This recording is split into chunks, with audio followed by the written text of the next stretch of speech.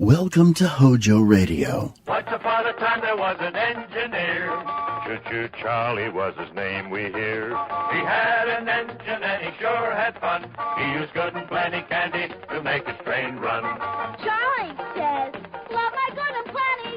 Charlie says, really rings the bell. Charlie says, love my good and plenty. Don't know any other candy that I love so well.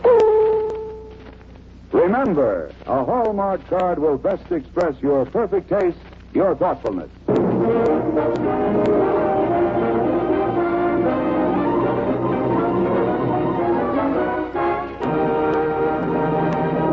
The makers of Hallmark greeting cards bring you a story of intrigue and danger. The true story of a young American agent at Casablanca, starring the young American actor Robert Mitchum.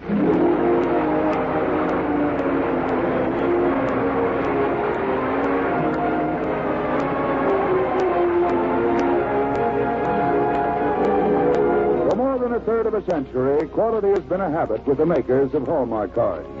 They have the pride of craftsmen in their name, Hallmark, Hallmark. That's why Hallmark cards are the kind of cards you can be proud to send, proud to receive. So when you want to send the very finest, look on the back for those three identifying words, a Hallmark card. Those three words, a Hallmark card, are your assurance of finest quality. They tell your friends you cared enough to send the very best.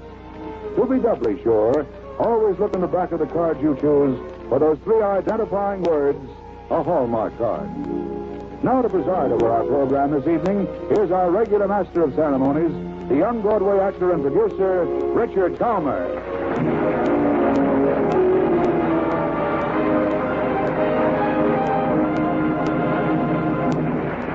Thank you, Tom Shirley, and good evening, ladies and gentlemen. Tonight, the makers of Hallmark greeting cards bring you one of Hollywood's busiest young actors, Robert Mitchum. You've seen him in the story of G.I. Joe, Till the End of Time, and Undercurrent, and now you're going to hear him in a very different kind of drama. Welcome to Reader's Digest Radio Edition, Bob. Thank you, Dick. I'm mighty glad to be here. And you know you're right about tonight's play. It is different. It has the same high quality that we always find in Hallmark greeting cards. And in your acting, Bob. Yes, tonight's story from Reader's Digest is one of the strangest stories of high intrigue and desperation to come out of the war. Top secret stuff in a world of blackout and suspicion when a false step meant the fate of the Navy or maybe the entire war. The makers of Hallmark greeting cards present Robert Mitchum in We Were Expecting You at the Car.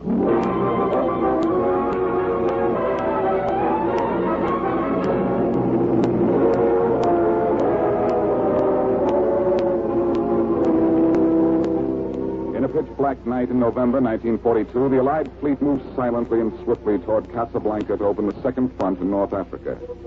On board one of the battle wagons, two young officers whispered together. Quiet, huh? Yeah, it's awfully quiet.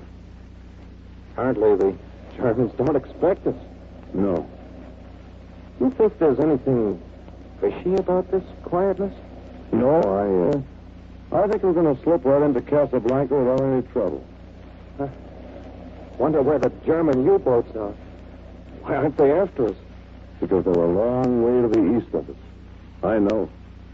They're expecting us at Dakar. The young naval officer who said that had good reason to believe the Germans expected us at Dakar, because he was one of the men who had led the Germans to think that that was where we would strike.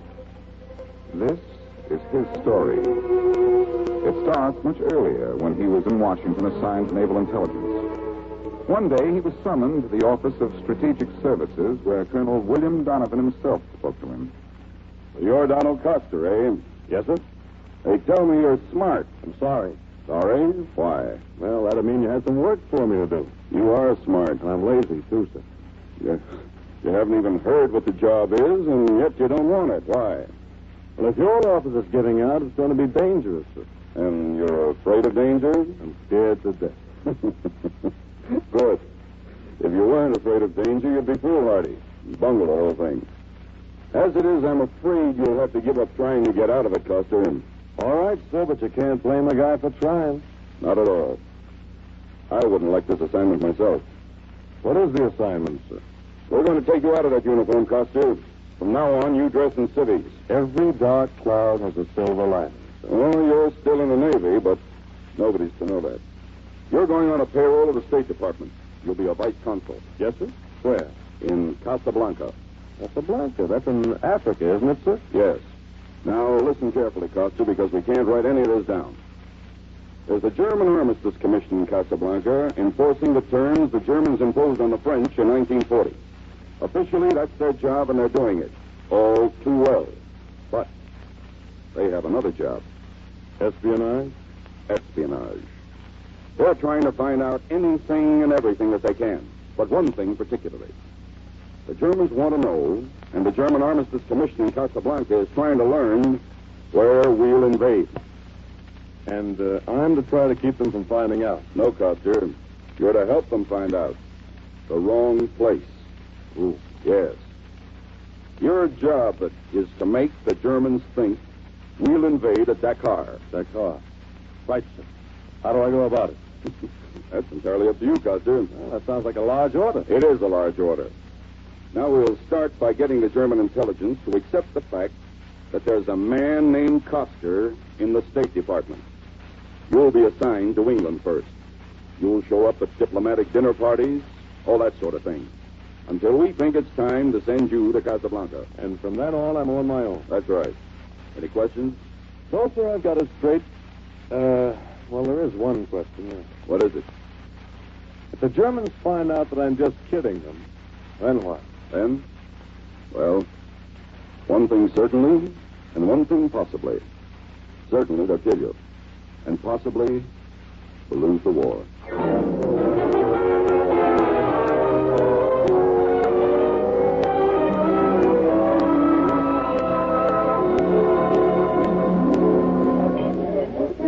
Mr. Coster? What?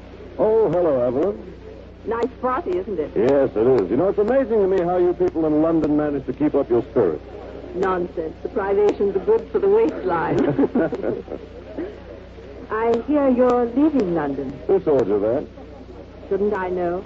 Oh, I suppose it's all right for you to know. Yes, I'm leaving tomorrow. For Casablanca? Who told you that? Nobody. And why did you pick on Casablanca? Just a hope I have. Yes? Yes.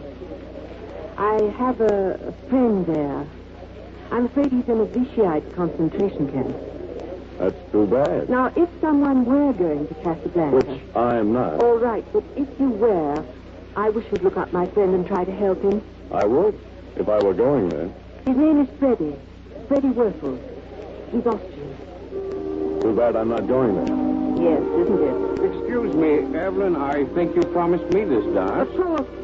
You'll excuse me, Mr. Coster. Certainly. Goodbye, and when you get to where you're going, look up Freddie Werfel. How about that? Oh, Coster, you seem to have the pip. Oh, hello, Sir Henry. I have got the pip. The willies, we call it back home. Well, come on into the library and tell me about it. Gladly.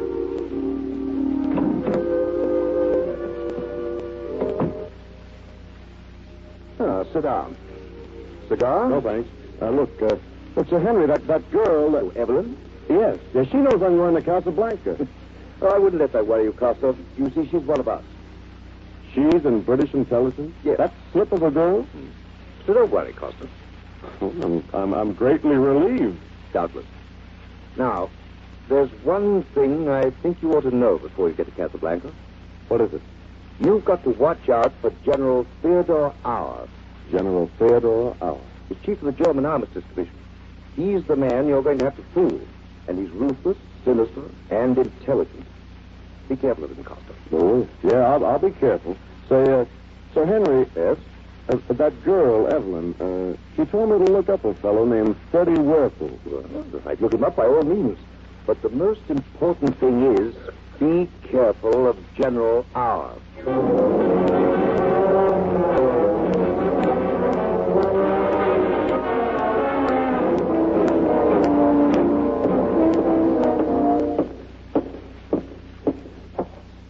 General Auer.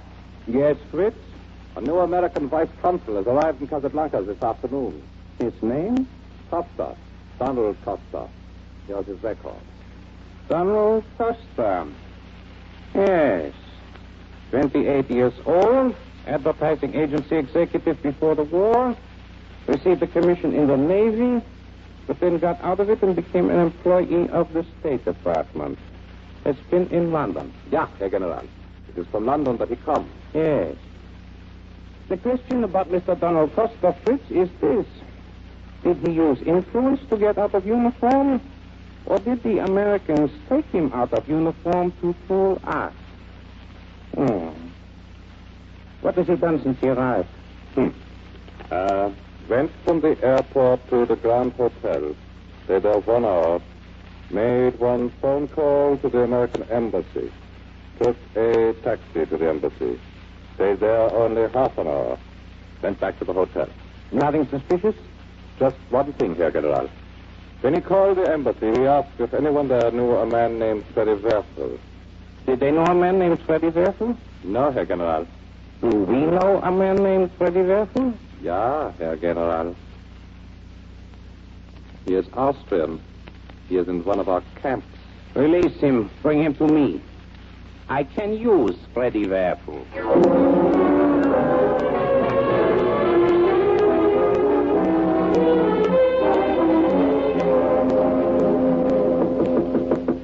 One moment.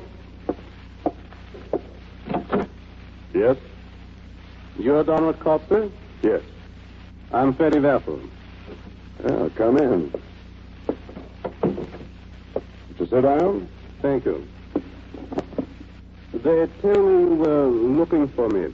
Who told you that? Friends of mine at the American embassy. Nobody at the embassy knew you. You mean nobody at the embassy said he knew me? Huh? You see, my work is secret. Those who know me are secret workers, too. That would mean you think I'm one. That's what I think. Otherwise, how would you know about me? From a girl named Evelyn? Evelyn? Yes. Well, how is she? She's very well. But all Evelyn told me about you was that you were in a concentration camp and you might need some help. So I was released from the camp. Good. How did you work that? Bribes. I see. Well, apparently you don't need help then. That was the only reason I had for looking you up. No, but I do need help. Yes? The Germans assassinated my contact. Contact? Yes. The American agent who has been sending to Washington the information that I get from the Germans. I am a spy, Mr. Costa, and I'm convinced you are too. All I'm asking is that you take information from me and send it along to your superiors. Well, I'm not a spy, but I'm willing to string along on a proposition like that. Good. Shall we drink on it? We shall drink on it.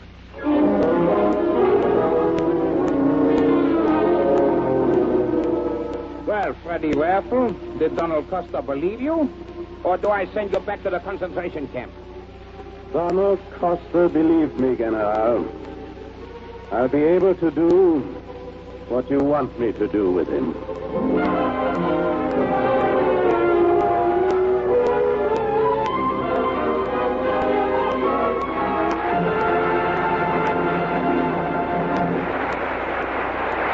Robert Mitchum will be back in just a moment with the second act of tonight's drama, presented by Hallmark greeting cards from the pages of the Reader's Digest, America's favorite magazine. Now, here's Dick Calmer. Years ago, an American general was offered a fabulous salary to act as president of a large company. But he protested, "I know nothing about your business." The officials of the company replied, "Oh, that makes no difference. All we want is your name." General Robert E. Lee refused the position, saying, "If my name is worth so much, don't you think I should take very good care of it?" Well, the folks who make Hallmark greeting cards have the same feeling about their name. Every card they make carries the Hallmark name, so every detail is carefully planned and carefully executed. We think the difference shows. They're not making just cards, they're making Hallmark cards to express cheer and happiness as thoughtfully and sincerely as you would greet a friend yourself. That's why Hallmark cards say what you want to say the way you want to say it. For more than a third of a century, quality has been a habit with the makers of Hallmark cards. That's why discriminating folks look on the back of the cards they send and receive for the three identifying words, a Hallmark card. Those three words, A Hallmark card are your assurance of finest quality. They tell your friends you cared enough to send the very best.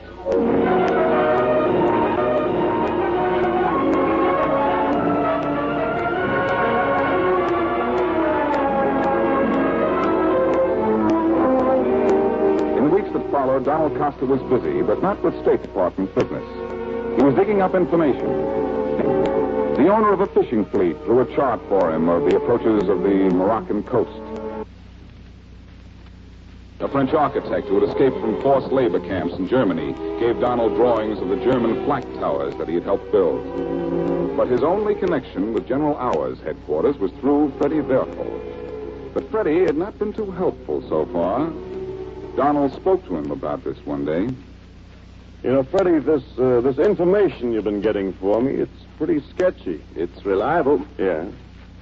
Yes, whenever we've been able to check it, we've found that it's true. We've also found that it's usually something that our intelligence already knew. I wouldn't be surprised. I know just as well as you do that the information I've given you is trivial stuff. And you say it comes directly from General Auer's headquarters? Yes, as a matter of fact, it comes directly from General Auer himself. Oh, that's very interesting. How do you get it? I trick it out of him. Naturally, he doesn't give away any big secrets. You trick it out of him. Frankly, I don't believe that. No? No. General Auer's a little too smart to be fooled by you. Now, listen. No, you listen to me. You know, you haven't been frank at all. You've been telling me lies. Every bit of information I gave you... Every bit of information you've given me is correct. Correct and useless. Except the information you gave me about yourself. You lied to me, didn't you? No. All right, no. Now, let's take a look at what you told me. You told me that you had bribed your way out of a concentration camp. And you told me that you wanted to give me information because your American contact had been assassinated. And you don't believe me? I believe one thing in your story, that you were in a concentration camp. But you didn't get out by bribing anybody. General Auer let you out. He let you out because he knew I was looking for you. And he felt that you might win my confidence and you might get some information from me. It's ridiculous. Is it? Then explain this. No American agent in Casablanca has disappeared. No American agent has been assassinated. You've checked my story, then? Naturally. I see. Well? I was afraid of it. You're right, of course, but I'm anti-Nazi. I swear I'm anti-Nazi. I had to do what I did. Or else you'd have been sent back to the concentration camp. Yes, and they would have killed me there. All right. Now we understand each other. Now, what's the general's game? I don't know. He wants me to get information from you. But you haven't asked me for any yet. I've been working up to it. I've been stalling him off as long as I can. But he's getting impatient. Listen, Costa, I'm at the end of my rope. If I don't do what the general wants me to do... Costa, I don't want to die. Can't blame you. But if I don't get the information... All right. Shut up. Now, look. What's your relationship with me supposed to be? What does the general think I give you for all this stuff you tell me? Money? No, you are supposed to be helping me to get out of Casablanca. Oh, I see. But he's suspicious now. He accused me of not knowing you at all. He says I've got to prove I'm a friend of yours. Good. We'll prove it to him. How? You know the black market restaurant on the hill? You're not going up there. Why not? Well, every waiter there's in the pay of the general. That's all the better. You tell General Auer that you and I are dining there tomorrow night. If he wants to see what great friends we are, tell him to be there. Well, all right. And, Freddie. Yes? Tell the general tell him I drink a lot.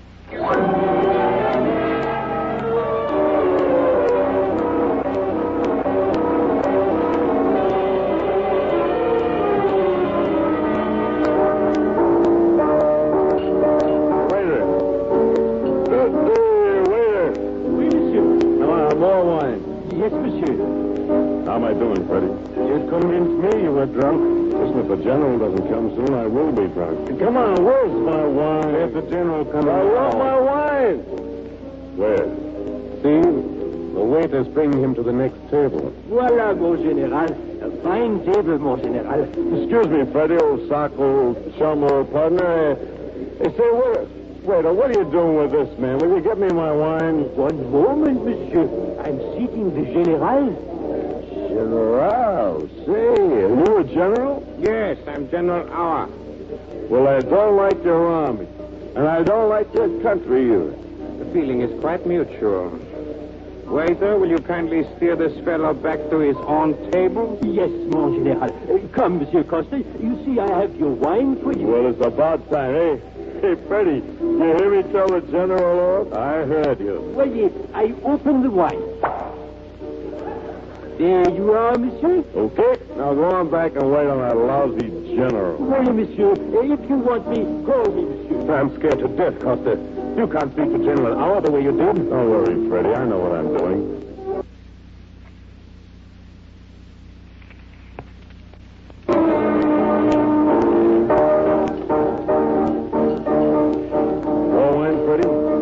Let's have another glass of wine. The general is pleased, I can tell. He's convinced. All right. Keep laughing, keep drinking. Come on, let's have wine. Yeah, wine, yes.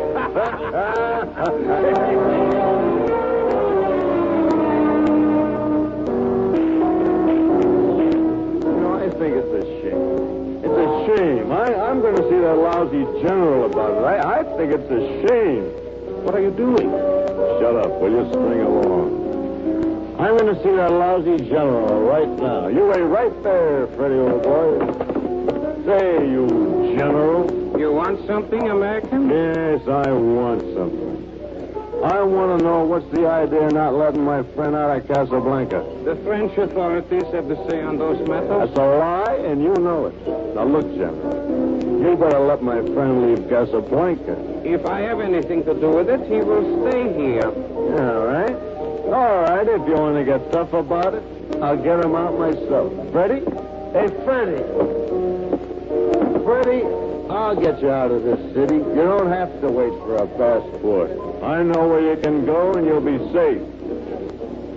Is he listening? Yes. You think you got to get a passport. You think you got to go to Lisbon. You think you got to go to England. Well, you don't, see? You don't need a passport. I know where it's going to be very, very safe pretty soon. Where? What? Oh, no. Oh, I'm not going to tell you. There's that German general at the next table. He's probably listening to me, and it's a secret, see?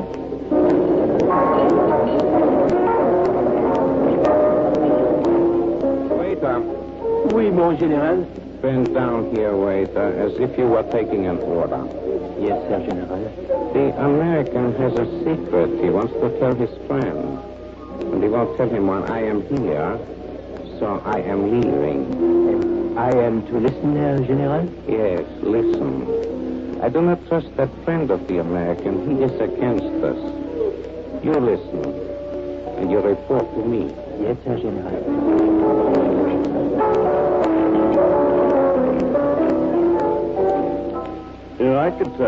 I can tell you where it'll be very safe. The general's leaving. Good. Goodbye, Herr General. Good riddance. Good riddance. Hey, waiter. He's gone. What do we do now? Just what I wanted. Yes, sir. Yes, sir. I can tell you where it'll be safe. You wanted me, monsieur? Look, wait a minute, will you, waiter? I gotta tell my friend something. Now, Freddie, listen.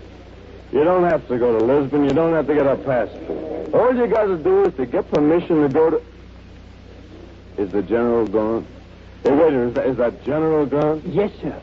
Good, then he can't hear me. Now, Freddie, listen. You go to the car. Get permission to go to the car. The car. The car, yeah. I happen to know that this fall the car is going to be very safe for anti-Nazi. Hey, waiter. Yes, monsieur. Get us some rare wine, will you? None of this stuff you've been giving us. Come on, get us some rare wine. The stock is very low, monsieur. If the gentleman wants some rare wine, I'll have to see the boss about it. It's all right. That's what I want you to do. You go see the boss.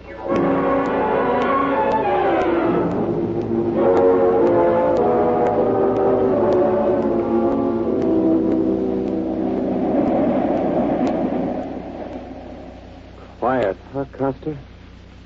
Yeah, it's awfully quiet. We ought to start bombarding pretty soon. Yeah. This place we're invading, this Casablanca, wonder what it's like. You know, I was there once. Not long ago. Did you like it? I was scared to death every minute I was there. That's the bombardment. This is it.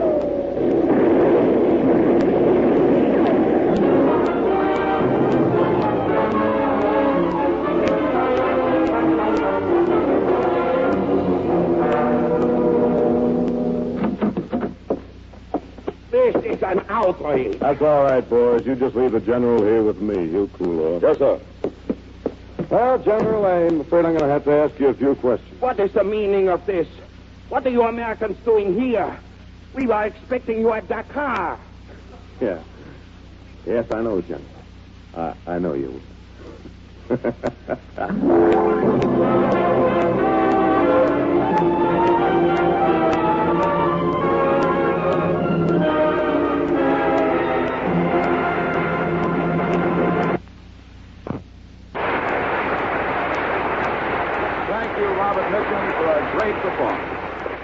I enjoyed the role, Dick. I really enjoyed it. But to tell you the truth, I'm still scared. You know, I wonder if the men who pulled off that trick will ever find life as exciting as that again. It may not be exciting, but it's still tough. You know, we have a great many men in the armed forces today, here and abroad, and the Red Cross continues to provide recreation for those men through clubs and facilities throughout the world. They need now $60 million to continue those services. That's why we're saying tonight, give to the Red Cross as generously as you can. By giving, you are directly helping the men now serving in the armed forces overseas and at home. You know, Dick, that makes you stop and think. The men in the armed forces today are simply carrying on the job that was begun at Dakar and Okinawa and Normandy Beach. Yes, it's too easy to forget those names. Yeah, and the men who went first. Now, that hit me the other day when I came across a poem in the Reader's Digest. It's the other side of the story, the side none of us must ever forget. Read it for us, Bob. It's called Letter to St. Peter by Elmer Dean.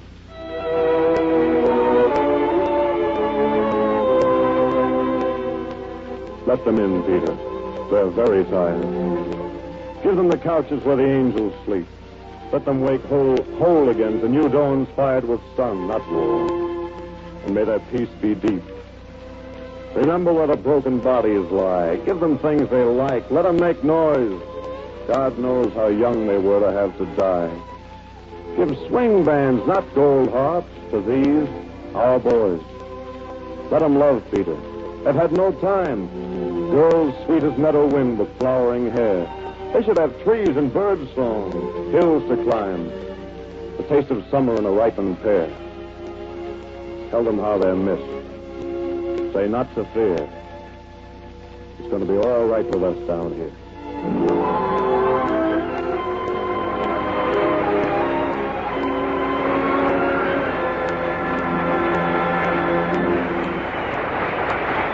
Thank you again, Robert Mitchell. Remember, when you want to greet a friend, send a Hallmark card. For whatever the occasion, a Hallmark card will say what you want to say the way you want to say it. Welcome, William Bendix. Nobody can act up to par with a nasty cold. I check my cold distress the fast way, with 4-way cold tablets. Yes, tests of 4 leading cold tablets proved 4-way fastest acting of all. Amazing 4-way starts in minutes to relieve aches, pains, headache, reduce fever, calm upset stomach, also overcomes irregularity. 4-way's the fast way to relieve those cold miseries. Then you feel better quickly. 4-way cold tablets, only 29 and 59 cents. HOJO Radio. We're your old-time radio headquarters. Stay tuned. The Damon Runyon Theater.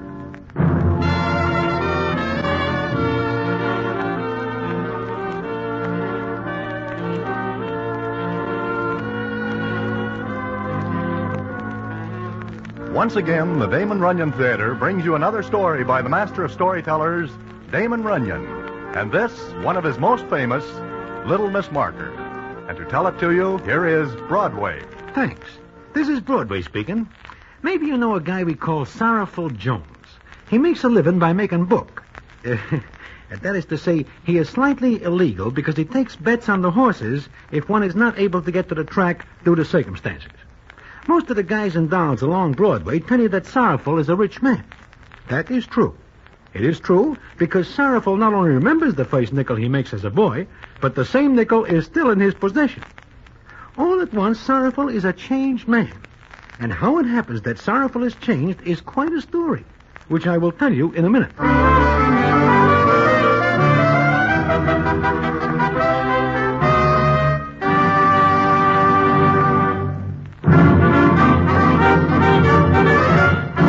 And now back to the Damon Runyon Theater and Little Miss Marker.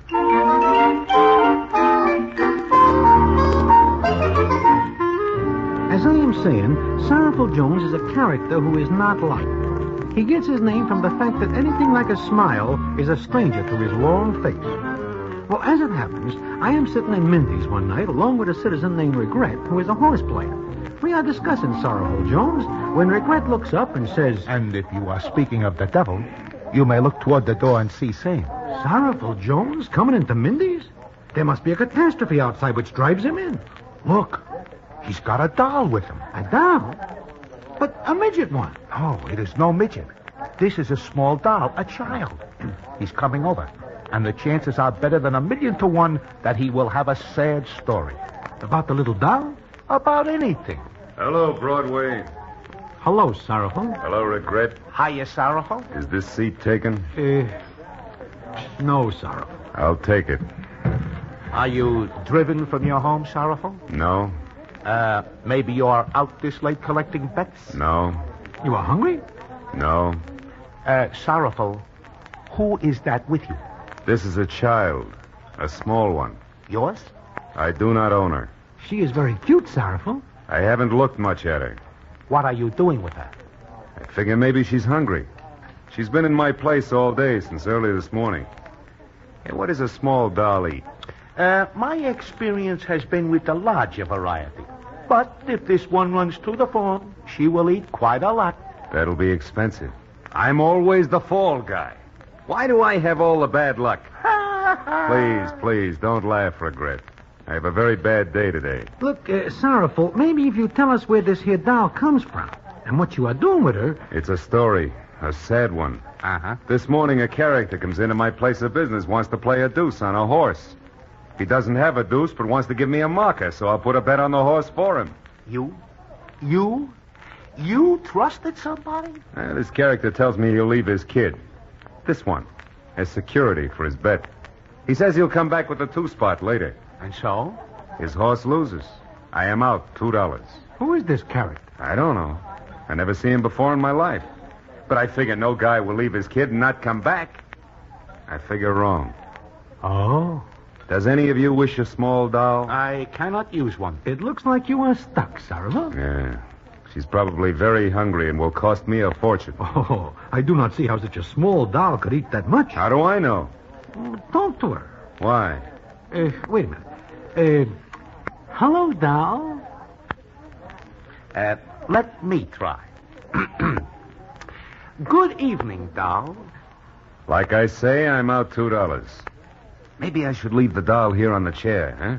Maybe somebody will call for her. Please, I want to go home. I'm sleepy. Awful sleepy.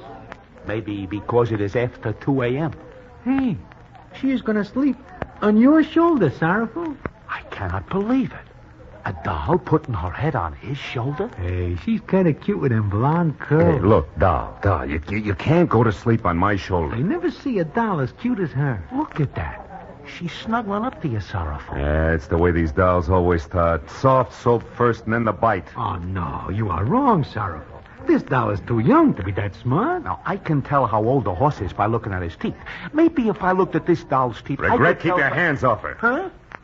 Sorrowful, all I want. She's not a horse. Anyway, she's sleepy. If she sleeps, she don't eat, and it don't cost me a fortune. You know, Sorrowful, I think she likes you. What's wrong? Somebody should like me. It is somewhat unusual. Yeah?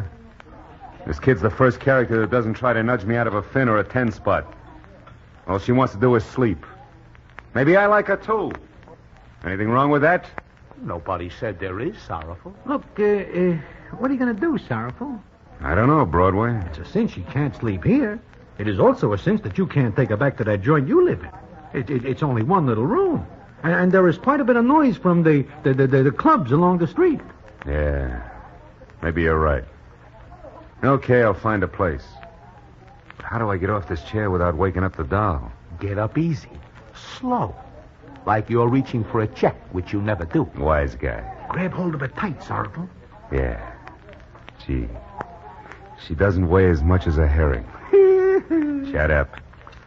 First guy wakes her up is the guy I slug. And as for reaching for the checks, you guys can be wrong. Give them to me. Sorrowful. I gotta go get a taxi. Good night. A taxi, he says. A taxi. I cannot pinch myself to see if I am dreaming because I cannot move.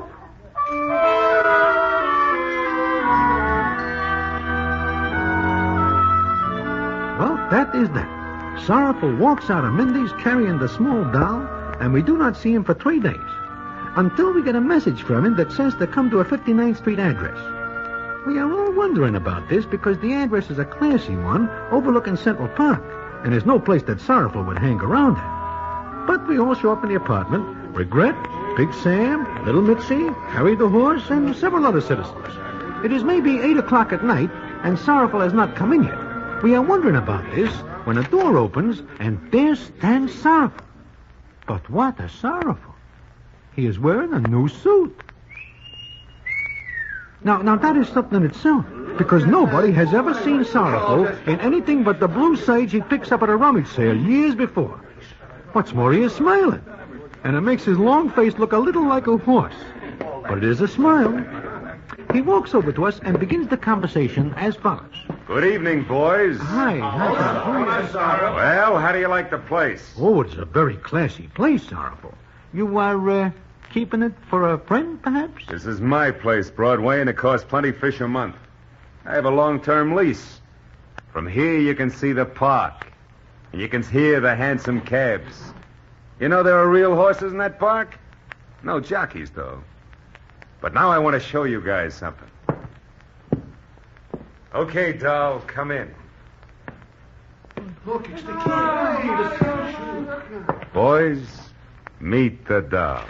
Hey, she is the small doll you bring into Mindy's the other night. That is correct, Broadway. You mean you still got her? That is also correct, Regret. But Sorrowful, she don't belong to you. Who says she don't? Well, who says so? Well, look, Sorrowful, maybe the character who left the Witcher will show up. That character welched on a bet, and he leaves the doll as a marker. I keep the doll. But what if he comes back? Shut up, Regret. Now. Marky dance for you, Sorrowful. Not right away, honey. We'll keep that for a surprise, huh? You sit on my lap. Come on, doll. All right, Sorrowful. Up you come, baby.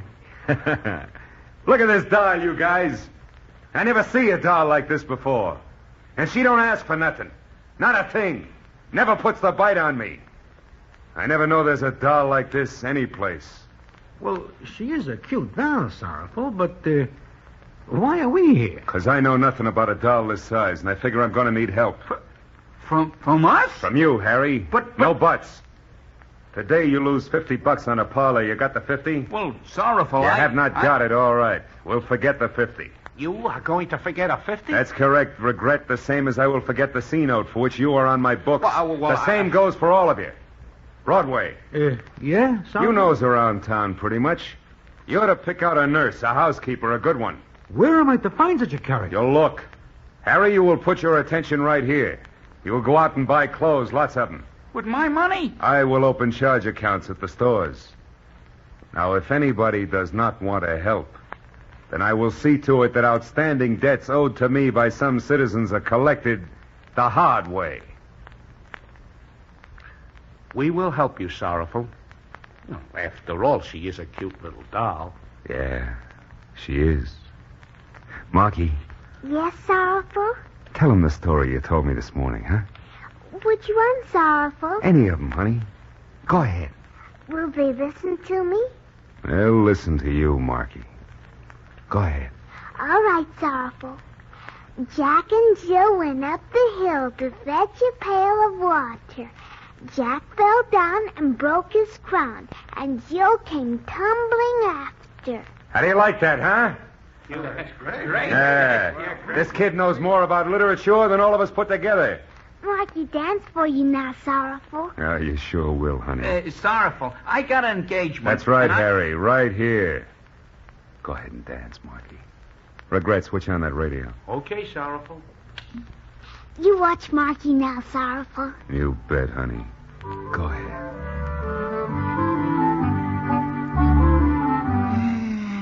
Personally, I prefer the show at the Hot Box. The dolls are a little larger. Shut up and watch.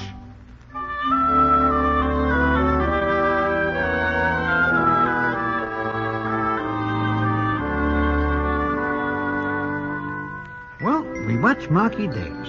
We listen to her tell stories until 3 a.m. Sorrowful never gets tired, and he never stops smiling. It is easy to see he is taken, but good. And it goes on like that for days. And it is wonderful what the various citizens say about the change in Sorrowful. It is even said that he is good for a touch now and then. Provided the touch is not of too generous proportions. Well, one night, several of us are sitting in the hot box, listening to the music and watching the guys and dolls, when something happens as follows. How come you don't bring Marky along, Sorrowful? The housekeeper says it's bad to keep her out until 2 a.m. every night. Oh, I do not believe that. Look at me. Look at Regret. Nevertheless, she's in bed where she belongs. Besides, it's snowing outside. It's cold. Yeah. She sure is a cute little doll. Mm-hmm. You are a lucky man, Sorrowful, to have such a ready-made family. Yeah, What's the matter? I gotta get out of here. What's eating you, Sorrowful? Look, coming in the door. That is Milky or Willie. He looks mad. He is mad. Today we have a slight argument over a parlay bet he claims he wins. Milky or Willie is no citizen with whom to have an argument. Look, I'm leaving by the back way. You don't know where I am, see? Okay, I Sorrowful. cannot see him till he cools off somewhat. I'll go and... Go ahead. It's too late. There are some of Milky's boys at the back. Uh-oh. He sees you. Sit tight. Hello, Sorrowful. Hello, Milky. Broadway, how are you? Never waste in my life. It's too bad. Regret, how are the horses? The ones I pick have 3 legs only. Funny thing is, I pick a good parlay bet today. Don't I, Sorrowful? You do not have a parlay bet today. There is some doubt between us. I think we will clear that up. I will sit down. What do you want? You, Sorrowful. Now, look, Milky. Get up and start moving to the door, just like nothing is happening. Milky, you can't. Broadway, I like you, so I will thank you to stay out of this little argument. All right, Sorrowful, on your feet. We are going for a ride. It is snowing outside. It is not a good night for a ride. Sorrowful will not worry about the weather. All right, I said on your feet and move out ahead of me now. All right, Milky. But there are witnesses. They will not talk, will you, boys? It's like I say. They will not talk. Get moving, Sorrowful. That's it. Stay right in front of me and smile. So they move away from us, and I figured that this is the last time we will see Sorrowful. But then something happens which alters things slightly more than somewhat. And I will tell you about that in a minute.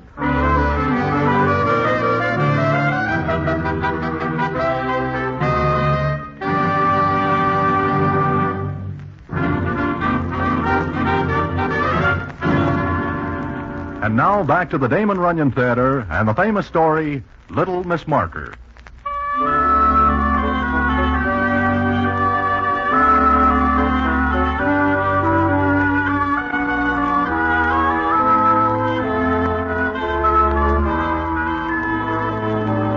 Well, like I am saying, Milky and Sorrowful move away from us, and we think this is the end. But they are not more than 3 steps away when something happens as follows. Sorrowful. Sorrowful. Marky, beat it. Get out of here. No. You left me alone, Sorrowful. Look, honey, you shouldn't come out. You got only your nightgown on. I miss you, Sorrowful. Sorrowful, get this Look, kid Marky, away. I don't know how you got out, but you go back. Marky, you want to stay with Sorrowful. I got a good notion to let you have it, kid or no kid. Take it easy, Milky. If anything happens to this kid, so help me, I'll break you in 2. This ain't your kid. Yeah, it's my kid. Marky loves Sorrowful. Marky's Sorrowful's doll. That's right, honey. You're my doll. You dirty double-crossing Welsher letting a kid pull you out of this. Leave this doll out of our argument, Milky. I love you, Sorrowful. I love you too, honey. Come on. Up you come. That's the doll. Sorrowful's going to take you home. Marky, dance first. Not tonight, Marky. You got to go home. You got to get out of this wet nightgown. There'll be another time, Sorrowful. Sure. Sure there will, Milky. But you better not try to stop me now. Do you understand? You better not try to stop me now. And what happens is that Sorrowful turns his back on Milky, and without even looking back once, he carries Marky out of the club, her blonde head snuggled on his shoulder. But that is not the end. It seems that Marky catches a bad cold because of the wet nightgown. And Sorrowful will have it no other way but that she goes to the best hospital in town. And all the citizens who know Marky are right there, too. We are waiting outside Marky's room when Sorrowful comes out. How is she, Sorrowful? Not good, Harry. She looks like she's got pneumonia. Oh. What's the doc say? Nothing, Broadway. Move over. I want to sit down. Sure. Anything we can do, Sorrowful? Nothing, Harry, thanks. I see you boys to stay here with me. Oh, there's nothing, Sorrowful. We want to stay with Marky, too. Yeah, sure. It's funny. A few weeks ago, I'm just a bookie. Today, Listen, that kid's got to get better. Sure, Sorrowful, sure. That's right, she will. Look at the papers. Somebody thought a big shot was here because all the boys were coming to the hospital. But we told them about Marky. Look at the story. We're all here. Yeah, that is right. We're all here. Milky. I have a tough time catching up with you, Sorrowful. You're not in any of the joints, but I read the papers and... Look, Milky, you don't know what's happening. But I know what's going to happen. Come on, Sorrowful. We got a date. Get out of here. Get out. Sure. And you go with me. Mr. Jones. Doc, what's the matter, Doc? I think you better come in. She wants you. Sure, right away. No, you don't. Not this time. You heard the doc. I got to go in there. Not without me. I'm going in that room, Milky. All right, but you're coming right back out. And just to see that nothing happens, everybody's going in. Come on, Broadway. Harry, move. Not all of you, just Mr. Jones. Everybody goes in, Sawbones. Move out of the way. But shut up. Sorrowful. Here I am, Marky. How do you feel, baby? I'm awful tired. And I want to dance. In a little while. Sure. Hey, is this the same kid that comes in the club that night? Yeah, the same kid. Hey, she looks pretty sick. Marky, you're gonna get better, huh?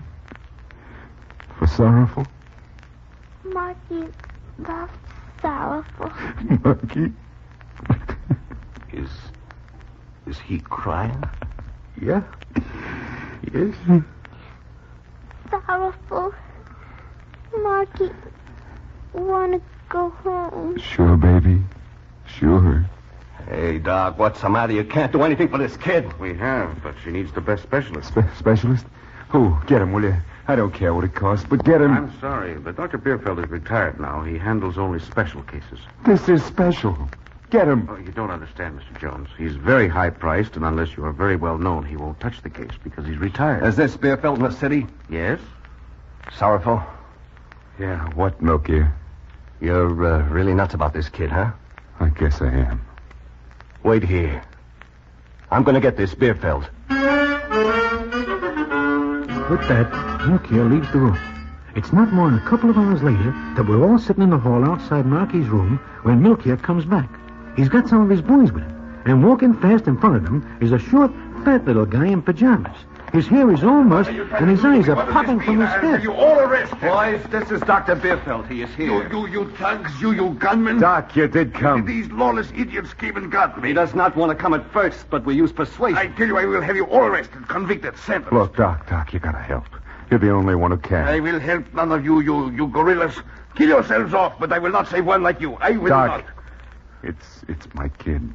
My Marky, she's got pneumonia. I tell you, I will not submit to this outrage for one of your... Did you say a child? Yeah, mine, Doc, my kid. My doll, Marky. child? Well, why don't you say so in the first place? Where is she? Right there, Doc, in that room right there. Good. We wait out here. And somebody, please get me some pants.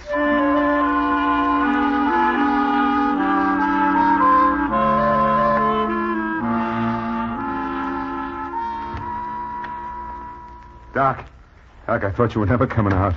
How is she? She's a very sick baby. 4 in the morning. It was a long night. Now the fever's broken. She'll be all right, huh? Your daughter will be all right. Oh, Broadway. Huh? Harry, Mitzi, Milky, wake up. Wake up, Marky's going to be okay. The doc says so. It's all okay. Oh, I'm awful glad, Sorrowful. Doc, you are a very lucky guy. I am? Why? 3 guesses. Well, I guess that is that. I guess I got to thank you, too, Milky. Milky.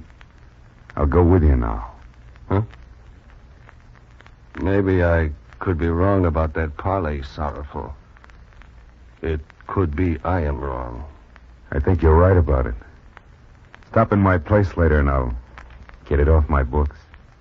My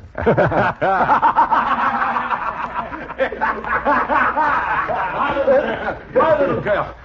Where is she? Little girl? Your little girl? Yes, I read it in the paper. Mr. Jones. You, huh? You come back, huh? Where is she? Is she all right? I do not understand. Are you talking about the same child? Yeah, the same doll. She's in that room. Is it all right if I go in? It is not. Let him go, Milky. He's her father. I'll be right back.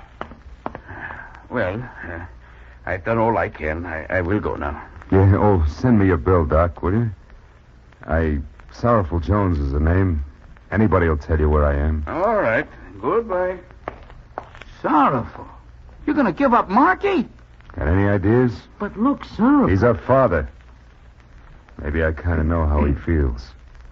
Especially after tonight. But Sorrowful, he gave her to you. Gave her to you for a marker. He's her father. A real father. And I'm thinking that maybe I'm not so good for the doll. That character is? Shut up.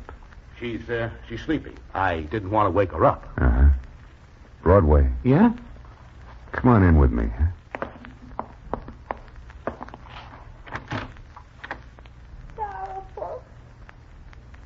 Sorrowful. You going to answer her, Sorrowful? No. She's just talking. In her sleep.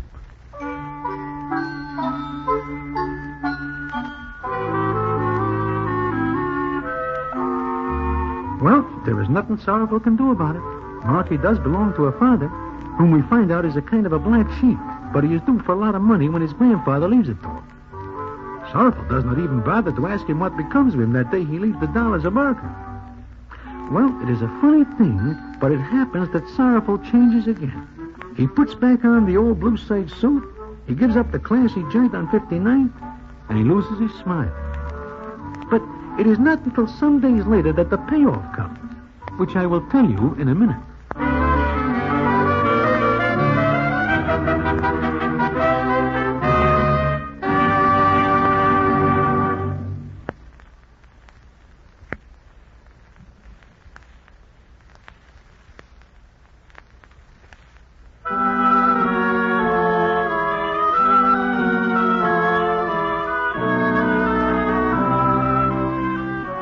Like I am saying, the payoff comes some days later.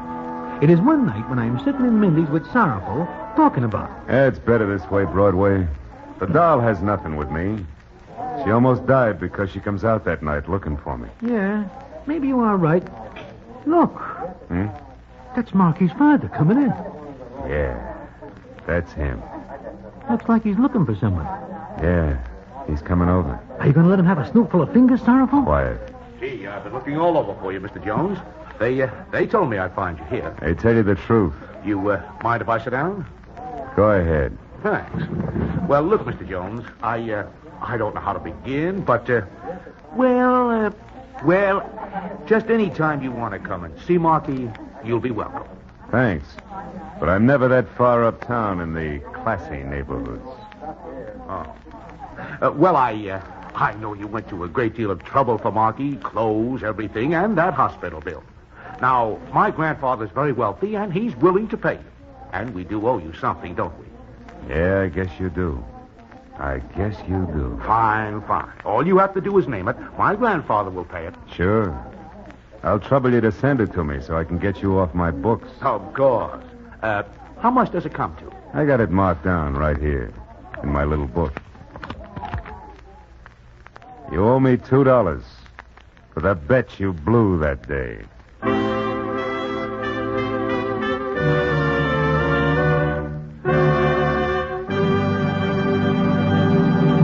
And so ends the story of Little Miss Marker, another famous Damon Runyon story. Listen in again next week for the Damon Runyon Theater.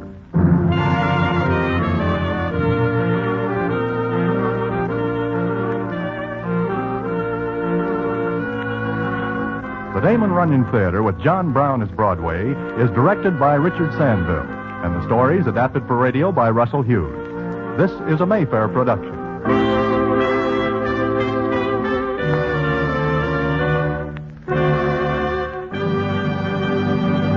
Worked too hard, you ate too much. The cheesecake made you greedy. Let your aching head and stomach hear this message from old Speedy. Alka-Seltzer, plop, plop, fizz, fizz. Oh, what a relief it is. Plop, plop, fizz, fizz. Oh, what a relief it is. Ah, those Speedy Alka-Seltzer bubbles burst into action to relieve your upset stomach and aching head fast. It was only as directed. Oh, what a relief it is. What a relief. Stay tuned to HOJO Radio. The story of Dr. Kildare. Whatsoever house I enter, there will I go for the benefit of the sick.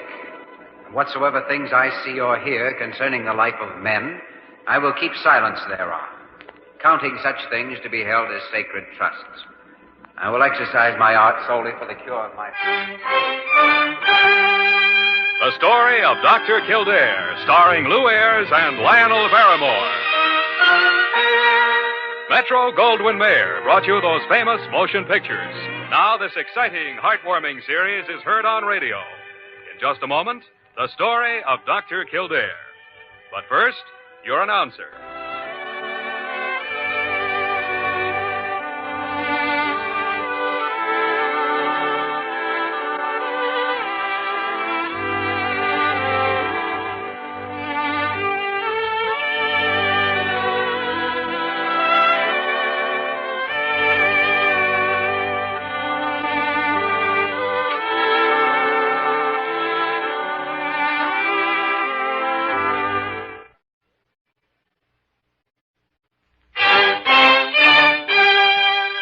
The story of Dr. Kildare, starring Lou Ayres as Dr. Kildare and Lionel Barrymore as Dr. Gillespie. Blair General Hospital, one of the great citadels of American medicine. A clump of gray-white buildings planted deep in the heart of New York, a nerve center of medical progress, where great minds and skilled hands wage man's everlasting battle against death and disease. Blair General Hospital, where life begins, where life ends, where life goes on. What are you looking at, Jimmy? You haven't moved from that window for 15 minutes. Just looking at the people down there in the street. Wondering how many of them are alive because some doctor somewhere went through medical school and was there to help when they needed it.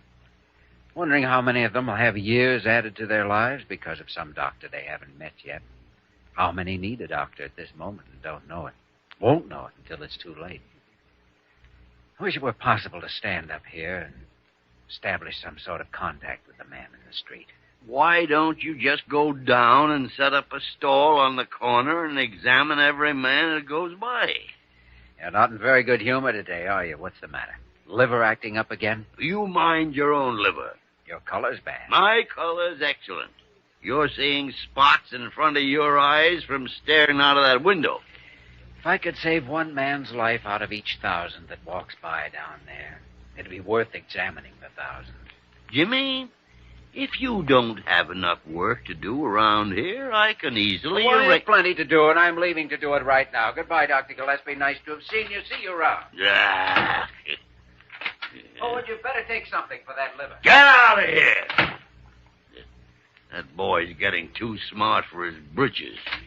Get out of here and leave my liver alone. Well, I'm terribly sorry. I didn't realize you wanted to be alone with your liver. What did you barge in here for, Miss Nosy? I am only in here because Dr. Carew phoned down and asked me to tell you that he was on his way down with Mr. Pendleton. Pendleton? Vernon Pendleton? That's what I said. The Vernon Pendleton that's on the board of directors of this hospital? Do you know of any other Mr. Vernon Pendleton that Dr. Carew would consider of sufficient importance to personally escort down to your office? It isn't fair. It isn't fair that I should get Pendleton again this year. I got him last year. Well, I'm sure Dr. Carew wants him to have the very best attention. After all, Mr. Pendleton donates a good deal of money to this hospital every year. Spare me the gruesome details.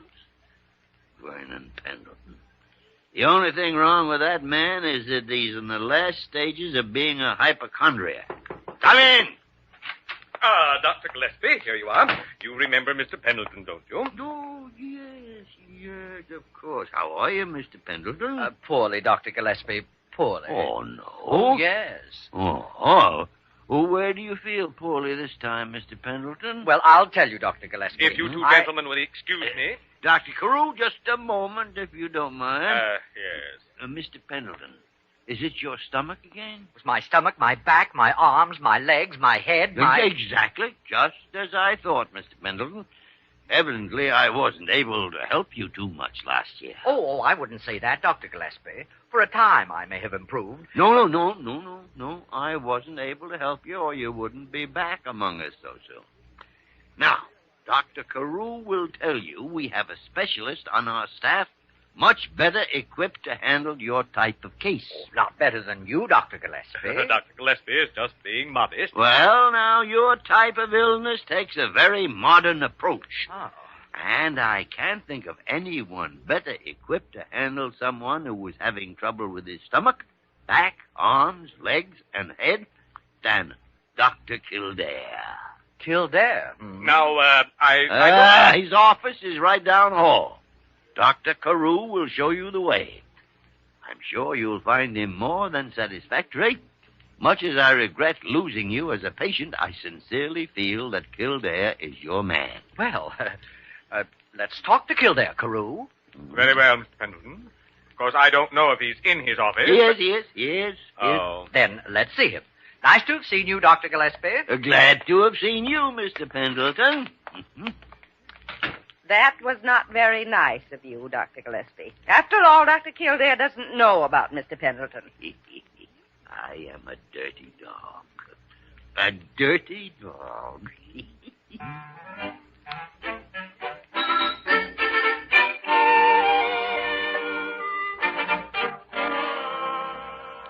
Mr. Pendleton, what seems to be the trouble? I don't know. That's what I expect you to tell me, Dr. Kildare. That's fair enough. And tell me how you've been feeling. Well, I've been feeling just terribly, Dr. Kildare, simply terribly. My stomach hasn't been right. And I've had terrible headaches and trouble with my back, and I've had a shooting pain that comes and goes in my left elbow, and my eyes have been bothering me. And nothing I take for these things does a bit of good. You've been taking things? Oh, my stars, yes. I have a pill for my liver, a pill for my gallbladder, 2 pills for my headaches, 3 pills for my back, 1 pill for my eyes, 1 pill for the shooting pain in my elbow, a half a dozen pills to help my general overall condition. And then, of course, I take practically every kind of vitamin on the market. I see. Very well, Mr. Pendleton. If you'll step into the next room and disrobe, I'd like to examine you. Oh, whatever you say, Doctor.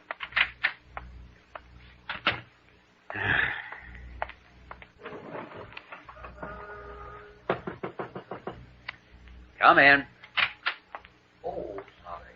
Are you attempting to establish contact with the man in the street again? I see you haven't done anything about that liver. Leave my liver alone. A man's entitled to some privacy.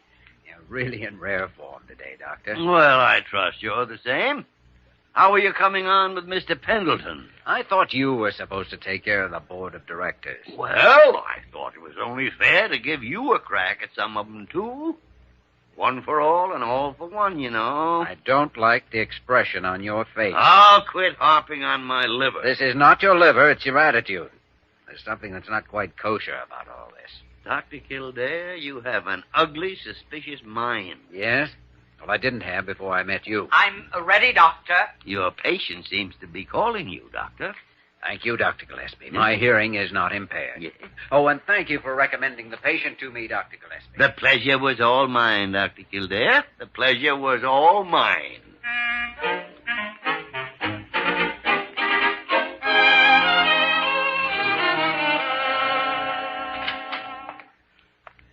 Good morning, Mr. Pendleton. Oh.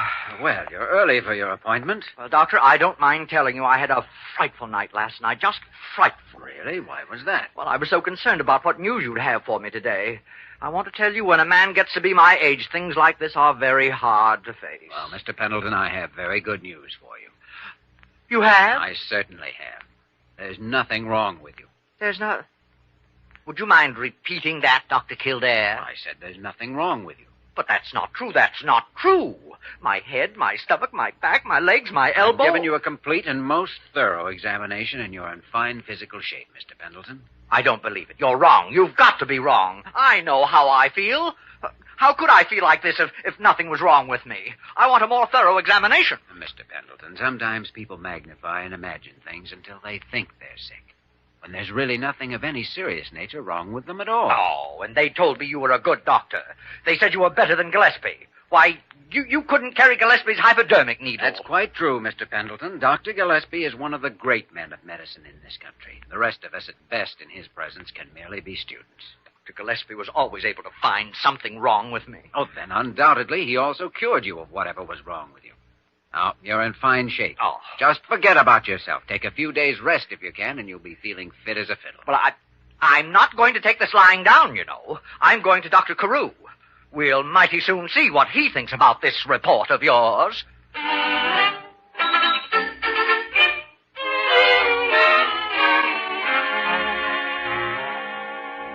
And you told me he was a good doctor. Well, he is a good doctor. Well, he told me there was nothing wrong with me. He stood right in front of me and looked into these eyes, these poor bloodshot eyes, these eyes that have suffered through endless nights. Just look at them. My. Well, what kind of doctors are you employing in this hospital? Oh, the best. The very best. Well, you may think they're the best, but I don't think much of them. If this is the kind of medical men my money is paying for, I'm going to take my support to some other hospital. No, don't do that. Don't be hasty, Mr. Pendleton. There must be some mistake. Yes, some mistake. I'll get to the bottom of it. Have no fear about that. I'll get to the bottom of it. Nothing wrong with me, indeed. I'm a sick man, mighty sick. Anyone can look at me and know that I'm a sick man. I can look at myself and know that I'm a sick man, and I'm not even a doctor. Of course you're a sick man. Now, you go home and rest, Mr. Pendleton, and I'll look into this matter. I'll give it my personal attention, Mr. Pendleton.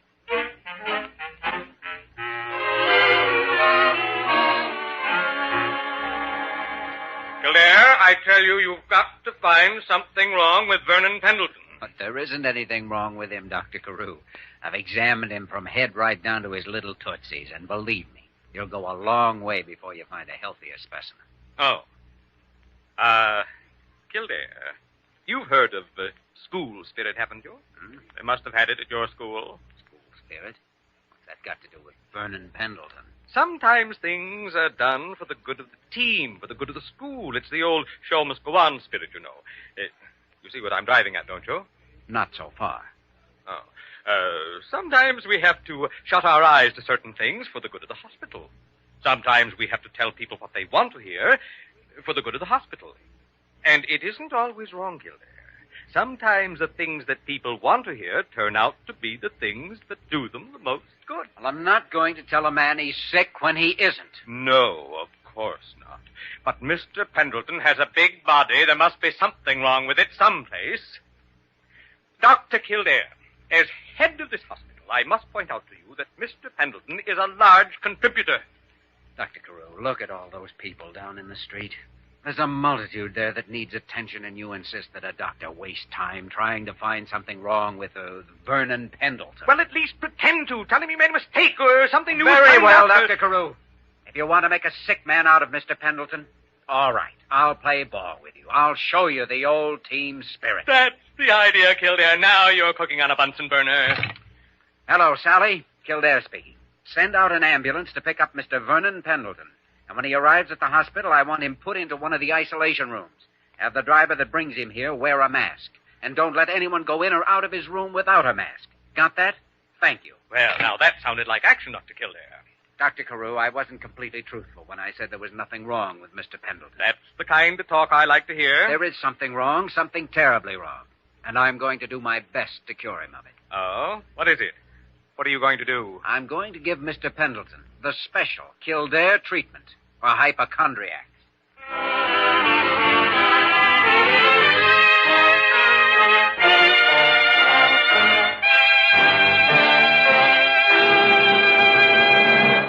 We return to the story of Dr. Kildare in just a moment.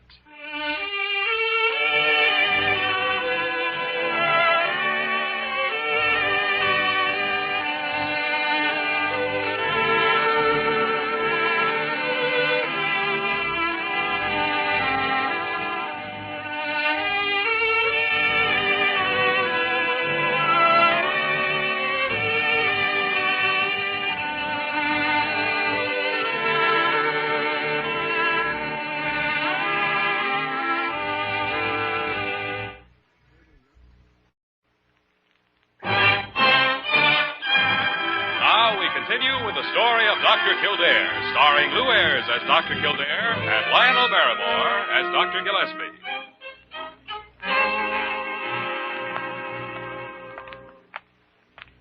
Good morning, Mr. Pendleton. Did you have a good night's sleep? No. Dr. Kildare, why am I shut up here like this? Why have you got a mask on? Why does everybody wear a mask when they come in here? Just a precautionary measure, Mr. Pendleton. May be quite unnecessary, but until we find out the nature of your illness, we can't be too careful. Huh? Now, let me have a look at this chart. Well, what are you taking a precautionary measure against, Dr. Kildare?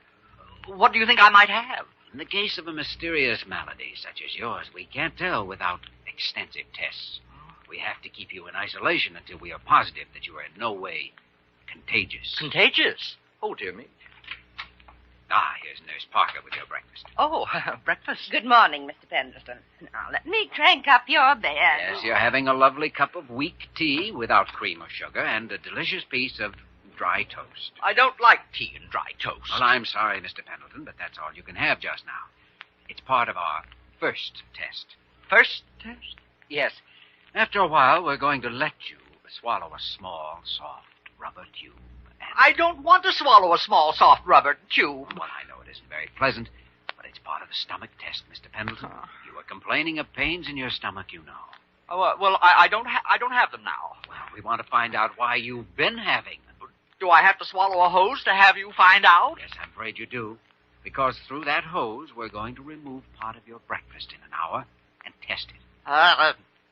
My appetite's gone. I don't think I can eat a thing. I'm afraid I have to insist, Mr. Pendleton.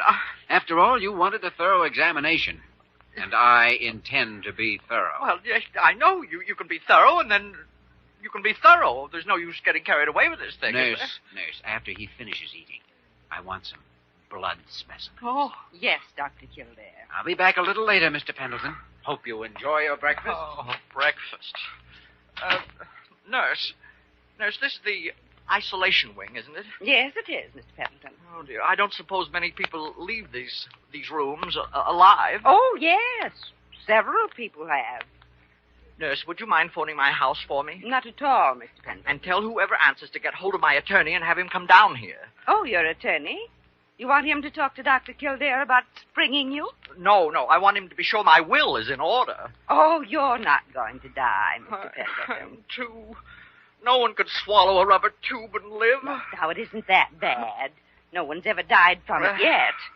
Of course, it isn't very comfortable. It really isn't much fun being sick, is it, Mr. Pendleton?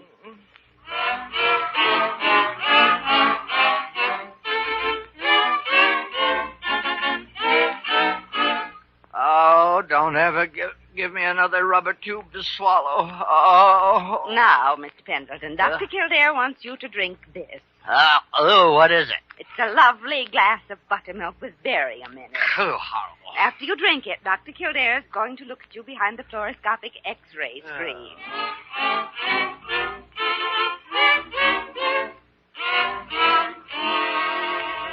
Well.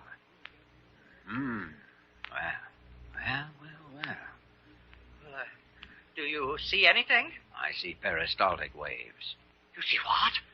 Peristaltic waves. Oh, is that serious? That's the contractions of the stomach. Oh, I feel worse than I did before I got in here. It always gets worse before it gets better. I'm going to make a new man out of you, Mr. Pendleton. Oh, I hope I live that long.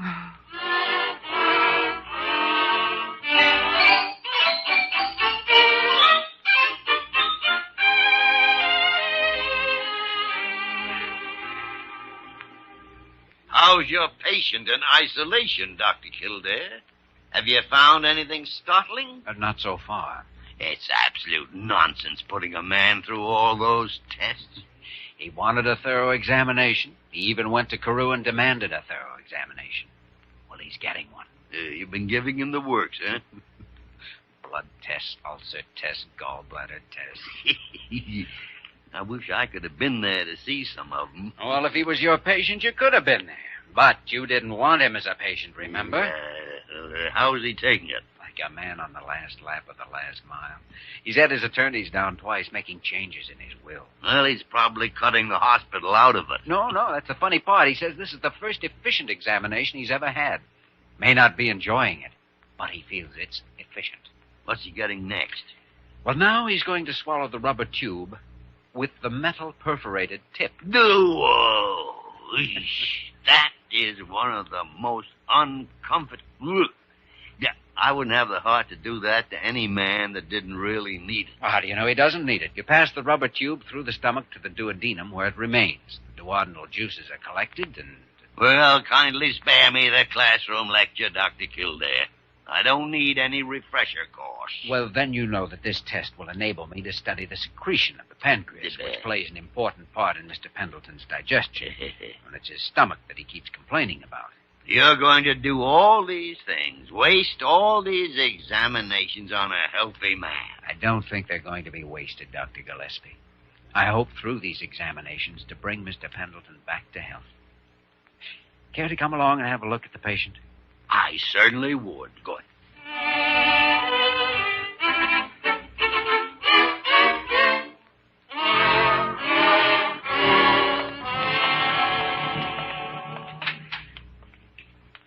Evening, Mr. Pendleton. Oh, Dr. Kildare. Why, you're not wearing your mask.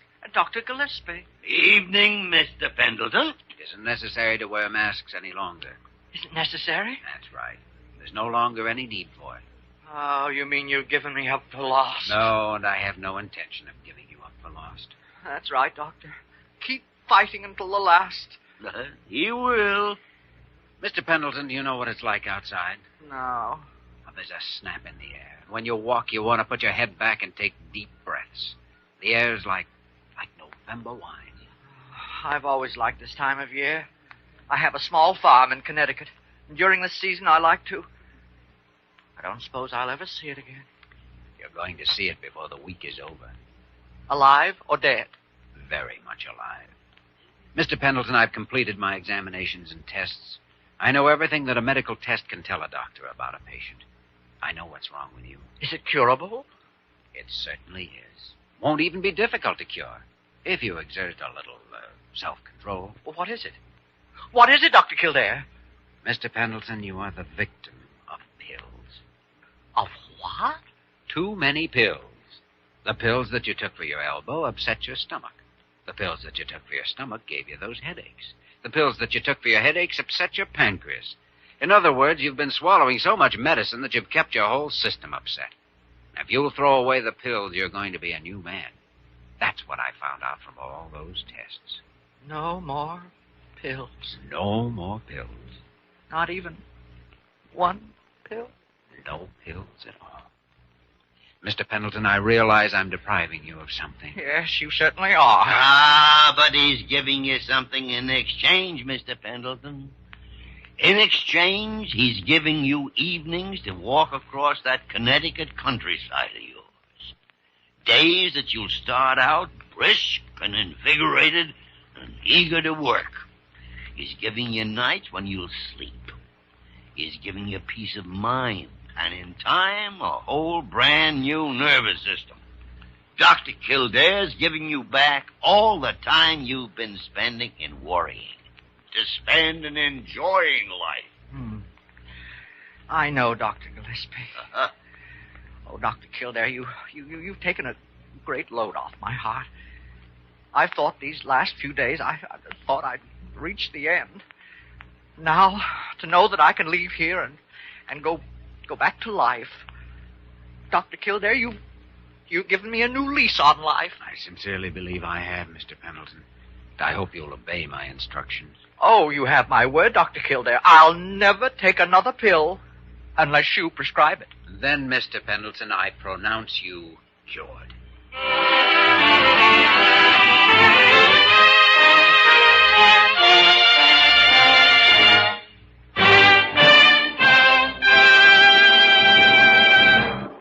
In just a moment, we will return to the story of Dr. Kildare.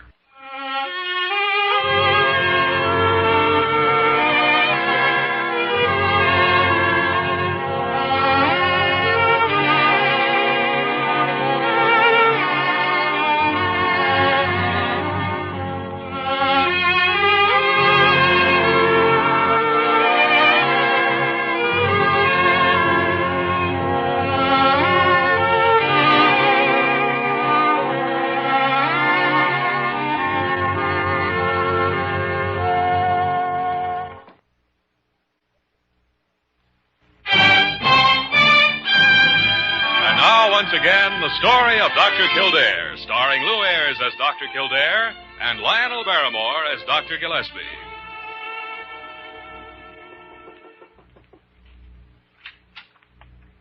On me. If you're back establishing contact with the man in the street again, I wouldn't dream of bothering you. No, come and look. That's the world down there, our world. You and I and all the other men of medicine in the universe are all that stands between them and death. There's our world to protect, to heal, to care for. You know, Jimmy, you were right about Mr. Pendleton. He was sick. But somehow that never occurred to me. Say, your liver must really be acting up. I think I'll take you downstairs and examine it. You keep away from me now. My liver's fine. Couldn't be. This milk of human kindness comes from you only when your liver's getting very acute. My liver's all right now. That's funny. What's funny? Well, I really did feel a little pain in that region just now, but... Confounded, you're going to end up making a hypochondriac out of me. Come in! Well, gentlemen, it's been a good day for the hospital. Kildare, you did a fine job, and I'm proud of you. Thank you, Dr. Grew. In fact, you did such a good job that from now on, we're going to send all the hypochondriac cases to you. Oh, no. That's a fine idea, Dr. Carew. A splendid idea. Because I never saw a man handle a hypochondriac better than Dr. Kildare. And speaking of hypochondriacs, Jimmy, maybe you better have a look at that liver of mine.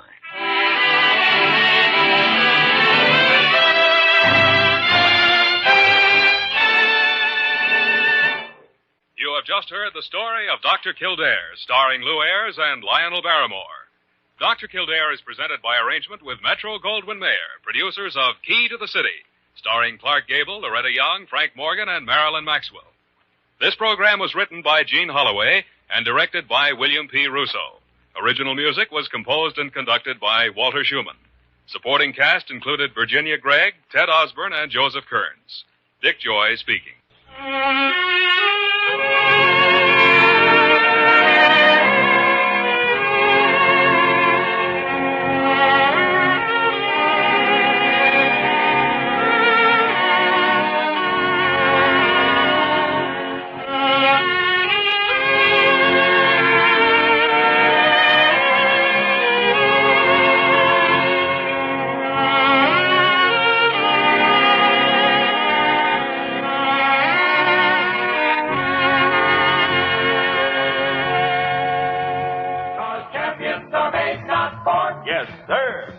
your way. Get on your way. Get on your way with Wheaties. It's good to know that champions are made, not born. Gives us all a chance. For instance, let's go back to 1943 and listen to the story of champion Mickey Mantle of the New York Yankees. Mickey worked hard to learn the game. As he got on his way to fame, he practiced batting, learned to throw. And Mickey knew what champions know. Wheaties for breakfast, away you go. No wonder Mickey's got all that steam. Mantle and Wheaties, they're still a team. Why, Mickey Mantle grew up on Wheaties, been eating them since he was 12. So good for a guy. There's a whole kernel of wheat in every Wheaties flake. Come on, Mickey, belt that ball. He's on his way, on his way. He's on his way, on his way. Get on your way with Wheaties. 'Cause champions are made, not born. Yes, sir. Get on your way. Get on your way. Get on your way with Wheaties. Breakfast of champions. HOJO Radio, we're your old-time radio headquarters. Stay tuned. Columbia brings you Romance.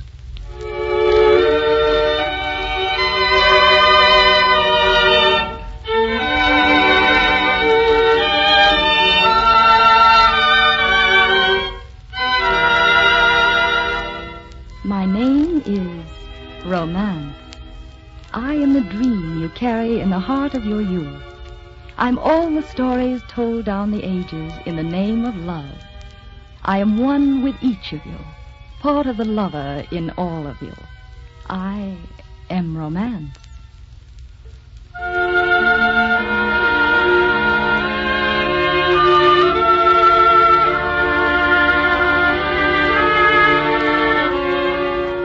Tonight I bring you Dark Victory, a play in which Tallulah Bankhead on the stage and Betty Davis on the screen have won new acting laurels. Tonight, our star is Barbara Weeks. It's a story of a woman, Judith Traherne, a young woman who years before her time came face to face with destiny. Destiny, the strange force that shapes the lives of all of us.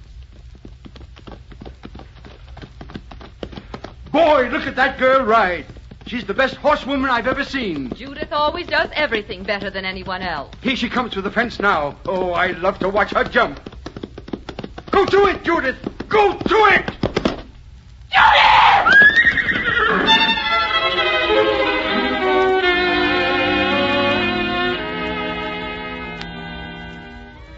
Yes, the blow came suddenly and swiftly, and after it, the gift, though Judith didn't recognize it when it came. She only knew she'd come to see a doctor, and that she was looking into eyes she would never forget. How do you do? How do you do? How did you get those burns? What burns? Those burns right there between the first two fingers. It's funny, I never noticed them until now. I see. Won't you sit down, Mr. Hearn? Thank you, Dr. Steele. Now then, do you read much, Mr. Hearn? Not much lately. Have your eyes been bothering you? No. Now, see here, I'm going to be your doctor. I'm here to help you, not to fight you. You've got to answer my questions fairly and honestly. It's a waste of time for both of us.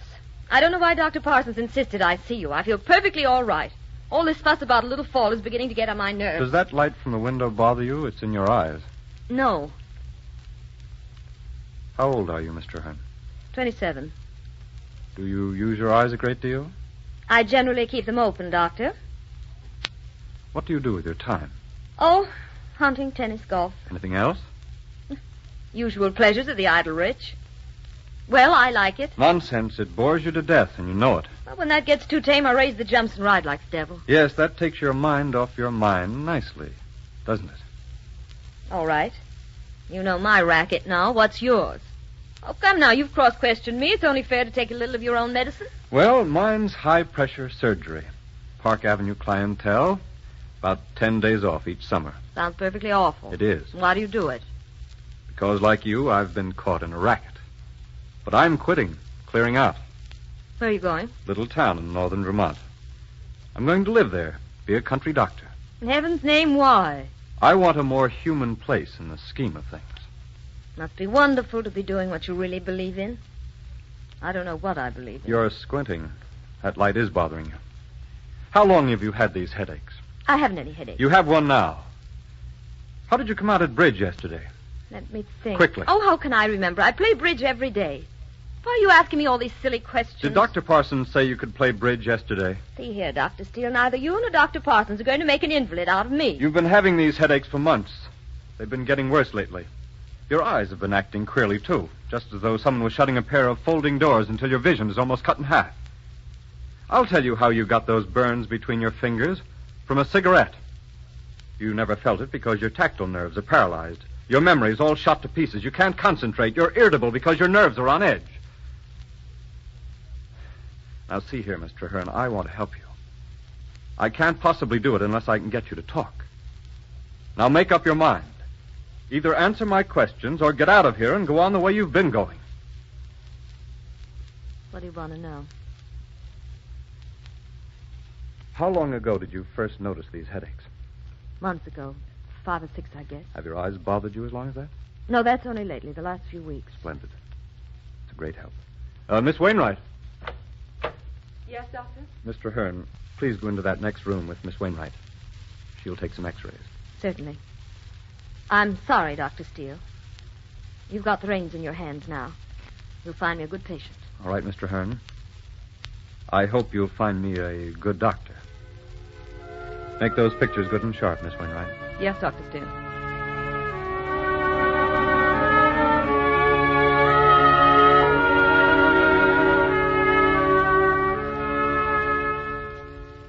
Well, Dr. Steele, you can look at the x-ray plate yourself, Parsons.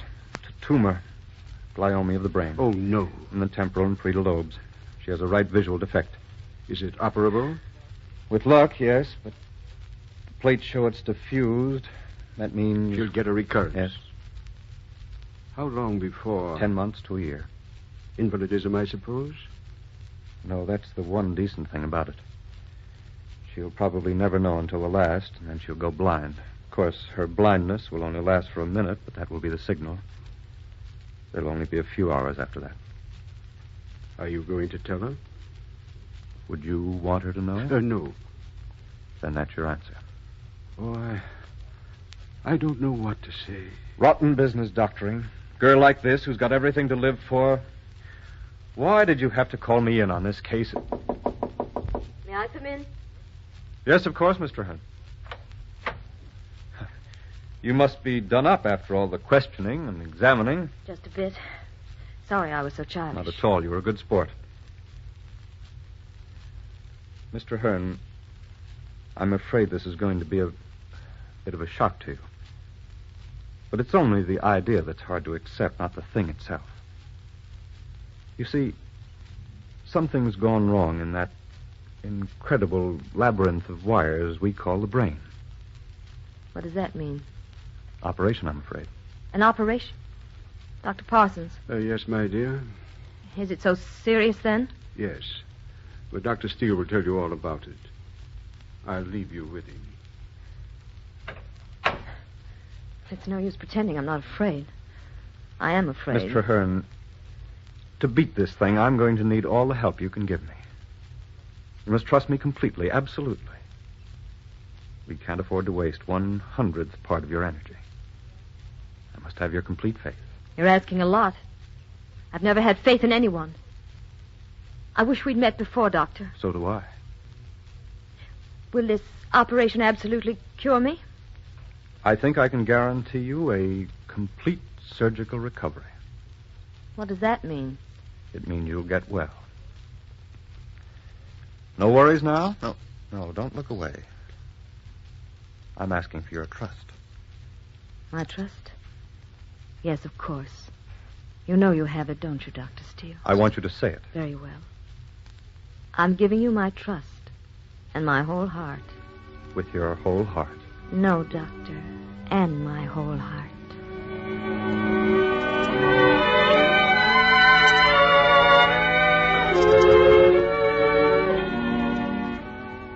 That was the blow of destiny, the shock of sudden pain, and then the slow, prowling fear that walked the days with her and could not be stared down.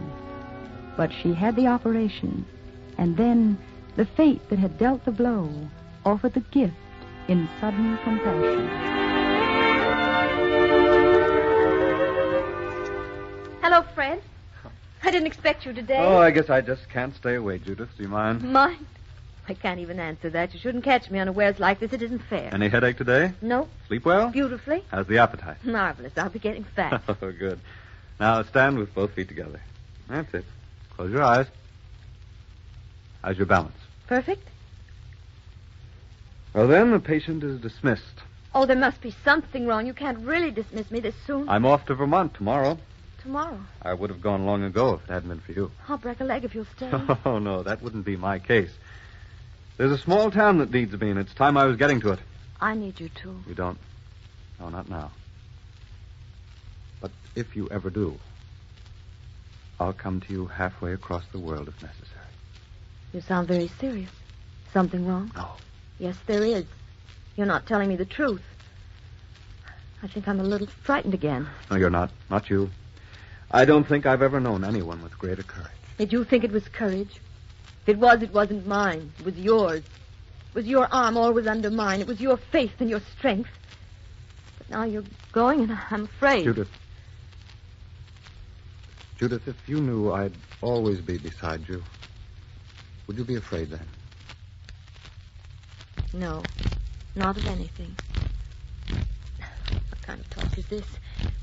You've been very kind, Fred. Your patient is most grateful for all you've done. She wishes you luck and success and all the happiness there is in Vermont. Judith, could you be happy in Vermont? Vermont? I don't know. I never tried it. I don't suppose I slept an hour last night. I kept walking around saying this is madness. How can a doctor like me dare to love a girl like you? How could he ask her to leave everything she's always known and cared about for him? She'd hate a country town. I said to myself, I'll go over and say goodbye, and that'll be that. Oh, my darling, my darling. Do you think you could be happy away from all this? I'd be happy anywhere you were. If it was the North Pole. I don't blame you. I wanted the world once and the silver platter and the gold spoon. But now I want a house. Any house in the world that you would be the heart of. Isn't it funny? I lied. I haven't been sleeping at all. I've been sitting up saying, won't that stupid baboon ever wake up? I've been saying, what's the good of living in this world if he's going to walk right out of it? I thought I was the born bachelor, but evidently I was just waiting for you. When will you marry me? It'll take me 10 minutes to powder my nose. Oh, you have to wait 3 days for a license. Oh, I could never wait that long. You might change your mind. Not a chance. Oh, darling. Hold me close. Don't ever let me go. I'll never leave you. You may leave me, but I'll never leave you. Oh, I'm so happy. I want to go out on the street and tell everyone who comes along. I want to laugh and cry all at the same time. I want 7 children, Fred. 7, all boys. I think I even want to pray a little. I want to say, dear God, let it be forever just like this. Thank you for letting me be young and alive. Fred, why are you looking like that? What is it? What's wrong? Nothing, darling. Nothing at all. Go powder your nose and let's see about the license. No. Let's wait a minute. Something is wrong. I can feel it. You're keeping something from me. No, darling, no. Yes, you are. Don't you trust me? In a way, and yet at the same time, I feel as though there was something I should know. You talk so guardedly about me, a complete surgical recovery, you said, and I'll come to you halfway across the world if necessary. Fred, I'm going to ask you a very simple question, and I want you to answer it. Is anything wrong with me? I've told you could do anything you wanted to now. Fred, I'm asking for the truth. I'm entitled to it. Yes, Judith, you are entitled to it. Give me your hands. Judith, as far as surgery can go, you're cured, absolutely. But there are some things surgery can't do. I shan't be technical, but when I took that thing out of your head, there was a tiny part of it that couldn't be reached. It's what we call an infiltration. Yes? Well, I got out all that I could see, but not quite all there was. Then the operation didn't cure me. It did cure you. For the moment. But in time, Judith, it will grow. Then this horrible thing is coming back again, and that'll mean another operation. No. You mean that wouldn't do any good? I see. Give me a cigarette, will you, please? Thanks. I'll have to face those headaches and that ghastly confusion all over again. No, dear, you won't. That's all behind you. I promise you there'll be no suffering of any kind. How will it happen? Just as quietly as going to sleep. Then how will I know? Oh, Judith, it's not necessary to go into all that now. But I want to know if I'll have any warning, any chance to be ready. Well, there'll be a moment when you won't be able to see as usual. That's all. You mean I'll go blind? Just for a moment. And you'll be perfectly all right again. But after a few hours, 2 or 3, you'll go to sleep. How much time have I? Let that be my secret. No, you've had too many secrets. Go on, tell me how long.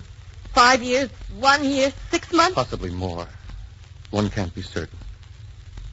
6, 10 months, say.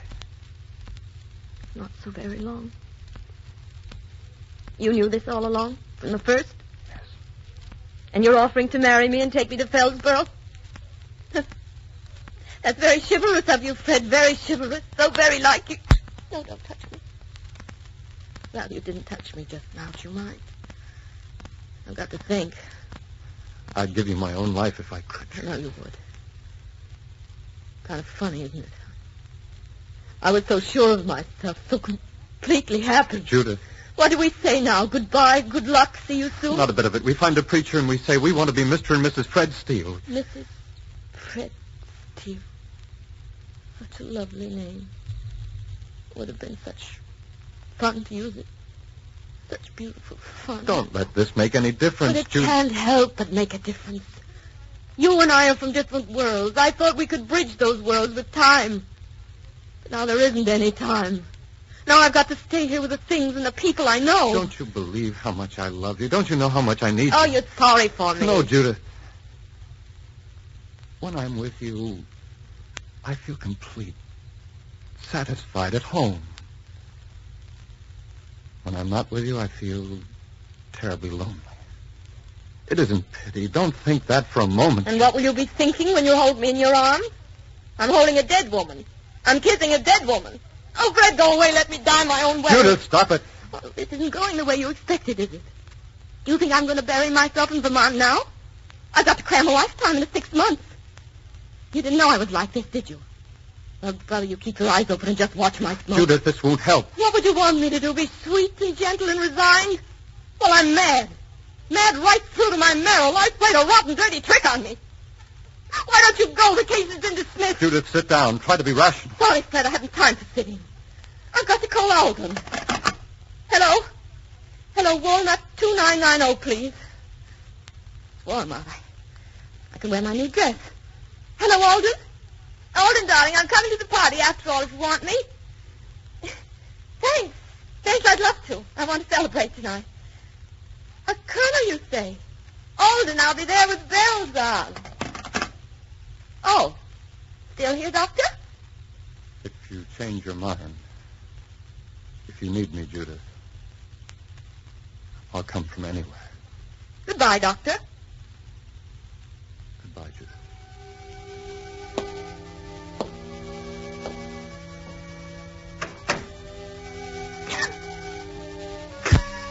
You darling.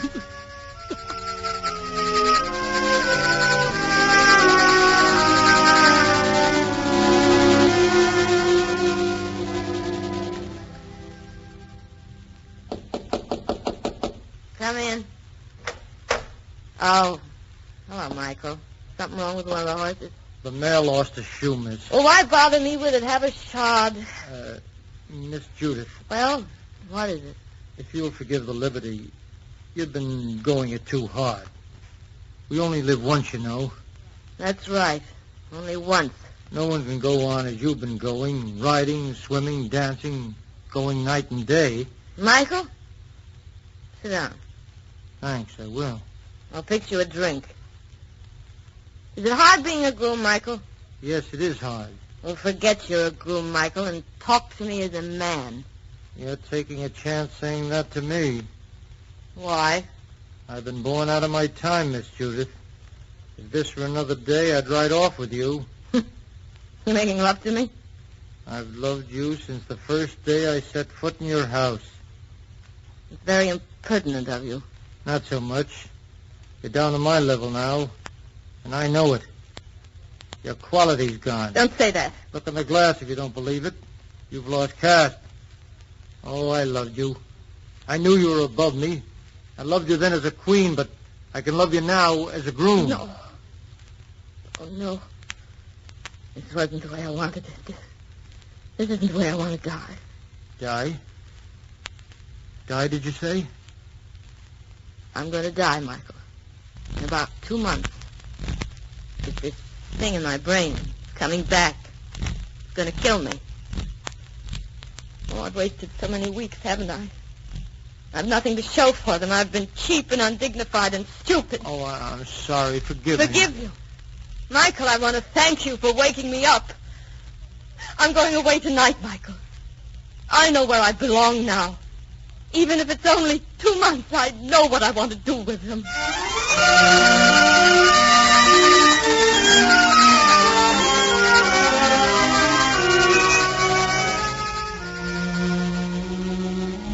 I've come, Fred. I've been waiting for you, counting the moments. Moment is all we have. It's all lovers ever have, darling. Few perfect hours. I tried to explain that to you before. What will it do to you? The shadow's fallen on my earth. It mustn't fall on yours. My darling, it's been falling since time began. Listen, between now and now, there's been a birth and the passing of life, sunset and dawn. And your shadow's mine. And your victory over it, that's mine, too. It will be a dark victory, I'm afraid.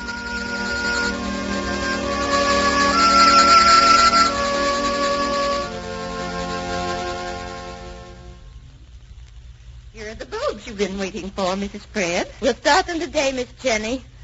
Of course, they won't bloom till late spring now. Happy? Oh, terrible.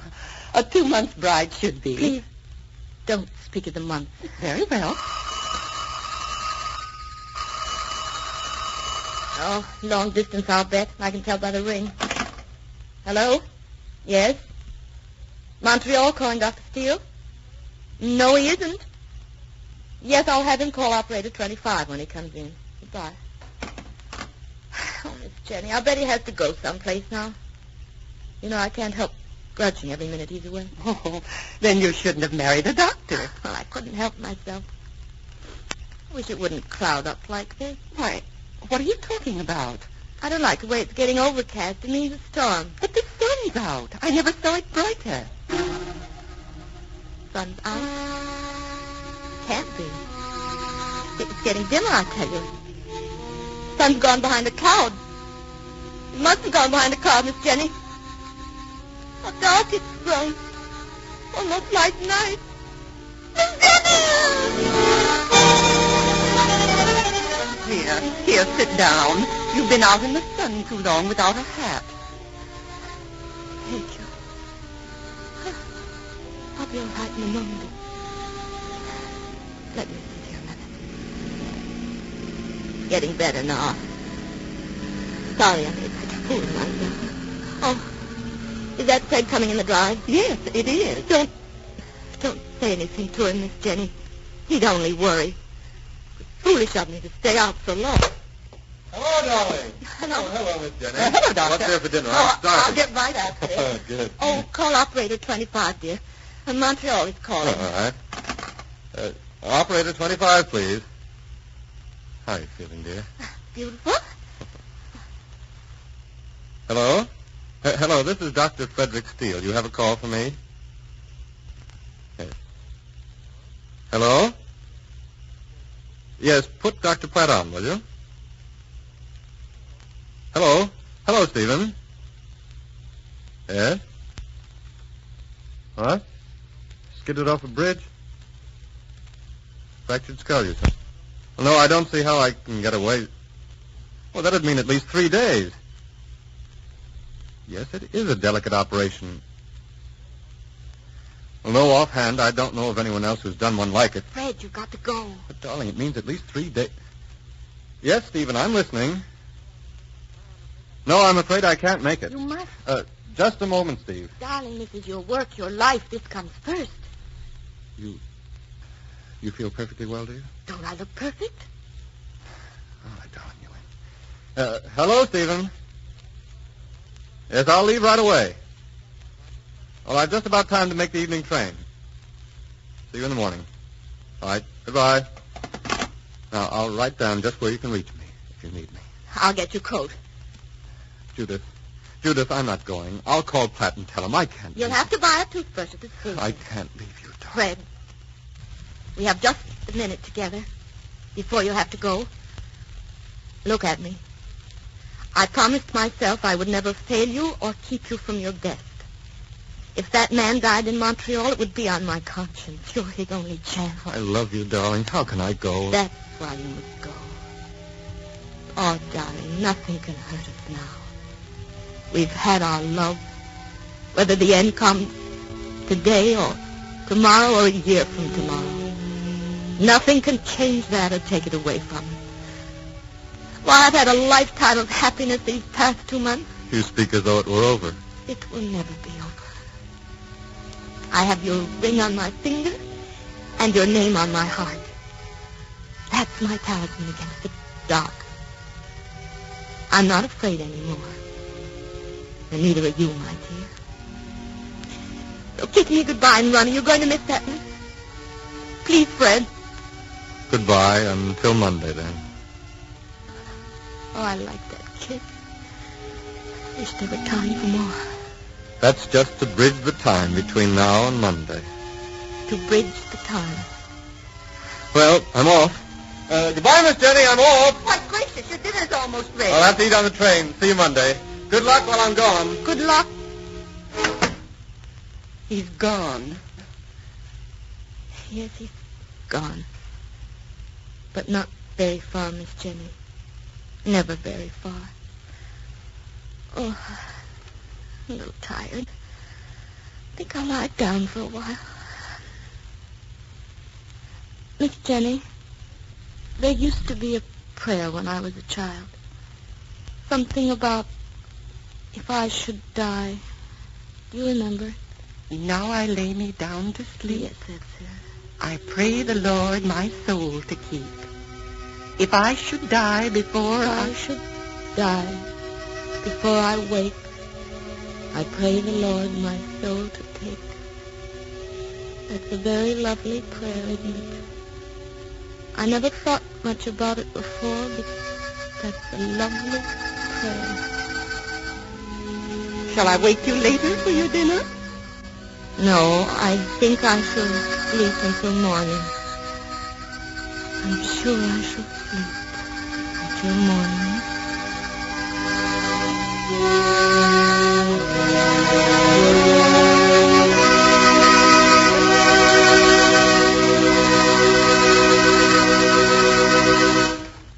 The curtain has fallen on dark victory.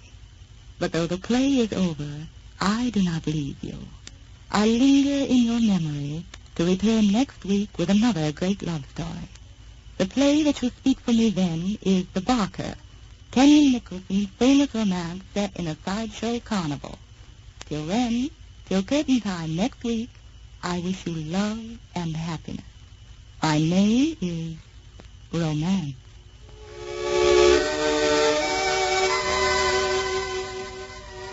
You've been listening to Romance, a program produced each week by Columbia to bring you the great romantic plays and love stories of all time. The play tonight was Dark Victory by George Brewer Jr. and Bertram Bloch, adapted for radio by Gene Holloway with script supervision by Albert R. Perkin. The play was directed by Mark Slobe, music conducted by Charles Paul. The part of Judith was played by Barbara Weeks with Carl Frank as Dr. Steele.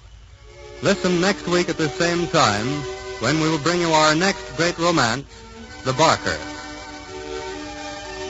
This is CBS, the Columbia Broadcasting System. Every one of you undoubtedly has a headache or pain remedy that you swear by. But haven't you noticed that on some occasions it fails you? That there are times it does not seem to work? On these occasions, let me suggest that you try Anacin, for here is a remedy that I'm sure won't fail you. You'll find the fastest and most complete relief in Anacin you have ever experienced. The reason is simple. Anacin contains not one pain-soothing agent alone, but 4, one of which is in all probability the remedy you now customarily take to relieve pain. You can get Anacin at your druggist for a few cents. Your money back if you're not pleased. I'll spell the name. Anacin. Stay tuned to HOJO Radio.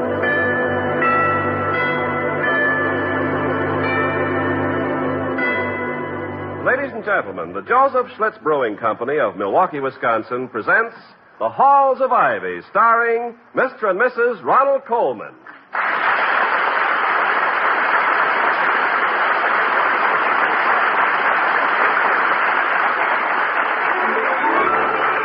I was curious. I tasted it. Now I know why Schlitz is the beer that made Milwaukee famous.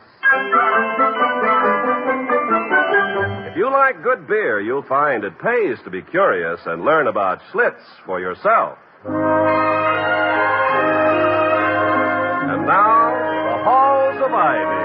We love the halls of ivy that surround us here today, and we will not forget, though we be far, far away. Welcome again to Ivy, the College of Ivy and the town of Ivy, USA. Dr. William Todhunter Hall, president of Ivy College, has all the troubles common to college presidents.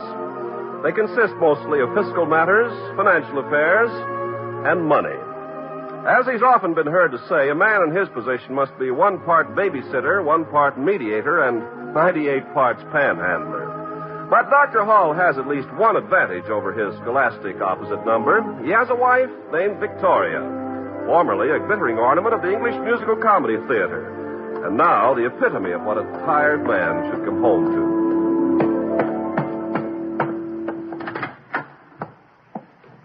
Ah, what a lovely room this is. Not an old grad in sight. Vicky, are you here? Yes, dear. Oh, you look tired, Toddy. Had a rough day. Oh, not too awfully bad. I have pledges of $151,000 toward the new gymnasium. Well, that's wonderful. $150,000 seems like a great deal of money. Yes, it does. Until you remember that these are pledges, not cash. I suppose there is a difference. There is indeed.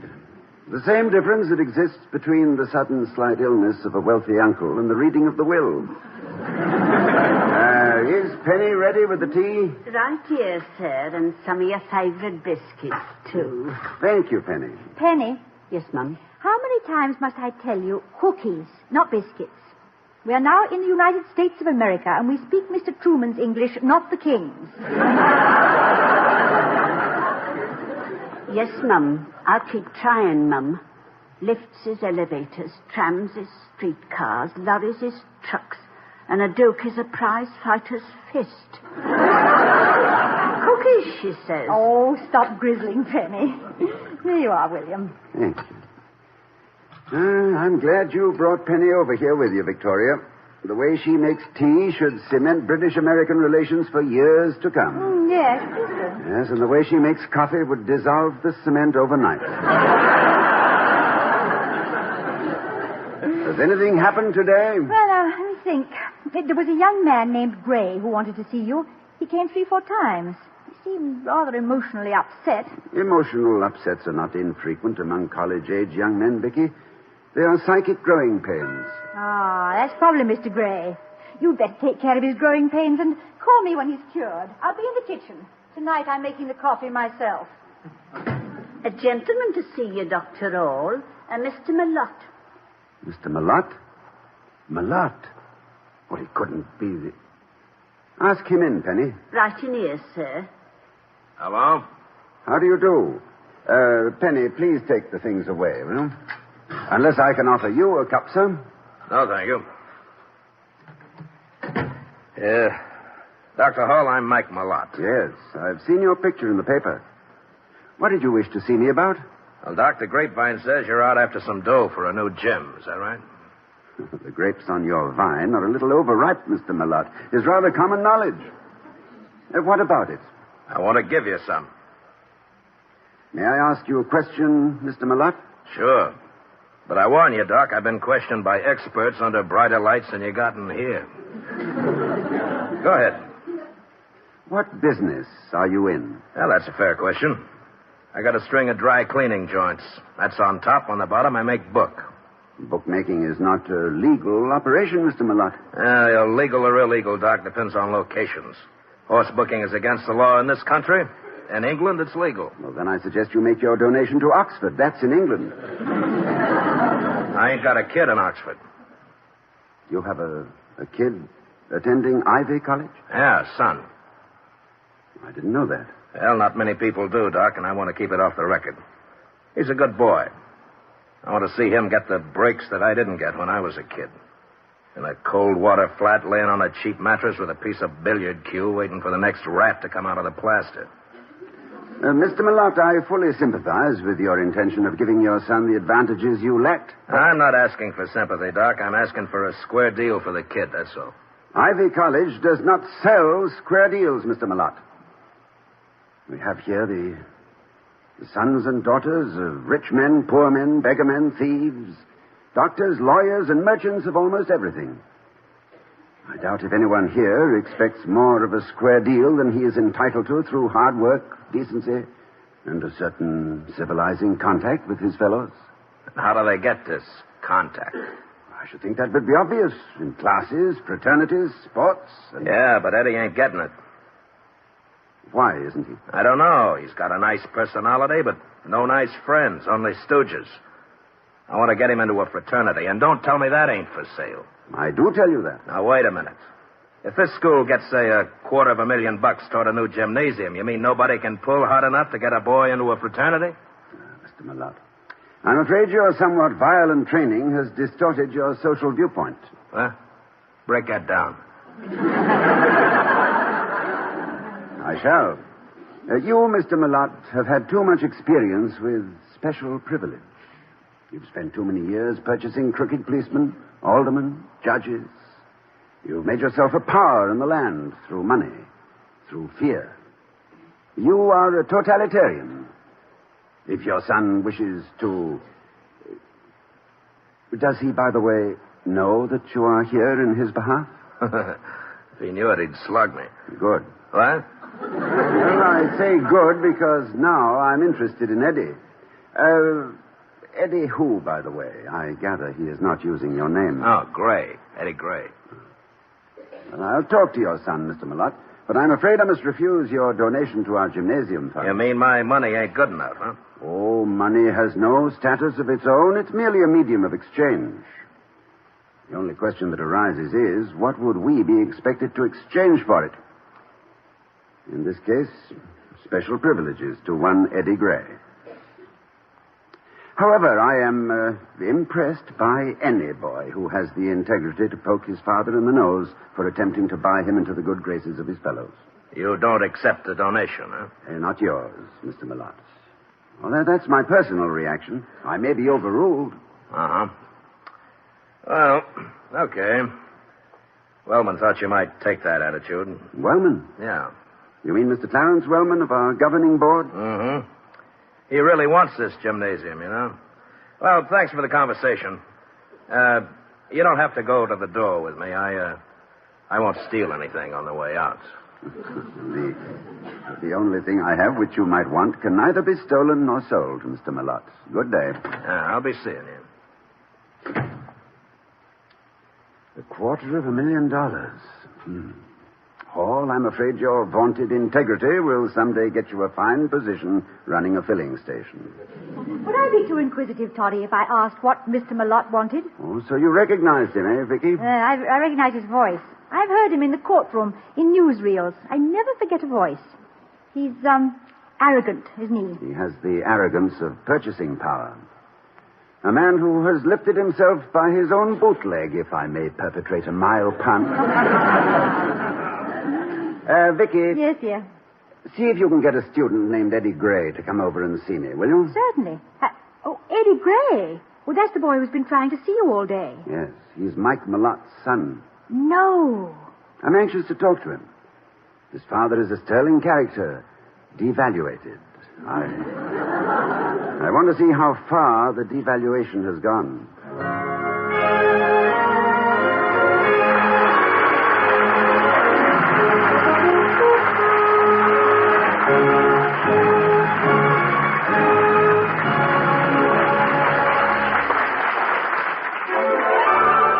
I was curious. I tasted it. Now I know why Schlitz is the beer that made Milwaukee famous. There's a story behind those words, a pleasant story that may suggest something equally pleasant to you. So before we return to the Halls of Ivy, starring Mr. and Mrs. Ronald Coleman, here's a curious artist to tell us about the masterpiece he discovered aboard a steamer. I'm a portrait painter, and other people's faces are my fortune. So it isn't surprising that studying faces has become almost second nature with me. Just last month, for instance, during my trip to Bermuda, I was in the lounge pretending to read a magazine, but actually watching a man drink beer. As the beer passed his lips, you could see his expression change from pleasant anticipation to complete satisfaction. But the more I watched, the more distracted I became. Instead of just observing the man's expression, I found myself wondering what it would be like to taste a beer that could give so much satisfaction. I took the trouble to look at the label on the bottle. The man was drinking Schlitz. I'd heard about Schlitz, of course, but I'd never tasted it. So I called the waiter and ordered a bottle. I discovered that Schlitz was more than a work of art. It was a masterpiece. Here was a beer so fine and so distinctive that the complete picture of its goodness could only be painted by tasting it. As I sat there drinking my glass of Schlitz and enjoying every drop, I happened to glance into the mirror. There was that same look of satisfaction I'd seen before. Only this time, I was wearing it. As an artist, I'd doff my beret, if I had one, to the beer that can command such a reaction. No wonder they call Schlitz the beer that made Milwaukee famous.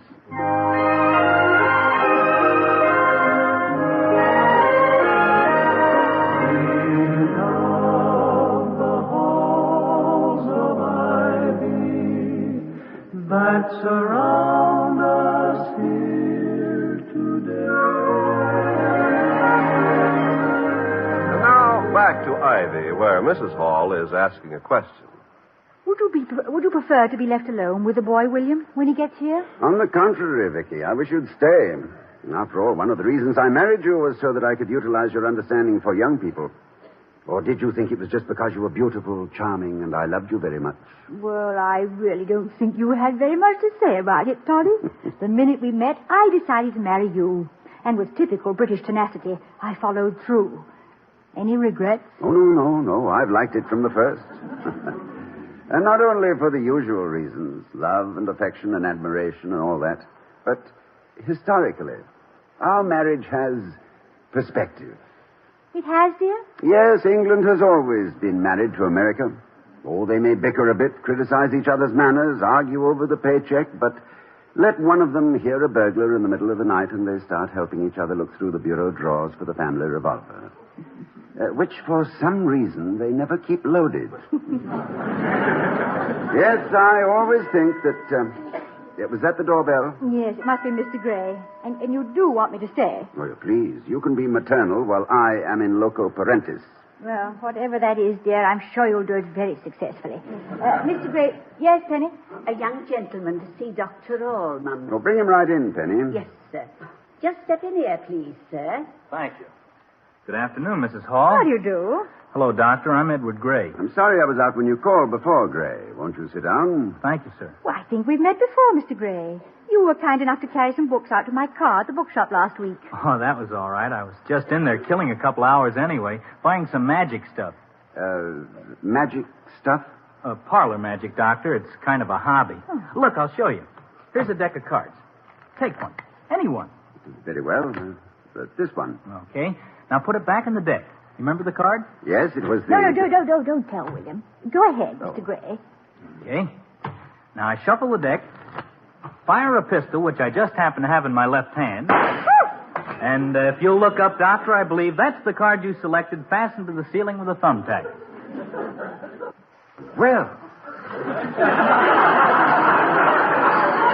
That's, very interesting. Well, how did you do that? Oh, William, please. One never asks a magician to reveal a trick. Oh, I'm sorry. That was very well done, Gray. Thank you, sir. I have a lot of time to practice. I don't belong to any of the organizations around here, so... Well, that's why I wanted to see you. Why, what do you mean? I think maybe I ought to leave Ivy. Well, it seems a little drastic, Gray. Have you discussed this with your faculty advisor? No, sir. My faculty advisor is Professor Bolton, and he's a droop. I mean... Oh, don't apologize, Mr. Gray. I think he's a bit of a droop myself. Gee, you do? Victoria, just maternal. Exactly why are you unhappy here, Gray? You've been getting good marks. Oh, I don't have any trouble with studies, Doctor, but the guys, I mean the men and girls I'd like to go around with, well, I seem to attract just the free ride kids, if you know what I mean. May I make a suggestion, Eddie? If I may call you Eddie? Oh, sure, Mrs. Hall. Get rid of that big, shiny convertible. Send it home. Get a broken-down jalopy. Jalopy is the word, my dear. Its origin is obscure, although etymologists believe there is some slight connection with the Mexican word jalop, which is a purgative tuberous... Oh, excuse me. I didn't mean to be pedantic. You were saying? Well, I was telling Mr. Gray to get rid of that big, flashy car. Also, Eddie, your clothes are too good. Too obviously expensive. How do you expect to be one of the gang when you ride around looking like a Maharaja? I think Mrs. Hall has a definite point there, Gray. A lot of Ivy students are working their way through school. How do you think you look to them? In your $200 suits and your $5,000 car, why, good heavens, I resent you myself. Gosh, I never thought of it like that. I've always had that stuff, and I wasn't trying to throw it around. Eddie, will you do something for me? I don't think there's anybody in the school that wouldn't do anything for you, Mrs. Hall. Oh, thank you. The Junior Follies is just 6 weeks away, and we need you. Me? You need me?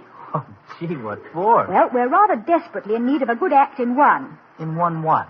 In one. It means in front of the curtain, while they change the scenes. And if you'll do a magic act for 10 or 12 minutes, you'll be one of the most popular men in the school. But, hey, I'm not good enough for that well, yet. You have 6 weeks to brush up, Gray. Yeah, you said yourself you don't know what to do with your spare time. Well, Oh, but look, I'll just have to have something to say, won't I? I can't just stand up there and throw rabbits around. Well, can you meet me in the auditorium at, say, 3 tomorrow? Have your class then? Oh, sure, but for this I'll cut it. How about my patter? The word is pronounced pater, my boy, and I think he'll be very pleased when he hears the truth. William, no. What, dear, what? He said patter, not pater. Patter means a monologue. Oh. All good magicians have a line of patter, Eddie, and I can write you one this very evening that can't possibly fail. Oh, gee. Please watch me closely, and you will notice that as I perform this feat, my hands never leave my arms. You know the sort of thing. Tomorrow, then. Oh, it's a deal, Mrs. Hall. Thanks a lot, Doctor. This has been wonderful. Yes, I found it rather interesting myself. Let me know how you get along, Eddie. Good day. Bye, sir. Bye. Bye. Vicky, if you pull this boy out of his sensitive isolation and make him one of the crowd, it'll be a magic act of which you may well be proud. Oh, nonsense, dear. He's really a nice boy. A lot of pride. He'll be all right. And if he makes a fraternity, then maybe you can accept his father's donation to the gymnasium. Oh, I think not, Vicky. I don't want to seem a stuffy moralist. I'll get it. Dr. Hall's residence. Who? Oh, yes, Mr. Merriweather. Yes. Of course, I'll tell him. Yes, he'll be here. No, not at all. Goodbye. Mr. Merriweather. Yes. He and Mr. Wellman have something they want to discuss with you. 3 guesses, dear. This is a certainty. Mr. Merriweather and Mr. Wellman have been asked, or have volunteered, to make me change my mind by coercion, persuasion, blackmail, or blunt instrument. And can you, offhand, think of a blunter instrument than Mr. Wellman? Oh, dear, no. Nor a duller one. Oh, I hope to goodness they're not going to stay long. Dinner tonight is specially for you. Lentil soup. Ah, lentil soup. With little bits of sausage swimming about in it. Wishing they were being eaten at Luchow's instead of Hall's, eh? You remember Luchow's on 14th Street, Vicky? Yes, of course I do, Toddy. You took me there the night I landed in New York. Lentil soup, Wiener Schnitzel, strawberry pancakes. And I was the slim young actress with the new wardrobe who was about to open and give them tears. Personally, by the time we'd walked all the way to Central Park, I was hungry again. Someday, Vicky, I shall endow the city of New York with a special Central Park bench. The Victoria Cromwell Memorial Bench for the exclusive use of lovers. And you can put a little brass plate on it that says, if you sit here and it gently rains and you stay anyway, you have the blessings of William and Victoria.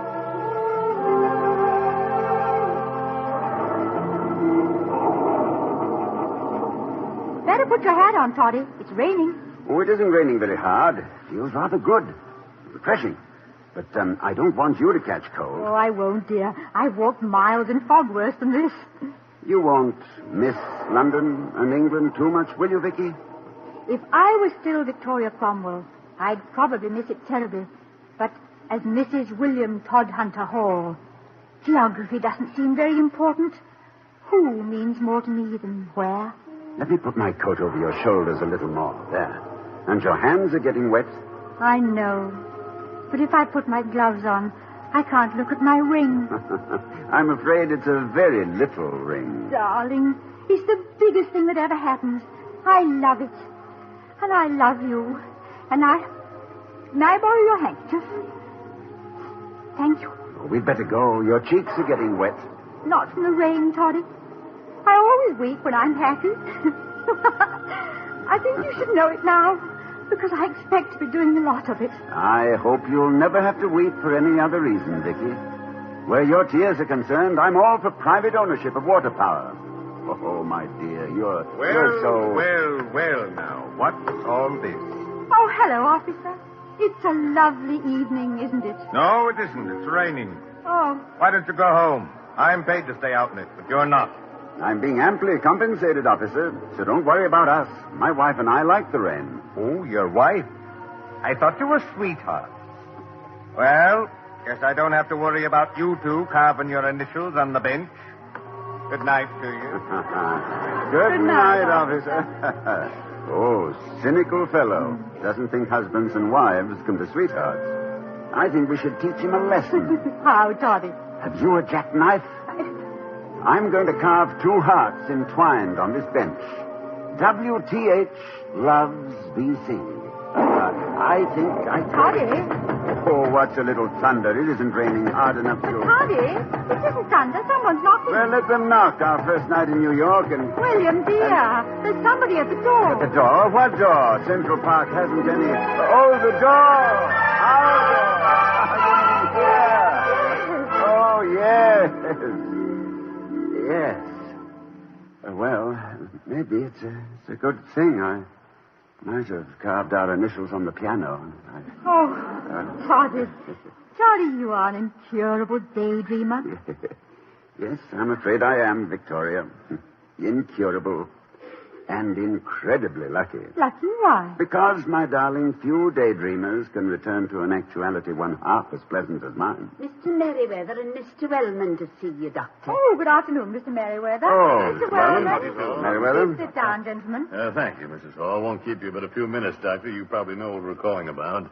Yes, I think I do. It's about an offer of $250,000 toward our new gymnasium, Dr. Hall. Am I correct in believing that you refuse to accept it? Quite correct, Mr. Wellman. Personally, Doctor, I don't think you'd turn down a sum of money like that without some very good reason. Clarence here and some of the other board members are pretty upset about it. Upset, did I say? Dad said their ulcers were jumping like popcorn. The Board of Governors had a right to be upset, Merriweather. As badly as this college needs $250,000, it's ridiculous. Yes, we know, Clarence. It's a lot of money, but money isn't everything. It's almost everything, I'll admit, but let's give Dr. Hall a chance to explain. How about it, Doctor? Oh, it's very simple, Mr. Merriweather. To me, at least. Well, to me, it's a downright... Be quiet, Clarence, you witch burner.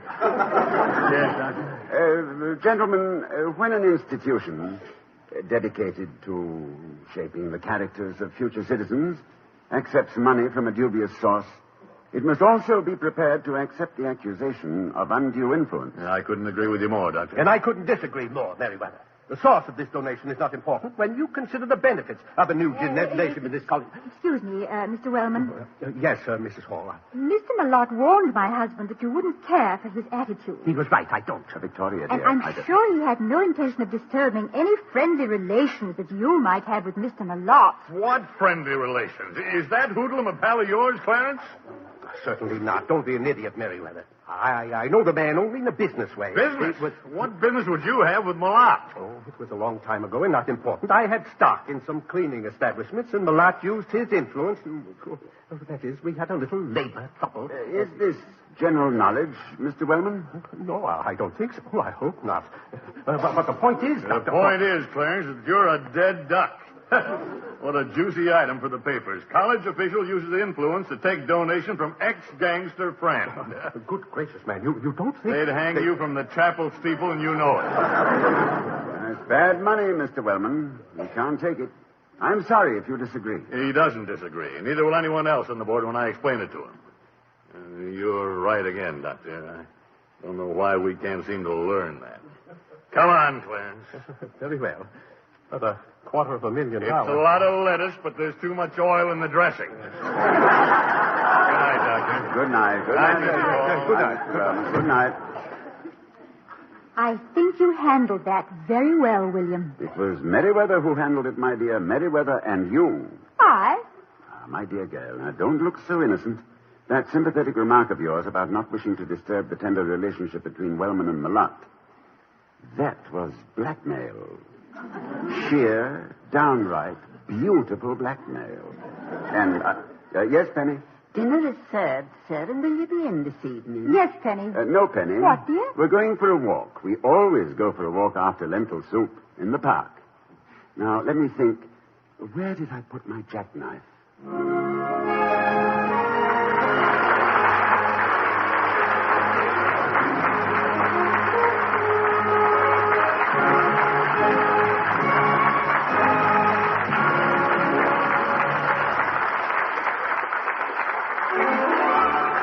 I was curious.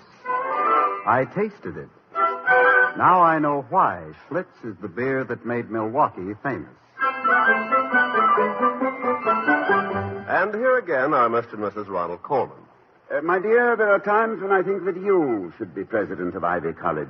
Why on earth should you think that? There's a popular belief that the female of the species is devious, indirect, and entirely intuitive. Personally, I find the methods of your sex appallingly straightforward. I once wrote a 2-line verse on the subject. Well, tell. I called it Advice on Practical Plumbing, but it contains a rather atrocious pun. It went something like this.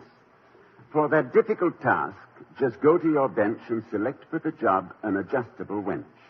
I think that's very amusing, dear. And if you'll excuse me, I'll go and adjust myself for dinner. Certainly, darling. Good night, everybody. Good night.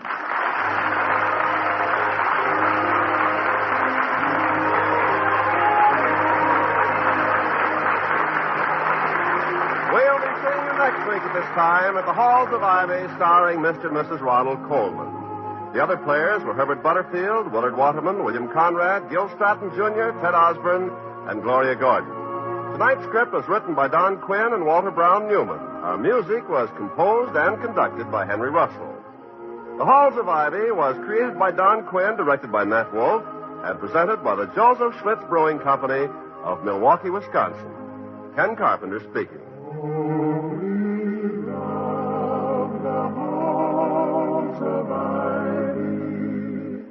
That surround us here today, and we will not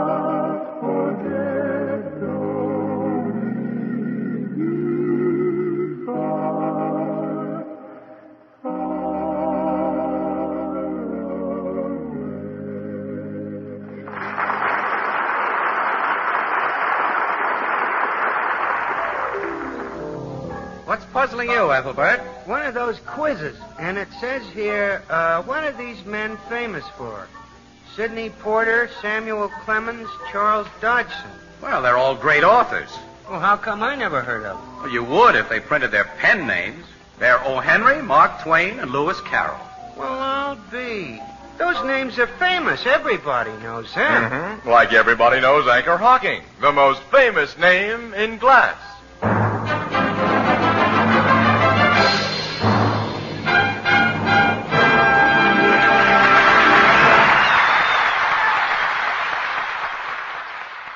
Keep it tuned right here to HOJO Radio for more classic old-time radio.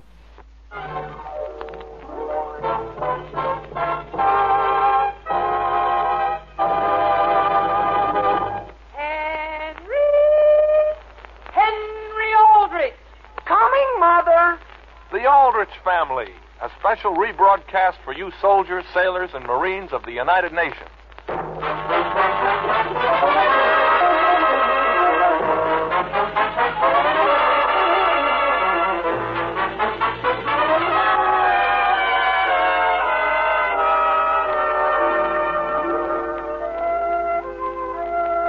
American boys always grow up. They can't stop themselves. But no matter how important or how old they become, they always like to grow down to boyhood again and recapture their youth in the adventures of Henry Aldrich. The scene opens in the Aldrich kitchen on a Saturday morning. Goodbye, Mother. So long. Henry Aldrich, where are you going? No place, Mother. No place. Just skating. Skating, dear? You're leaving without doing what I asked you to do? Who, I, Mother? Henry, I told you I wanted you to take a package over to old Mrs. Proctor's before you did one thing today. On the first day of skating, and the whole gang's going to be down on the lake, Mother? I'm sorry, Henry, but you've got to take this fruitcake over to Mrs. Proctor. Even when Homer's waiting for me out on the front porch with the skates and everything? Here's the cake, dear. It's in a tin, and keep this side up. Gee, weren't you listening, Mother? Yes, dear. Now, please start. Well, where are you going, Henry? Skating? Skating, Father? Wonderful day for it. Now, Sam, I've just gotten through explaining to Henry it's going to be exactly as nice later on. Father, you aren't by any chance going to drive over by Mrs. Proctor's today, are you? Who, I? No, sir. I have a very busy day scheduled. Sam, you hadn't forgotten you're going to that reception with me this afternoon, have you? What reception, Alice? Sam, I don't believe you ever hear one thing I say. I've mentioned it at every meal for the last week. To me? Oh, Henry. Yes, Homer, I'm coming. Henry, you're tipping the fruitcake just as I knew you would. Not very much, Mother. I just wanted to have it at the right angle as I went out the door. Alice, what reception are you talking about? At the Women's Club at 4 o'clock. At the Women's Club? Yes, dear. And please go answer the telephone. At 4 o'clock, I can't possibly make it. But, Sam... Hello? Hello, Sam. This is Will Brown. Oh, yes. Good morning, Will. Say, Sam, is everything all fixed? You mean for this afternoon? That's right, Sam. Well, I'll tell you, Will, I'm in sort of a jam here, I'm afraid. Yeah? What's the trouble? Could you call me again in just a few minutes, and when Alice answers the phone, you tell her how important our engagement is. Why, Sam? Well, frankly, I forgot there was a reception at the Women's Club. And she's going to make you go? Not if you handle it right, Will. Oh, I see what you mean. Yeah. I'll tell her it's a case of life and death that we get together for a conference. That's right, Will. That'll do it.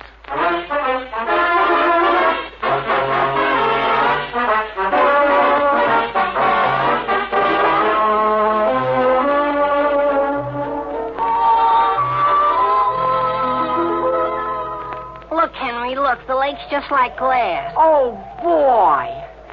Well... Hey, Henry, wait a second. Where are you going? I told you 10 times, Homer. I've got to deliver this fruitcake. But, gee whiz, I thought you were going out on the lake with me. Oh, no, Homer. I walked a block out of my way so we could see how the ice looked. And now I've got to go over to Mrs. Proctor's. Henry, we're right here, aren't we? Why don't we put on our skates and go down the lake once before the crowd gets here? Now, Homer, don't tempt me. When I tell my mother although I'll admit I might step out here just one step to see how smooth it is. Sure, Henry. And why don't you put your skates on? And no, Homer, I'm just going to walk out a ways. In the first place, Mrs. Proctor's waiting for this fruitcake. Gee, it isn't bad out here, is it? No, Henry, and boy, watch me slide. Look out, Homer, stand back. What are you going to do? I'm going to take just one long running slide and then beat it over to Mrs. Proctor. Wait a second, I'll slide with you. Homer, I can't wait. Here I go. Whee! Hey, Homer! Oh, boy, Henry, look out. Hey, Henry.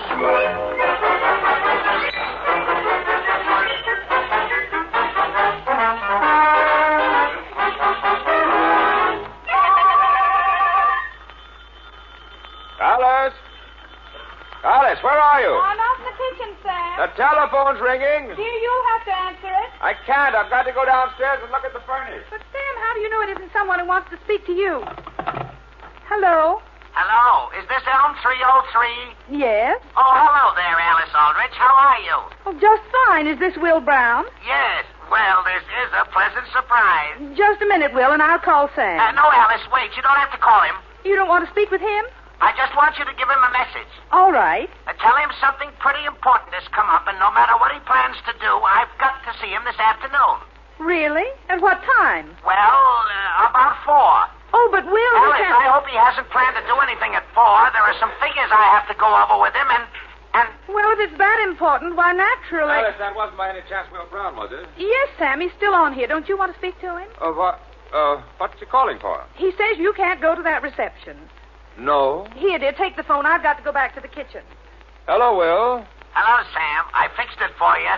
You don't say. Well, Will, that's too bad. Now, listen, Sam. It's your turn to phone me. What do you mean? Call me back and do the same thing with my wife. It's that reception, Sam. She hooked me. All right, Will. You can depend on me. I'll give that my immediate attention. Goodbye. Goodbye, Will, and thanks for calling. Alice. Yes, Sam? Alice, I'm certainly sorry about Will insisting I be with him this afternoon. Just what kind of figures is it you have to go over? Why, they're rather intricate figures, Alice. In fact, well, I've got to be going to the office. Dear, you won't forget to stop off and leave those things at the tailor's, will you? I won't. I've already got them out in the car. Isn't somebody at our back door there? Hello, Mrs. Aldrich. Why, hello there, Homer. I thought you were with Henry. Who, me? Why, I'll tell you, I was with him, and then he asked me. I decided to come over here for some. Dear, Henry hasn't gone skating, has he? Skating? No, Henry didn't even put his skates on. Could I just step up to Henry's room for a second and sort of look around for something that I'd like to see whether I can find? You want to go up to his room? It's okay. Boy, I'm going to call somebody out the back door here. Oh, Charlie. What did she say, Homer? Did you talk her into it? Charlie. Say hello to Mrs. Aldrich. She's right here behind the door. Oh, hello, Mrs. Aldrich. Good morning, Charlie. What is it you want? Why, I just... Well, you see, here's what happened. Come on, Charlie. Mrs. Aldrich is very busy baking, and we don't want to bother her. Okay. Now, don't make a mess up there, boys. Oh, no. Alice, exactly what is it I'm supposed to tell the tailor? Sam, everything of mine is to be dry cleaned. Yes. And Henry's suit and his 2 pairs of trousers are to be sponged and pressed. Fine. And tell him Henry would like at least his suit back by Monday because he hasn't a thing up in his closet except what he's wearing. Very well. Are you leaving now? No, not just yet. I've got to put in one more phone call. Mrs. Aldrich. Yes, Homer? Mrs. Aldrich, does Henry still have the same room he's always had? Why, yes, Homer, of course. Is that right? Why do you ask? Oh, no reason. The closet, the whole thing seemed a little empty. Well, what is it you're looking for, dear? Nothing, Mrs. Aldrich. Oh, Charlie. Homer, was Henry going to meet you here? Why, no, not exactly. We were going to come here, and then he'll probably be at the lake when I get back. Hey, Homer, what's keeping you? Listen, Charlie, did you find anything? I found a sweater. What good will a sweater do? What Henry needs is a pair of trousers. Well, where are his trousers? That's what I don't understand. And listen, Charlie, you gotta let me take your pants over to him. Oh, no, Homer. But, Charlie, don't you realize Henry's over at the lake, and all he's got to keep him warm is a fire? Come on now, let me have them. Oh, no, Homer, oh, no, I'll take your pants. But, Charlie, don't you realize your pants are brown? They're the same color as Henry's. All he's got to do is put them on, and nobody will ever know he fell in. Well, why don't you go over to your house and get him your brown pants? Because my mother's looking for me, and if I go anywhere near my house, I'm sunk. Well, you can't have mine. But, Charlie, you look tired. You can get into Henry's bed and read a good book. Oh, no. Now listen, Charlie.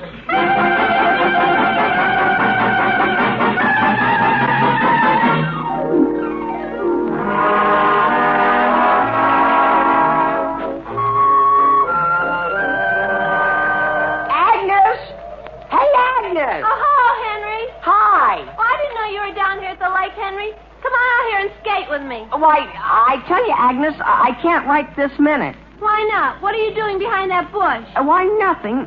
Have you seen Homer? No, is he down here at the lake? Why, he was, and then he left to go on sort of an errand. Gee whiz, have you seen Charlie Clark? No. Boy.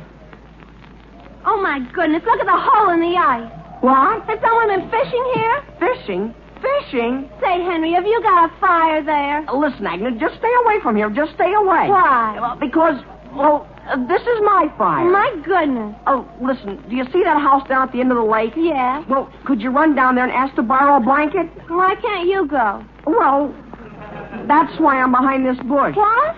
And Agnes, while you're down there, ask if you could get anything I could fish with. What's that? And tell them I want to hook a fruitcake.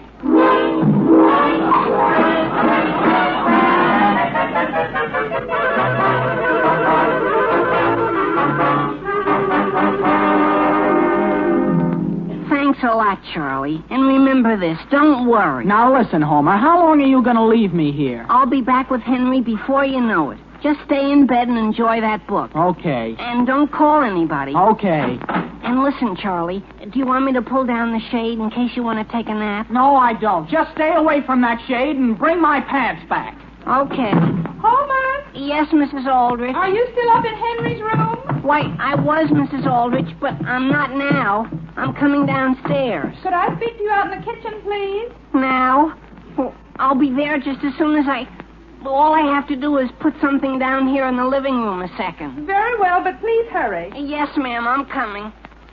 Here I am, Mrs. Aldrich. Dear, I'm terribly sorry, but I'm going to have to ask you to run down to the store for me. Now, Mrs. Aldrich? Yes, dear.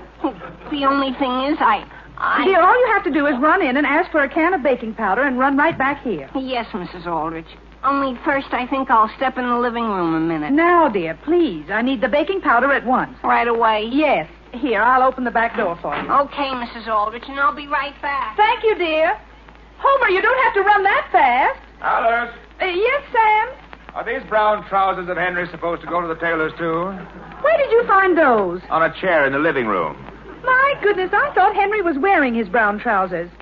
Well, as long as you have them, you might as well tell the tailor to dry clean them. They've been needing it for a long time.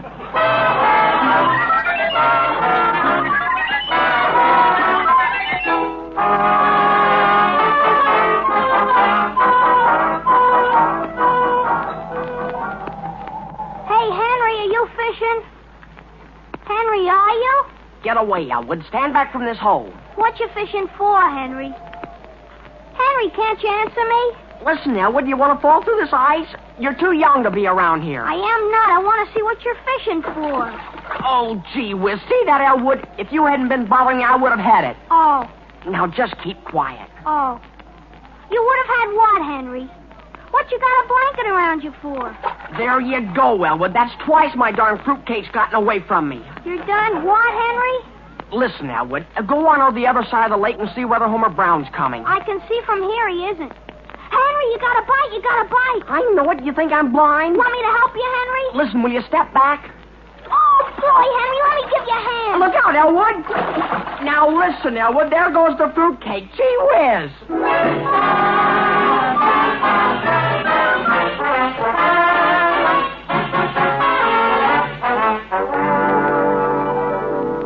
Hello?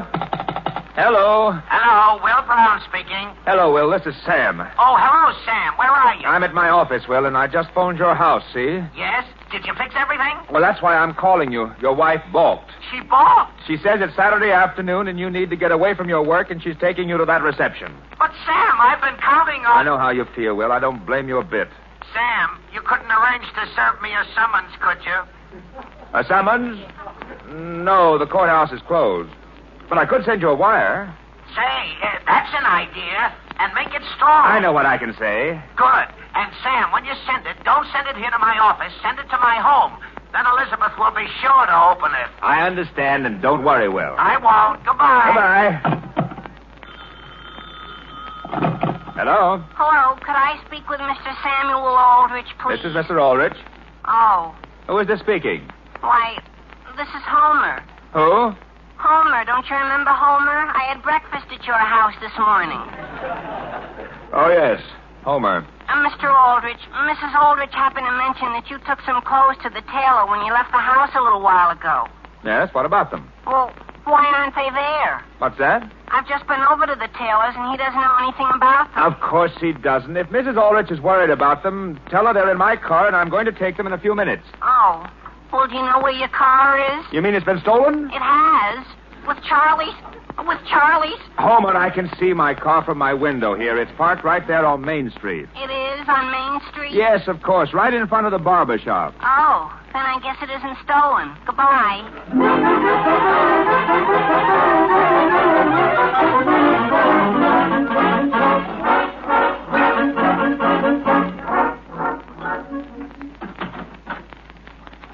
Oh, gee whiz. Now, wait a second there, young fella. Oh, boy. Are you speaking to me? Is this your car? Why, yes, sir. No, sir. I'm just looking through it. That's what I thought. What's your name? My name? You think I haven't been watching you? You even tried to get into the trunk. Yes, sir. I'm looking for something. Yeah? Look, a friend of mine dropped a fruitcake, see? First I borrowed another guy's pants, see? And this is his car? Yes, sir. No, sir. It's Mr. Aldrich's car. Mr. Aldrich's? Yes, sir. It was his wife who baked the fruitcake. Oh, so it's a fruitcake you're looking for? Yes, sir. No, sir. He's taking it to the cleaners, see? Now, wait a minute. What's your name? Don't you understand? Charlie's pants. They're holding everything up.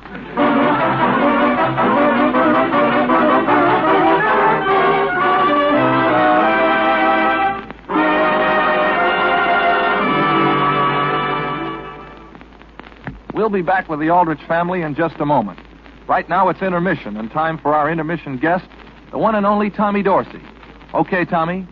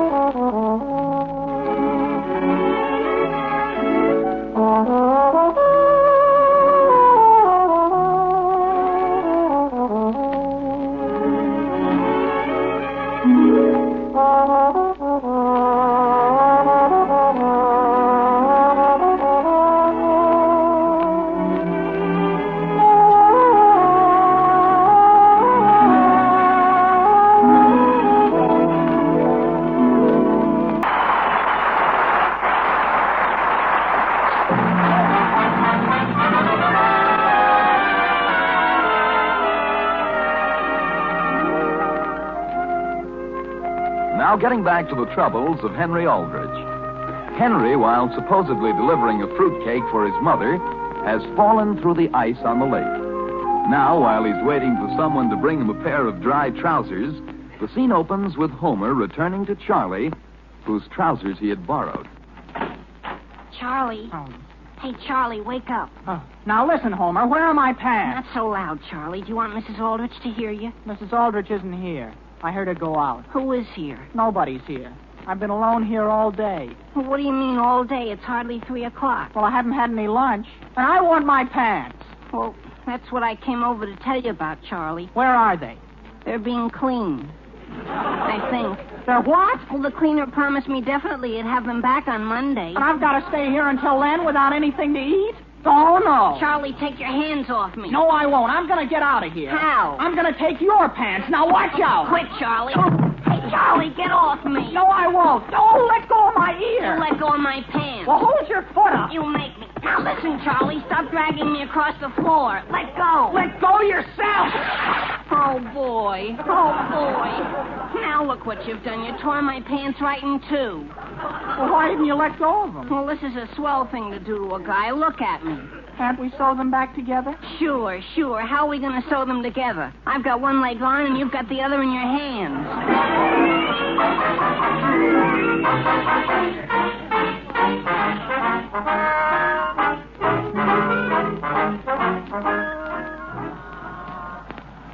Sam, I certainly want to thank you for fixing everything up with Elizabeth. No trouble at all, Will. When she got that telegram. Now, wait a minute, Sam. What's trouble? Let's go this way instead. Let's hurry, too. Whom do you see, Will? I think that was your wife up the street. Alice? She must be on the way to that reception.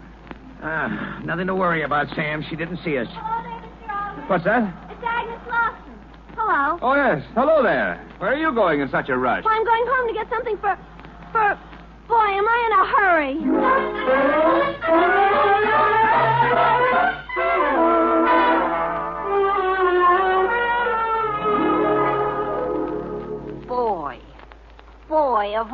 listen, Homer, get off that bed. It's my turn to lie down for a while. What's wrong with that chair you're sitting on? It's hard when I'm tired. Well, I'll tell you one thing. The next time I do something to try to help you out, Charlie, don't think you know more than anybody else that ever lived. Hey, is anybody in there? Gee whiz, who's that? It's Elwood, fellas. Is it all right to come in? Oh, hello, Elwood. Where'd you come from? Listen, Henry wants to know where you are. Does Henry want to see me? Sure, Homer. What you lying down for? You sick? I'm getting up. Say, come here a minute, Elwood. Come here a minute. What for? I just want to see something. Listen, Homer, he's got knee pants on. Well, they're better than nothing. What do you mean by that, Homer? Nothing, Elwood, nothing. Just come here to Homer. What for? Elwood, I'm not going to hit you. Come here. Come here.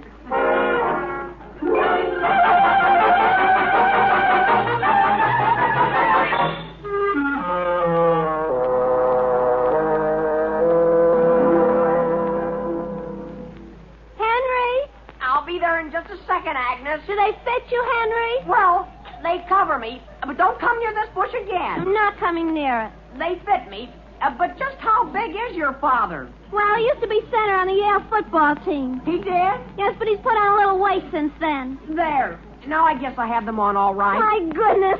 What's the matter? Henry, you're just a sight. Boy. Hey, Henry. Gee whiz, who's that? Here they are, Henry. Here they are. Listen, Homer, where have you been? I've been trying to get you these pants, and boy... Here, put them on. Homer, I've got a pair of pants on. You have? Are those pants? Sure, they're Agnes's father's. Agnes's who? My father's. Oh. Well, Henry, don't you want Elwood's? Elwood? How'd you get Elwood? I just borrowed them. And then went over to Charlie's and got a pair for myself. And here are yours. Homer, I certainly hope you don't think I want to wear knee pants, do you? Well, why shouldn't you? I wore them right out in public all the way over to Charlie's house. Henry, isn't that your father over there? Where, Agnes? Where's my father? Right out there on the lake. Look at him skate. Oh, boy. Stand in front of me. Gee whiz, is that my father with him? Yes, sure. They certainly are doing some fancy figure skating. Homer, won't you please stand in front of me? Oh! Agnes, what's the matter? There goes Mr. Aldrich. He just fell in. He did? My father fell in? Oh, boy, Henry. Oh, boy. Look out. Homer, where are you going? Where do you think? To your father. I'm going to take him Elwood's pants.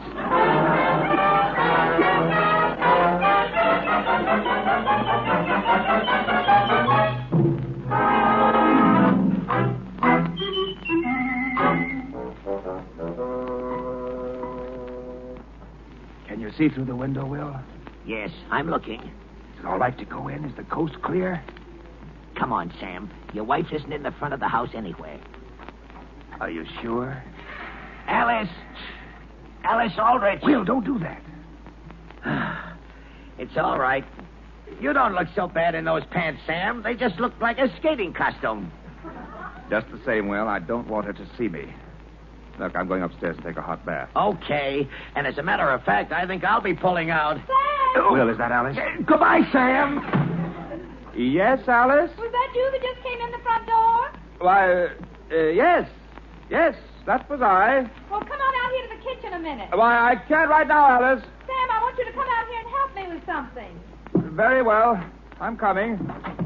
Dear, please hurry. Yes, Alice, I'm right here on the other side of the door. Well, why don't you come all the way in? Well, I would, Alice, only I was afraid I'd bother you. Sam, I'm peeling these onions, and I can't see a thing. Step over to the range, will you, please, and see whether I turn that back burner off? Now, Alice? Yes, dear, of course now. Did you get all your figuring done? Why, we went over a few figures, and then something else came up. But that is, yes, you might say we got them done. My goodness, but these onions make my eyes water. You mean you can't see anything, Alice? Not anything at all? No, dear, where are you? I'm sort of around here behind you. Well, I suppose I'll have to keep on peeling these, or I'll never get them done. And incidentally, Henry is upstairs. He's upstairs? Yes, he came in just a few minutes ago, and he's taking a hot bath. Well, that's fine. And after dinner, Sam, I want you to have a talk with him. Yeah? He started off this morning to deliver a fruitcake, and he distinctly disobeyed me and went skating and fell in the lake. Yeah? Sam, you don't seem a bit concerned. Well, I am too concerned, Alice. I was just going to say falling in the And lake. I also wish you'd have a talk with Henry about Homer. About Homer? Yes, Sam. Elwood Hazard's mother phoned a little while ago and said that Homer had knocked Elwood down today, stolen his trousers from him, and locked him up in some room someplace. What did he do that for? Well, I don't know. And now Mrs. Hazard is going out all around town trying to find the poor boy's pants. Elwood has it? Yes, Sam, and he's only a little fellow in knee pants. Well, Alice, I think I'll be going upstairs and get dressed. Don't be late for dinner, Sam. You will speak to Henry, won't you? Yes, Alice. And if Mrs. Hazard phones again about Elwood's pants, tell her not to worry. I'll try to get to the bottom of them.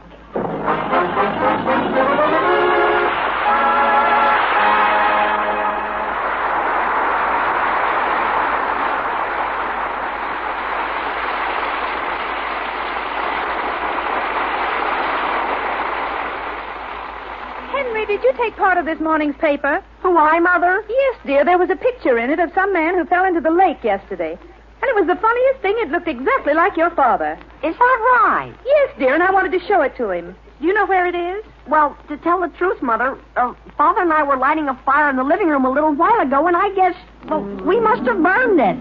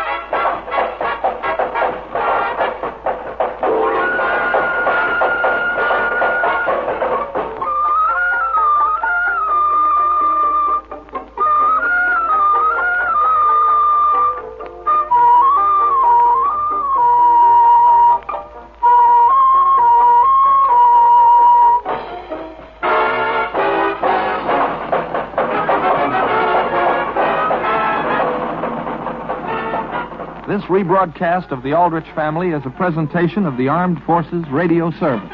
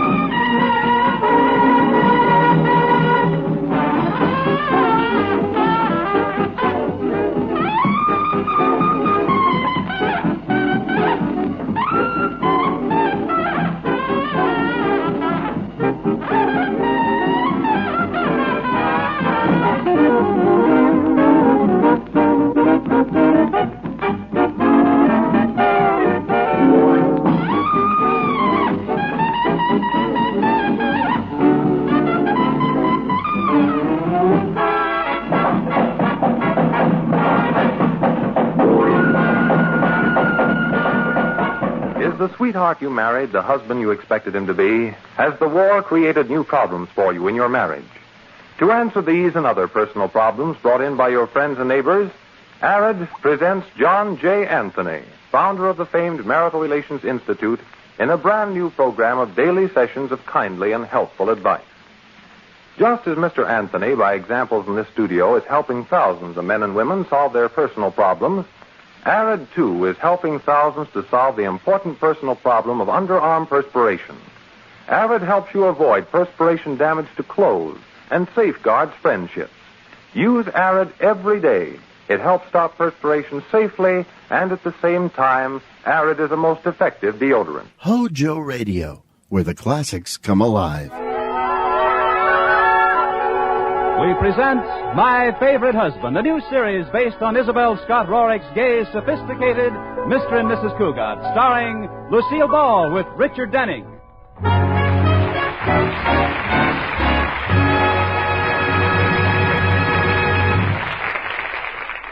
10 years ago, polo-playing George Cougat married debutante Elizabeth Elliott. It was a beautiful wedding, and of course, every wedding has its pranksters. Friends of the bride and groom who do cute little things to launch the marriage with a laugh. Hey, Corey, I tied the just married sign in the tin cans on back of the car. Oh, fine, Norman. I drained the gas tank to kind of slow him up a little. What did you do, Ed? I've taken off the wheels. Good. Now help me lift the hood, you guys. What are you going to do, Corey? They won't need it. Let's take out the motor. Well, it was all in the spirit of fun, and no one really got mad. George didn't. Oh, I got a big kick out of it. I laughed and slapped Corey on the back with a jack handle. And Liz thought it was a lot of fun. Oh, it was jolly. We had a lovely honeymoon right in front of the house. Well, that was 10 years ago. Now the Cougats are just George and Liz, still happy, two people who live together and like it.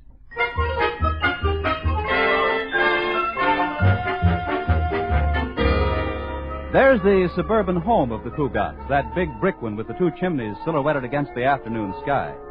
Wonder what's going on inside. Don't see George around anywhere. Oh, he's probably still at the bank.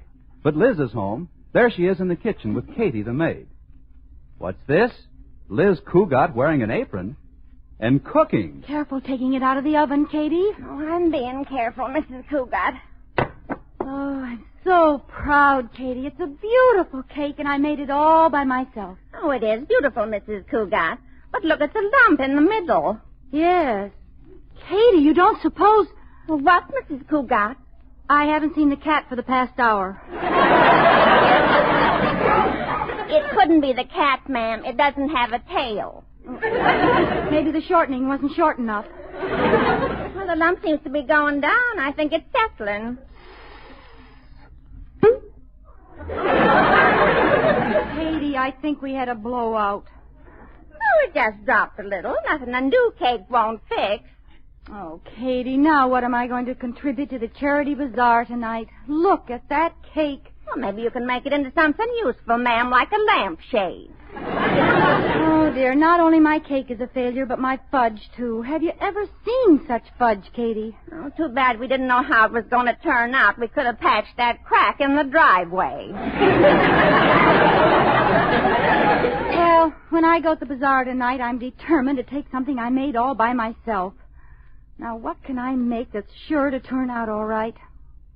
I know. What, Mrs. Cougat? I'll buy something at the store.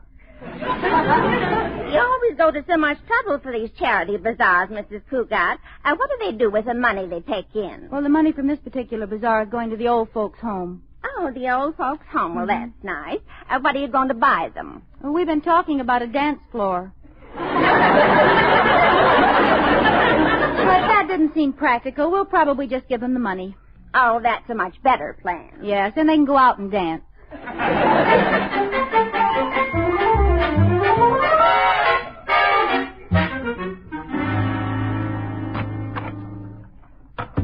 Hello, George.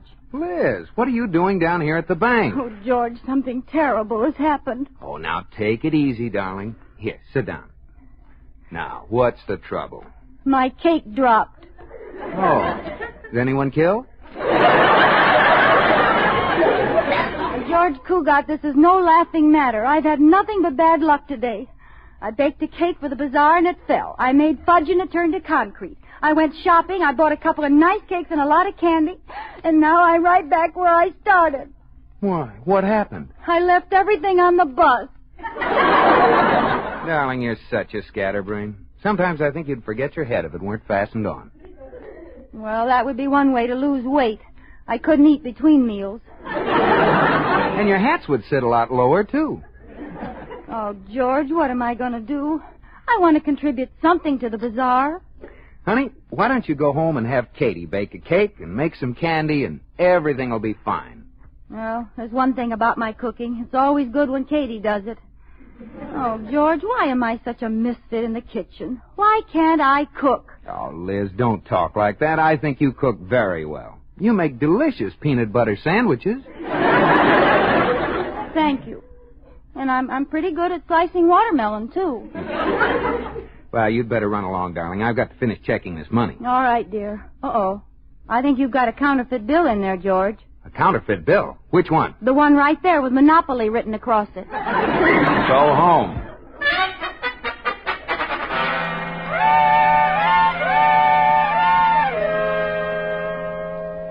How many cakes shall I bake, Mrs. Cougat? 2 cakes, Katie, and a couple of pounds of candy.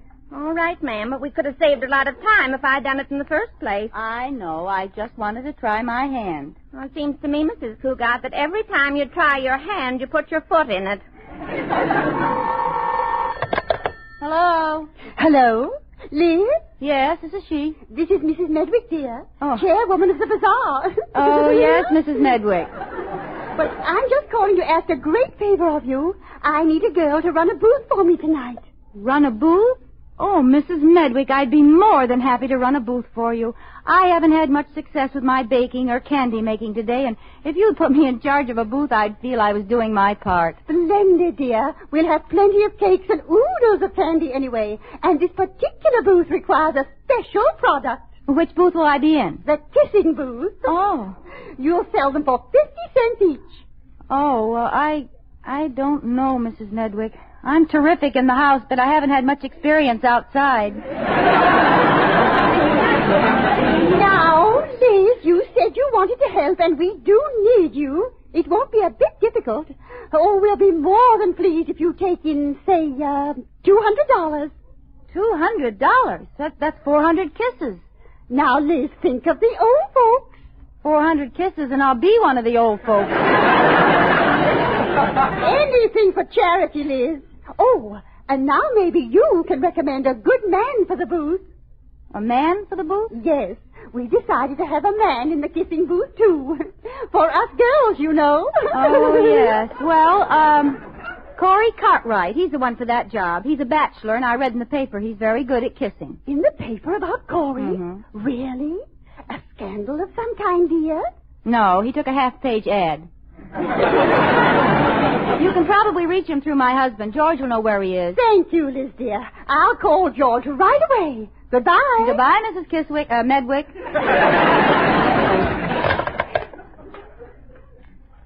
Katie, you won't have to bother with the cakes or candy. Mrs. Medwick has assigned me to the kissing booth tonight. Oh? Well, you look worried, ma'am. I am. I don't know how Mr. Cougat's going to take the news. Well, there's nothing wrong with working in the booth, Mrs. Cougat. I did it once at our high school carnival. Was it a kissing booth? Not exactly, ma'am. They threw baseballs at me. Well, the kissing booth is different. They throw lips at you. I'm afraid Mr. Cougat will fly into a jealous rage when he hears about it. Mr. Cougat in a rage? Oh, that doesn't sound like the mister at all. He's kind and gentle. Remember the mouse traps he bought? The kind that don't kill the mice, just make a noise like a cat to scare them. You don't know Mr. Cougat like I do, Katie. Before we were married, our friend Jimmy Paterno just tried to hold my hand one day, and George just lost his temper completely. Stamped his foot on the ground, put his hands in his pockets, and said, "All right for you." I've heard stronger words than that on Guy Lombardo records.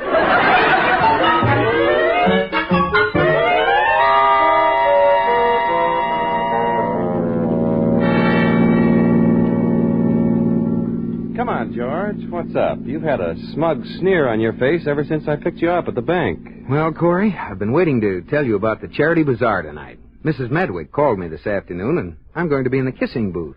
You're going to be in the kissing booth? Yes. She said she had you in mind, but I didn't know where you were when she called, so to ensure having someone, she gave the job to me. What do you mean you didn't know where I was? I told you if anybody wanted me, I'd be down at the YWCA, sitting on the steps. Oh, that's right, you did. That must have slipped my mind. Slipped your mind, my eye. You deliberately did me out of my job. Your job? Yes. With you, it's just a novelty, George. With me, it's my life's work.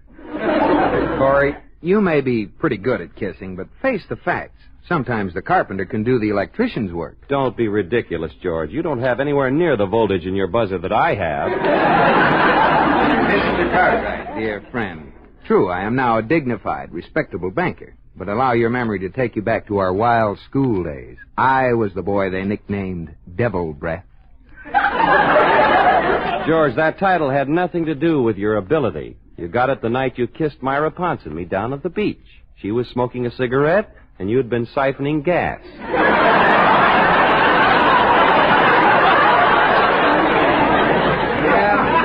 Yeah, I can still hear Myra saying, "Do it again," as we rode away in the ambulance. You just aren't built for this kind of work, George. Your lips are too thin. Well, your lips are too fat. Those are my shock absorbers for kissing on bumpy roads. Corey, you're just burned up because I got the job. All right, George. Just forget about it. It's all right with me if you want to break up your home. Or have you told Liz? No, I haven't told Liz yet, but I will as soon as I get home. And Liz won't mind. It's for charity. Okay, George. I hear it's nice this time of year in Reno. Oh, you always try to stir me up, but I'm not the least bit worried about Liz. Why, Liz and I don't know the meaning of jealous. Okay, George. Be gay, be happy. There's so little time left. Oh, Corey, you can't worry me. I know Liz won't get sore. Why should she? It's for charity. Oh, Corey, you can't worry me. Light my cigar for me, will you? I can't take my eyes off the road. Sure, I'll light your cigar, George. You sure you aren't just a little worried? No, not the least bit. Then take that fountain pen out of your mouth.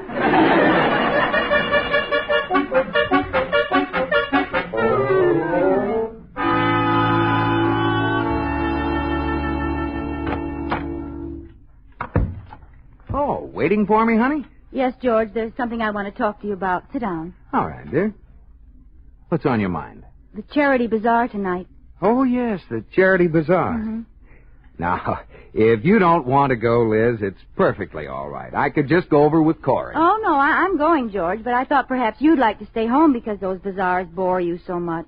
Well, I won't be bored tonight. Oh? Well, in fact, I'm going to have a booth.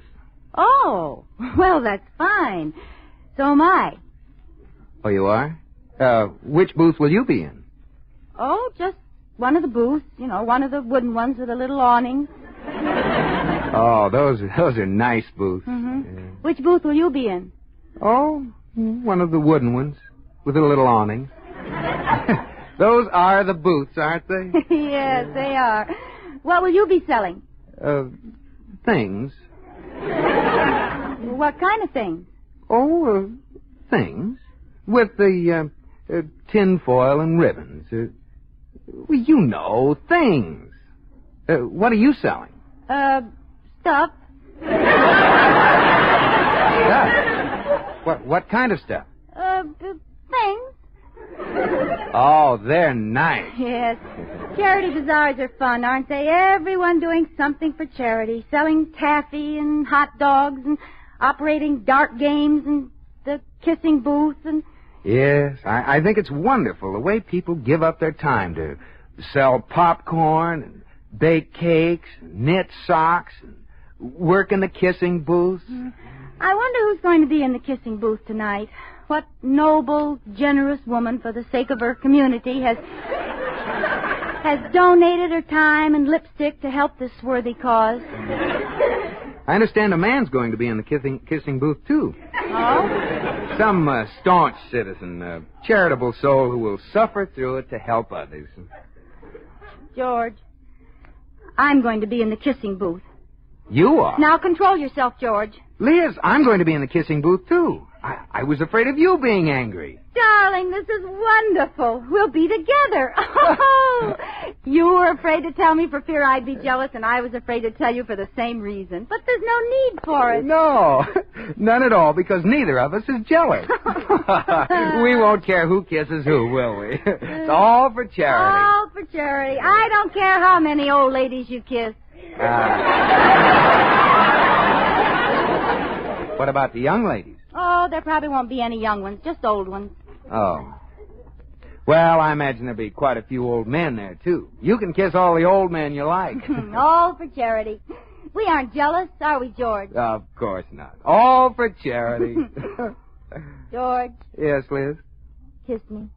Now? Right now. Charity begins at home.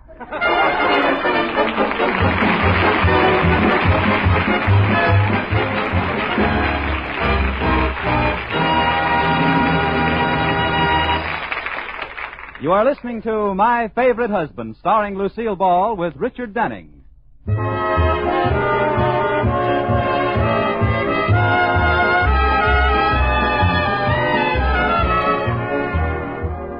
This is the story of Mr. and Mrs. Cougat, of George and Liz, who tonight find themselves partners in a kissing booth at the Charity Bazaar. George will delight the ladies, and Liz will delight the men. Both have assured each other that there will be no jealousy. There they are, standing in the kissing booth, waiting for customers. Uh-oh, here comes one. Oh, no, that's their friend, Corey Cartwright. George, Liz, what are you doing in there? I'm in the business, too, Corey. Oh. Well, haven't they overlooked something, George? Overlooked what, Corey? Well, I see the sign, kisses 50 cents. Naturally, that means Liz. Where's the nickel sign for you? My kisses are the same price. Would you like to be my first customer, Corey? Oh, Liz, I couldn't kiss you. It wouldn't be fair to George. Well, you can buy one from him, too, if you like. Well, it isn't that, Liz. You like George now, but if I kissed you, well, grape juice is all right until you've tasted champagne. Then I can't sell you a kiss? No, Liz, let's not make old George unhappy now. Dad's getting along. Corey, I am not getting old. You can count my gray hairs on one hand. Oh, really, dear? Let me see. Which hand are they on? George, what are you staring at? Oh, a customer for Liz. You aren't getting burned up, are you, George? No, don't be silly, Corey. I'll just step to one side. Hello. Hello. I was talking to the girl, if you don't mind. The sign says for 50 cents I can kiss you. Is that right? That's right. Any limit on the number of kisses I can buy? Not that I know of. Well. Now, are we going to have fun or are we going to have fun? Well, I hope no one's waiting up for you. Shall we proceed? Well, it's getting late. Guess we'd better close up. Close up? Hey, wait a minute. I got $8 I want to spend. Well, go spend your $8 on Coca-Cola. I would, only my swimming pool's full of water right now. What's the matter, George? Jealous? Certainly not, Corey. Don't feel slighted, Georgie. I'll give you something to keep your little hands busy. Here, you can hold my hot dog. George Cougat, you should be ashamed of yourself. After all, it's for charity. Look what's coming over here. Well, kiss is 50 cents. Oh, do I get to kiss you, you great, big, beautiful man? No, you have to kiss the fellow in the booth. Corey, she was talking to me. I'm running a special today, miss. The first one's free, and the next two are for nothing. This is my customer, Corey. How many would you like, miss? They're just chock full of goodness. I'll take a lot of them. I'm such a charitable person. We're just closing. Liz, you should be ashamed of yourself. After all, it's for charity. Well, I'm glad you feel that way, fella. Shall we get started on my $8, lady? We're just closing. I don't understand this. I came over here to do something for charity. Join the Salvation Army.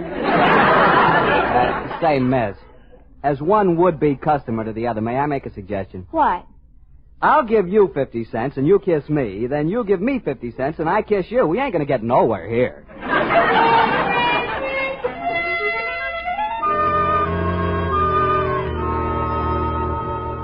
Well, it's been 2 hours, and I see the kissing booth is still going strong. How much have you taken in, Liz? Not a dime. Every time a man comes up, George interferes. He got violent with the last one. Violent? Liz, what do you mean violent? I accidentally knocked his ice cream cone out of his hand. Right into his face. How much money have you taken in, George? Nothing. Every time a woman comes up, Liz asks me if my upper plate's staying in all right. Oh, are you still having trouble with that? Corey, you know I don't wear one. Oh, of course. It's the lower, of course. I'm only kidding, but I do bear tidings from Mrs. Medwick. You being a banker, she wants you to come over and help her tally some receipts. But I can't leave Liz. I mean the booth. The booth needs me. Come along, George. The booth could lose just as much money without you. Well, all right. I'll be right back, Liz. All right, George. Hello there.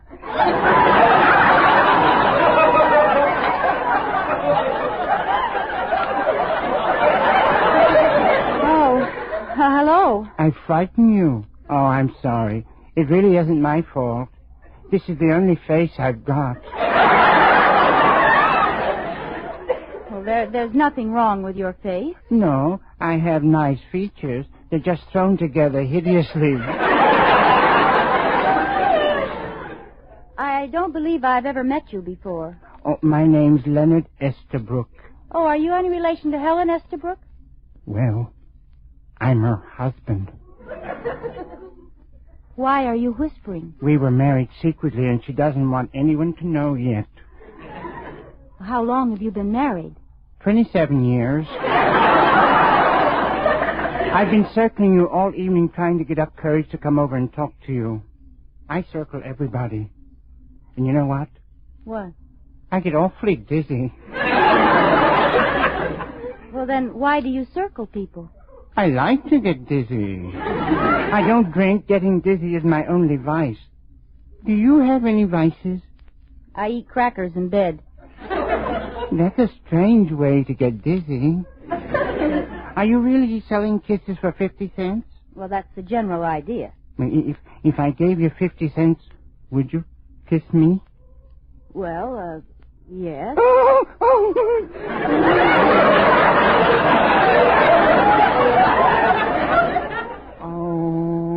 goodness. What's wrong, Mr. Estabrook? All I have with me is a penny.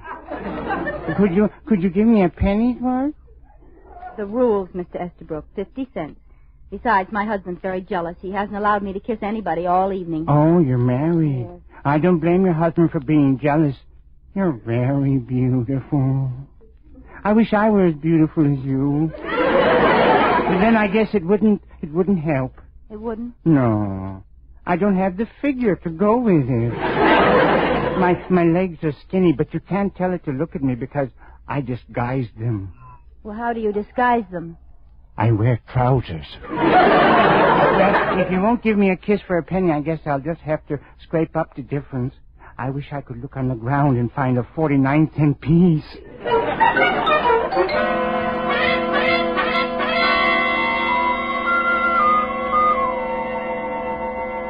I'm back, Liz. How was business while I was gone? Take a look in the cash drawer. The cash drawer? Mm-hmm. 1, 2, 3, 5. Liz, $5. Mm-hmm. I'd have made more, only 2 of them were twins, and they sneaked one in on me. They all kissed you on the cheek, of course. I don't know. I had my eyes closed. George, old boy, Corey Cartwright comes with joyous news. Oh, what could be good news? Well, after you left, I had a little talk with Mrs. Medwick, and it's all fixed up. Oh, you mean Liz and I can leave? Nearly correct, old boy. You can leave. You've been transferred to the saltwater taffy booth. Yeah, but what about Liz? Oh, I'll be all right, George. You go ahead and sell the saltwater taffy. You look kind of pale. The sea air will be good for you.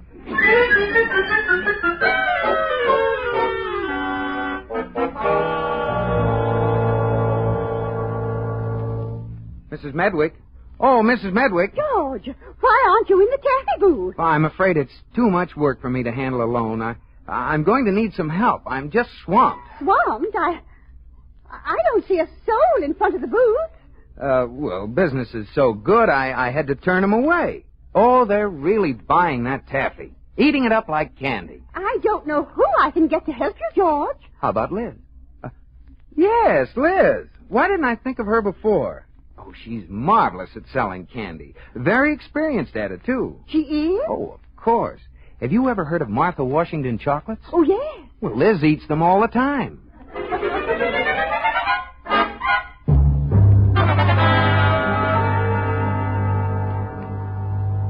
Taffy. Get your saltwater taffy. Nice, sticky, gooey, lumpy saltwater taffy. Hello, George. Well, Liz, what are you doing here? Mrs. Medwick told me to come over. Said you were rushed and needed help. Oh, indeed I do. Well, where are all the customers? Oh, they're around. Oh, here comes one now. Hello. Oh, hello, Mr. Estabrook. I have 26 cents now. I found a quarter. You did? Where? In an old pair of pants on an old man.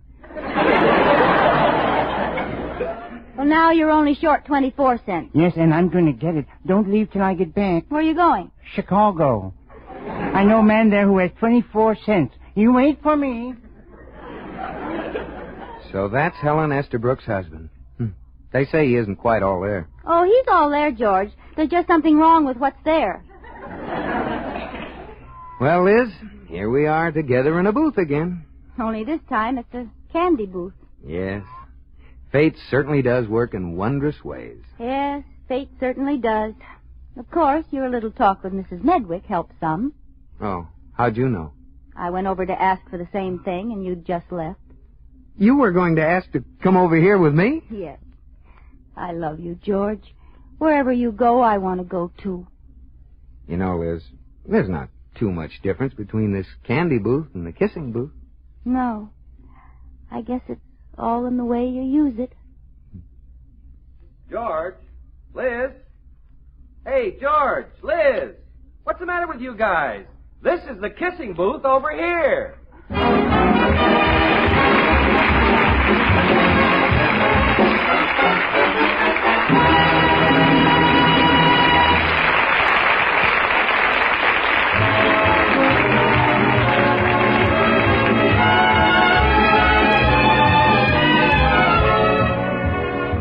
George. Yes, Liz.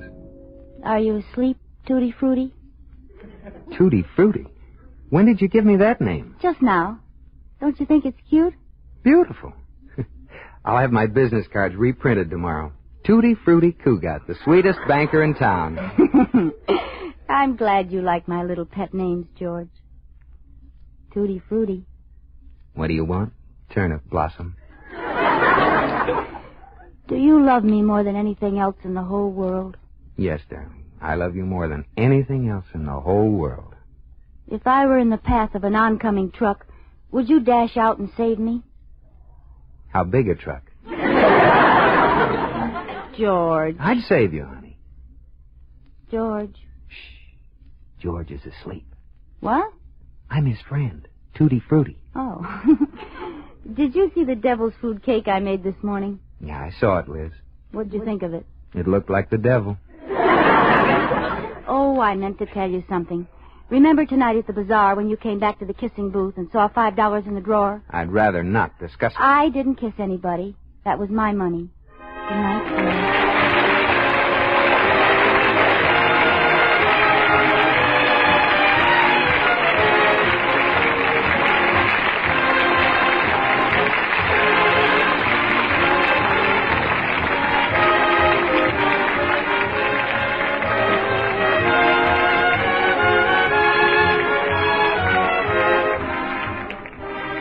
My Favorite Husband has been presented through the worldwide facilities of the United States Armed Forces Radio and Television Service.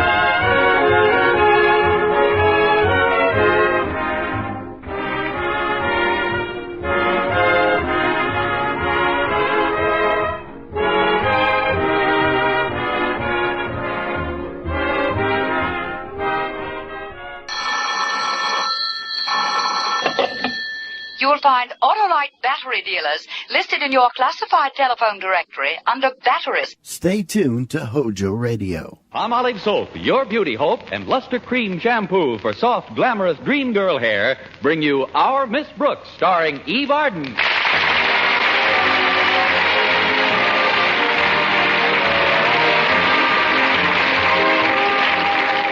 Our Miss Brooks teaches English at Madison High School. She's very fond of her pupils, and they're very fond of her. She's also very fond of biology teacher Philip Boynton, and he's very fond of his frogs and guinea pigs. Well, this absorption in his laboratory is largely due to Mr. Boynton's natural shyness. Well, that is to say that he's shy in the world of reality. But in the dreams of our Miss Brooks, Philip Boynton is every bit as ardent and attentive as any woman could desire. Let's listen. Oh, my darling Constance. You're so lovely, so desirable. I feel I could fly on the wings of our love. Won't you join me, Constance, on a flight to paradise? Contact. I must pause for a moment, my darling. You know why? For station identification? I want to look at you again before I kiss you. And if you notice anything strange in my eyes, dearest, it's stardust. Well, sweep it under your lids and let's get going. Oh, isn't it wonderful, Connie? Just you and I alone in our dream house. Yes, it is, Philip. And if anyone comes calling, we'll refuse to answer the doorbell. Sorry, wrong number. Oh, okay, alarm clock. Oh, you win. Quiet. If I could have slept a few more minutes, that dream might have gotten the Academy Award. Come in. Good morning, Connie. Good morning, Mrs. Davis. I've brought you a little breakfast tray. Hope you like the surprise recipe on it. Another surprise recipe? I'm still trying to get used to the last one. Rye crisp boiled in breadcrumbs. This isn't anything like that, Connie. This is a famous Alaskan dish. Want to know what it consists of? No, what? It's very simple. You just take a pound of frozen whale meat, thaw it out, roll into patties, and fry in deep seal fat. Oh. What do you call this Eskimo's delight? Blubber burger. Blubber burger? Yes. Of course, not everyone can enjoy them at first eating. How do you stand on the whale meat, Connie? I really don't know, Mrs. Davis. I've never stood on any.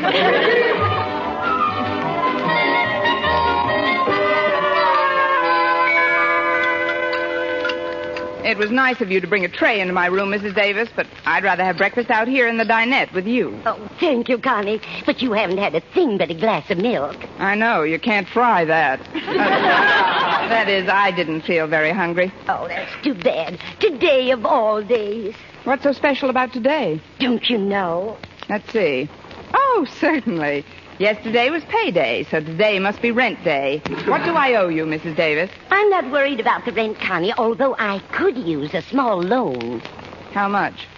Well, $5 would do nicely. It's for a donation I promised the Ailing Newsboys Fund. All right, Mrs. Davis, I can let you have $5. You sure you won't miss it?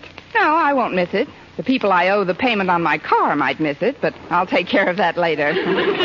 I've had my eye on a bag in Justin's department store, and I've decided to throw caution to the winds and buy it this afternoon. The one you told me about? Green alligator skin? That's the one.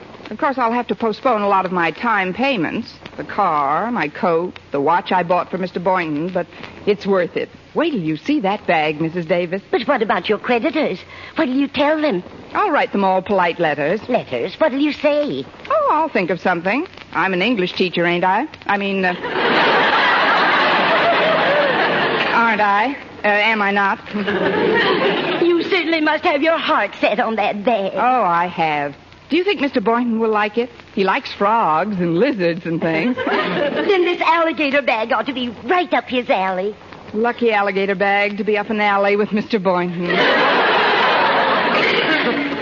Oh, that must be Walter Denton. He's giving me a lift to school. I'll be there in a minute, Walter. Is your car in the repair shop again, Connie? Yes, the garage says they just have to get one more part for the car before I can drive it again. What part is that? A motor. Only if I'm...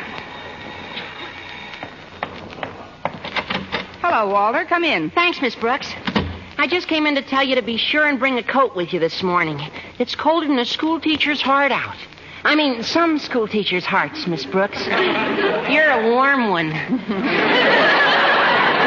Thanks, Walter. You can butter me up on the way to school. I'll go get a coat. I'll just be a few minutes. Psst.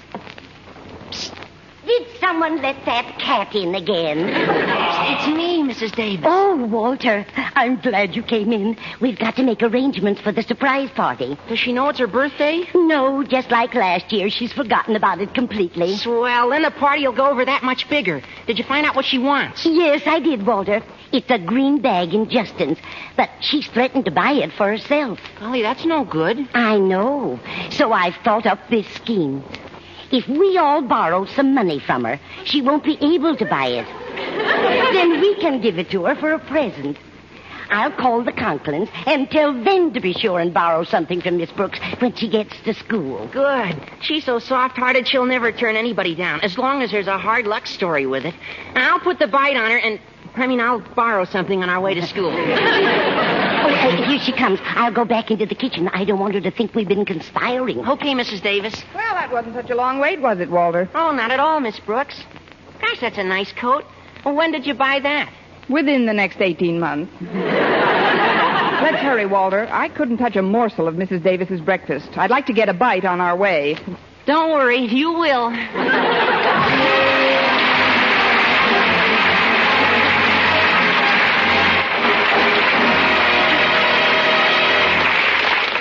Our Miss Brooks will continue in just a moment, but first, here is Vern Smith with an important announcement. Palmolive Soap is giving away prizes worth $67,000. A grand prize of $25,000 in one lump sum, or $100 a month for life. And that's not all. There are over 2,000 prizes in Palmolive's big treasure chest contest. Ford sedans, Westinghouse laundromats, From Silver Fox scarves, Toastmaster toasters. and it's easy to enter. Complete the last line of this jingle. A fresher, brighter-looking skin is something I would like to win. I'll get Palmolive soap today. Da-da-da-da-da-da-da-da. Write your last line on a plain sheet of paper or use an official entry blank giving complete rules obtainable at your dealers. Include your own and dealer's name and address and mail with the big word Palmolive from the front of the wrapper of one regular and one bath-size cake of Palmolive soap to Palmolive, Box 92, New York 8, New York. Now, here's the jingle once more. A fresher, brighter-looking skin is something I would like to win. I'll get Palmolive soap today. Da-da-da-da-da-da-da. Mail your entry to Palmolive, Box 92, New York 8, New York. Get Palmolive soap for a lovelier complexion. Remember, doctors prove Palmolive's beauty results.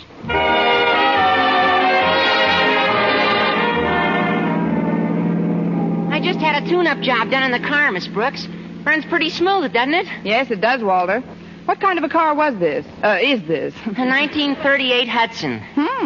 Certainly held together for the past 10 years. So have you, Miss Brooks. Not that I'm comparing you with a car or anything, but, well, you're still so youthful.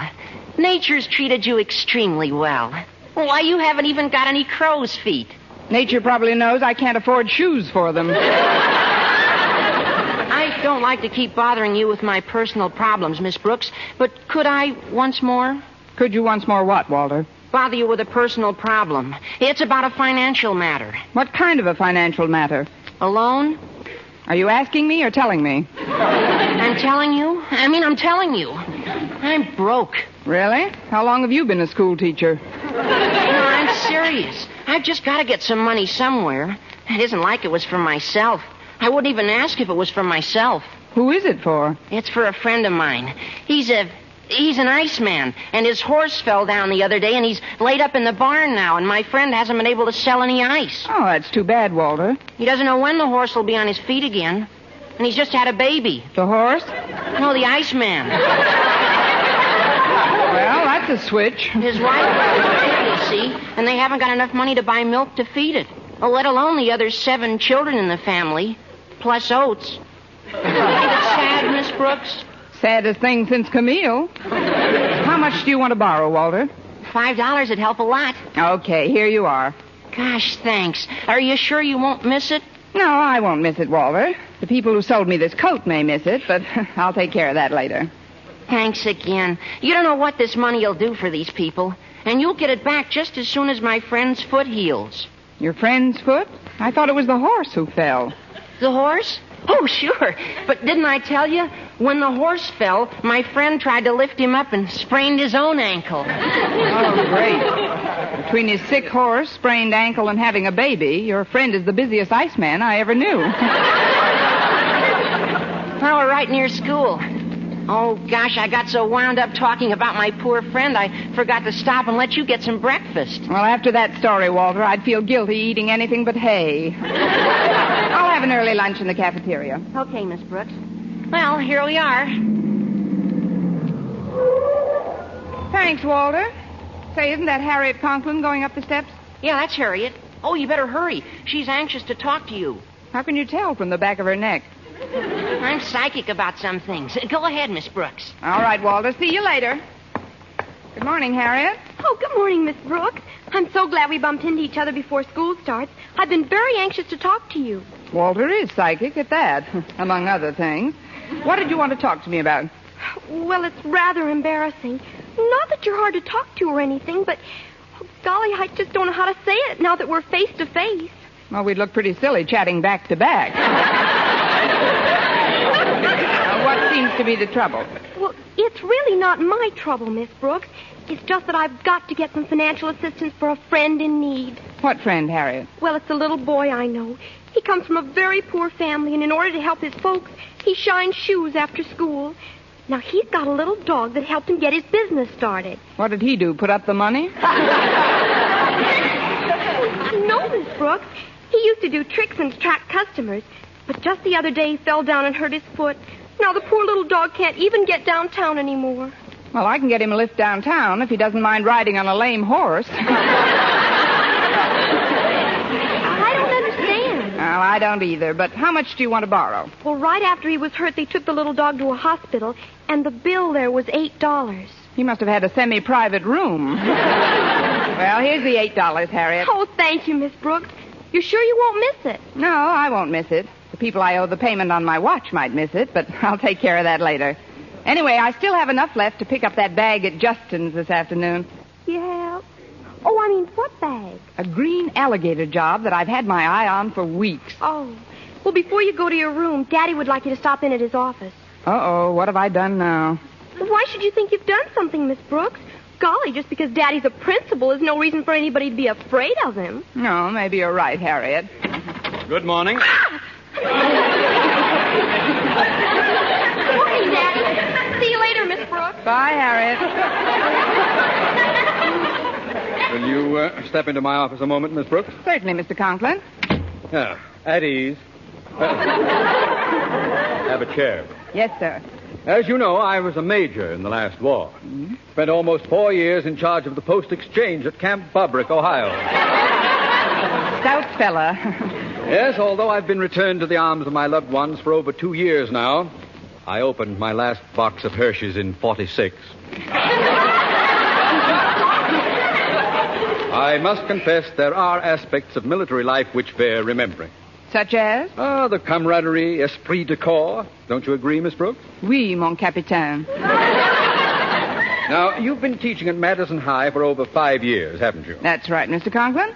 And in that time, I've had a lot of esprit de corps, but very few raises. I think the last one was way now, back in... let's not talk shop, Miss Brooks. I realize that you haven't had a raise in some time, but after all, it's a universal complaint these days, and one which can't be remedied overnight. Meanwhile, you get by very nicely on the money you earn, don't you? Well, speaking frankly... That's the only way to speak, Miss Brooks. Now, if you don't mind, I'll come to the point. I've got to have some financial assistance for a friend of mine in distress. Another one? This poor chap was one of my GI assistants during the war. Just a corporal, but I recommended him for a War Department citation. Really? Yes. You never saw anyone fill a Coke machine like this lad. As for stacking Kleenex boxes, well,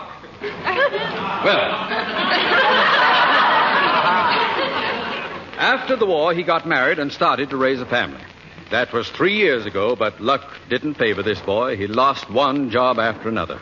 Things went from bad to worse. You mean he became a teacher? No laughing matter, Miss Brooks. He's just written me that his wife is going to have another baby. They're 4. In 3 years?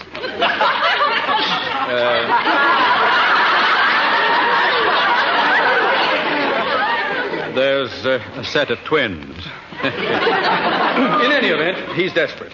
He can't even afford a hospital room for his wife.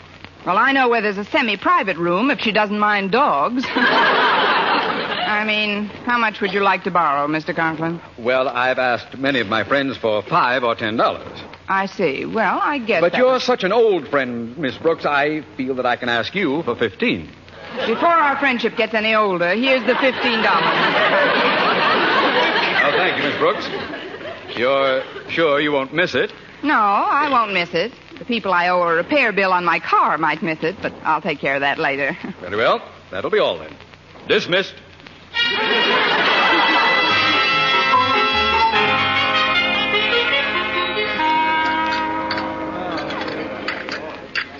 Oh, excuse me, Miss Brooks, but may I sit at this table with you? The school cafeteria is pretty crowded today. Oh, sit down, Mr. Boynton. You'll forgive me if I go ahead with my lunch. Oh, of course. I want to eat this salad while it's still warm. There's something I'd like to talk to you about. Yes, Mr. Boynton? I've heard from many people how generous and warm-hearted you are under your veneer of seeming sophistication. Of course, I've always known that you're true blue, a 100% human being, deep down below the surface. Why, Mr. Boynton, you've been peeking at my x-rays. I'm serious. I know that I can appeal to you for assistance without fear of embarrassment. And I know when you hear my story, you'll want to help. Et tu, Boynton? Well, what's your story? Well, I have this friend who's also a biologist. From a poor family? No, his family's very wealthy, as a matter of fact.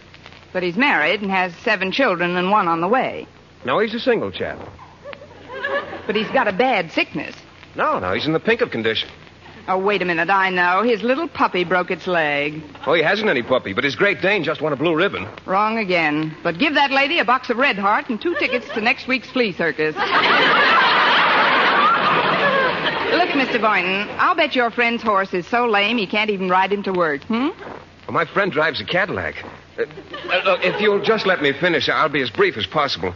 You see, he's leaving town, and he's got about 30 white mice and frogs that he wants to give me. Oh, so that's it. They're sick. Oh, no, not at all. They're wonderful specimens. But they're orphans. Please, Miss Brooks, what I'm trying to tell you is that I'll need about $20 for the added equipment it'll require to house them. Oh, well, why didn't you say so? Here, Mr. Boynton, here's $18. It's all I have left. Let a couple of the mice double up. Thank you, Miss Brooks. I certainly appreciate this, but are you sure you won't miss it? No, I won't miss it. The people I owe the payments on my car, watch, and coat might miss it, but I'll take care of that later. There's only one thing that's not going to be put off, Mr. Boynton. Oh, what's that? A green alligator bag I've got my deep down underneath little warm heart set on. My first stop after school will be the nearest bank that lends money.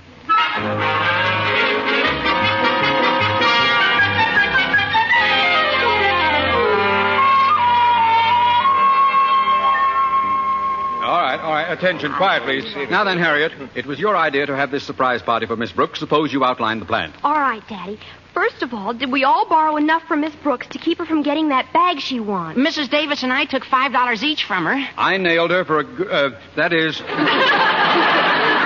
I appropriated 15. And she loaned me $18. Good for you, Mr. Boynton. I'm afraid it's not good enough, Mr. Conklin. She told me at lunch she was going to the bank and borrow the money for the bag. Oh, golly, that'll spoil everything. I know. Why don't we call the store and tell them under no circumstances to sell her that bag?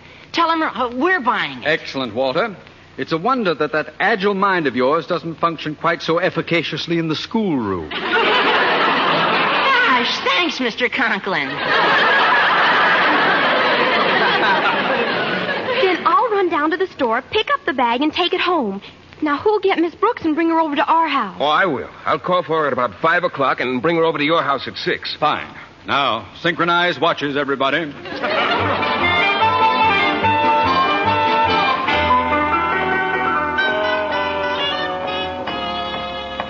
Let's see, confidential loan department. This is it. Pardon me, I've read your ads, but I'd still like to be assured that any business we transact will be strictly confidential. You may be quite certain of that, miss. What? I said we treat all our transactions with the utmost secrecy. Well, you can let me in on it. like to borrow about $35. Yes, ma'am. What is your occupation, please? I'm a school teacher. How long have you been teaching, and at what school, please?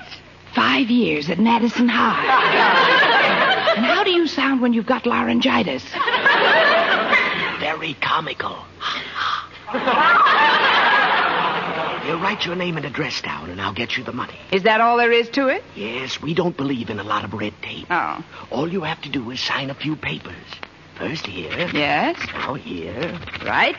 Now this one. There you are. Now here. Mm-hmm. And here. Again. And this one. Yes. And now we'll start on the second page. Here. Yes. And here. Mm-hmm. And here. Mm-hmm. And here. And here. Here.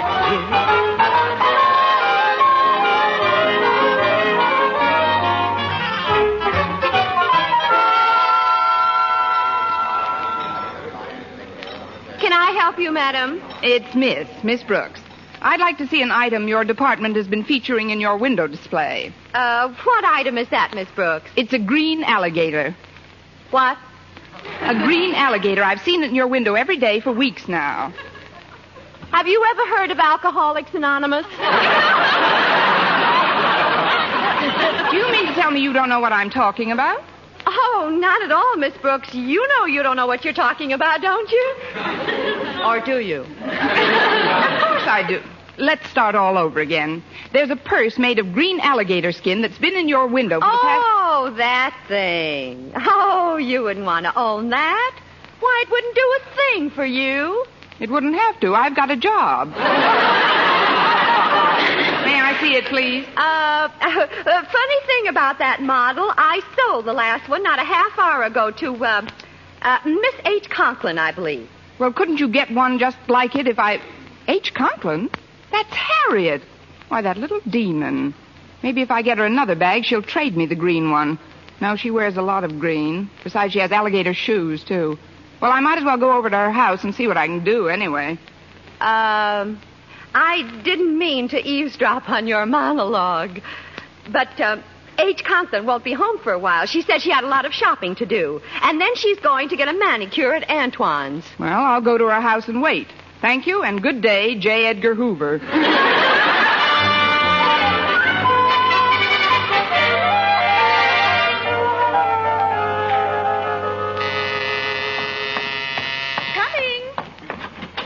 Hello, Mrs. Conklin. Is Harriet at home? Why, no, Miss Brooks. She's out doing some last-minute shopping for the...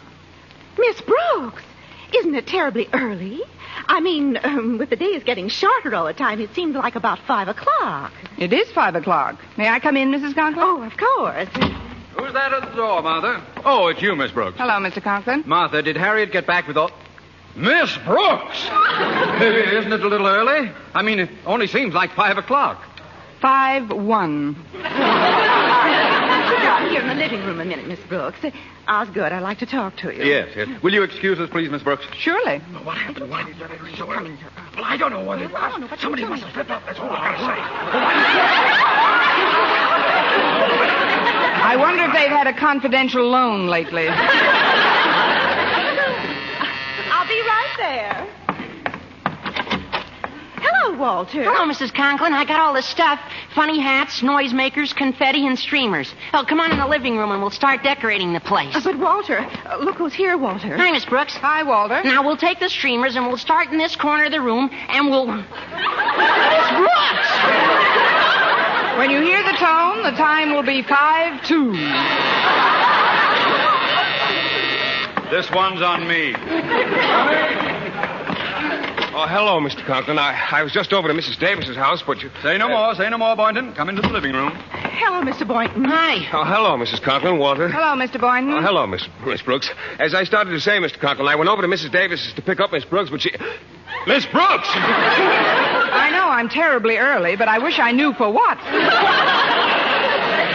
answer it. Must be Harriet. Hello, dear. Mrs. Davis. Come in, won't you? I got the bag, Mother, and I had it gift wrapped. Oh, it looks just super. I brought the cake, Martha. Well, hello, everybody. Hello, Mrs. Davis. Harriet. Hello, Miss Brooks. Well, there's nothing else we can do now but wait. Miss Brooks! If somebody says Miss Brooks once more, I'm going to change my name to Lucy Pumpernickel. I guess the cat's out of the bag now. We might as well tell her. Miss Brooks, this little gathering is in honor of your birthday. My birthday? How do you like that? I forgot it again. Miss Brooks, as a token of our esteem and affection, may we present you with this little gift. Go on, Miss Brooks. Open it. The gift is something you wanted for a long time, Connie. Oh, the green alligator bag. So that's why everybody borrowed money from me today. That's right. We didn't want you to get it for yourself. Well, this is certainly the nicest present anybody ever bought me, with or without my money. Oh, we didn't get this with your money, Miss Brooks. Look inside the purse. Why? Oh, what's this? 5, 10, 20? It's all here. That's right, Miss Brooks. Well, now that we all know it's your birthday, suppose you tell us how old you are. Happy birthday to me. Happy birthday to me. Happy birthday, our Miss Brooks. Happy birthday to you.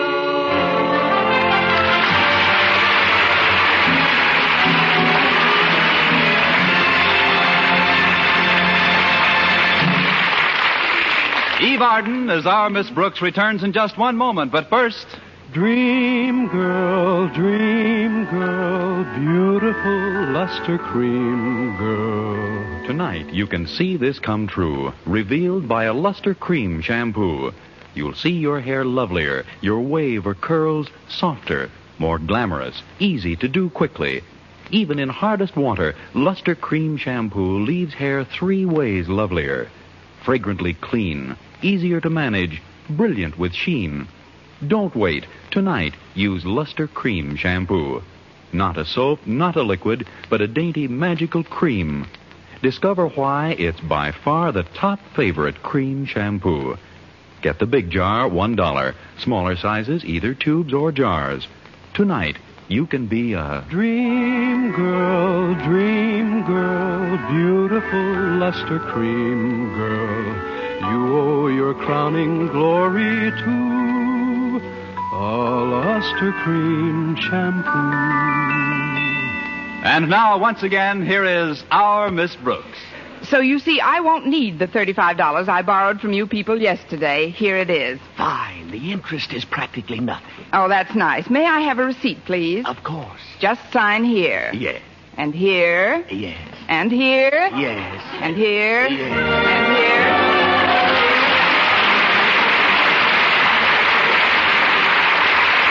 Next week, tune into another Our Miss Brooks show brought to you by Palmolive Soap, Your Beauty Hope, and Luster Cream Shampoo for soft, glamorous dream girl hair. Our Miss Brooks, starring Eve Arden, is produced by Larry Burns, written and directed by Al Lewis, with music by Wilbur Hatch. Dentists know what cleans teeth best, and over 4,000 dentists say Colgate tooth powder with a 2-minute routine gets teeth sparkling and super clean. So to remove dull film and get your teeth shining clean, just brush teeth 2 minutes morning and night with Colgate tooth powder. Brush inside, outside, and biting surfaces. Always brush away from the gums. See how quickly this gets teeth naturally bright. It removes dull film that improper brushing misses. And Colgate tooth powder also sweetens your breath. Try it. Buy Colgate tooth powder today. For mystery liberally sprinkled with laughs, listen to Mr. and Mrs. North.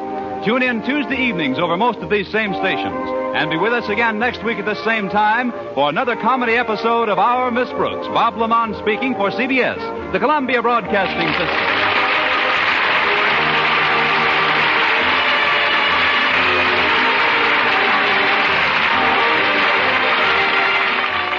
Buy wisely. Buy for flavor. Buy Del Monte.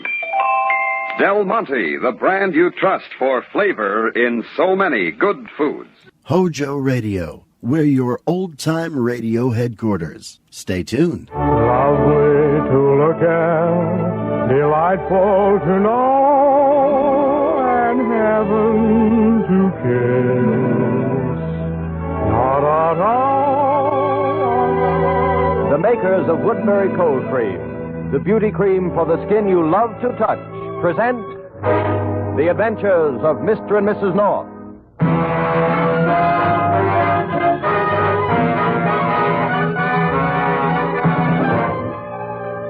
Pam and Jerry knew Albie Baker couldn't have committed the murder. But there was all that evidence against him. And as his own lawyer said to the Norths one night in their apartment, I don't like it. I'm his lawyer, and his story doesn't even sound good to me. Yeah, I know. Oh, but you must believe him. Albie'd never kill anyone, never. What makes you so sure? Why, Jerry and I've known him for years. Well, I'm afraid that wouldn't convince a jury, Pamela. Pam's right, though. Albie's no killer. All you have to do is look at him, Mr. Hanson. He has one of the kindest faces I've ever seen. Oh, if only there was some way of finding that letter. Yes, if. The letter is the only piece of evidence to support Baker's story. And nobody has ever seen it except Baker himself. Al said he showed it to Krug. But Krug denies it. He's lying. Well, it's Baker's word against Krug's. And with all the other evidence against Baker, I'm afraid the jury will believe Krug.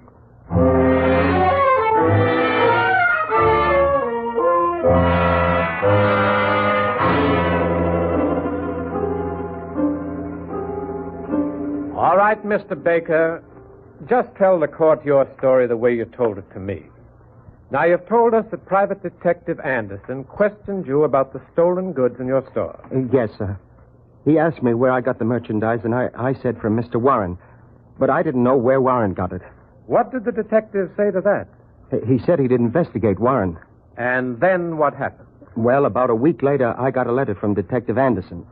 He said he thought he had the goods on Warren and asked me to invite Warren to my apartment. I was to introduce Anderson to Warren as a friend of mine. Well, then...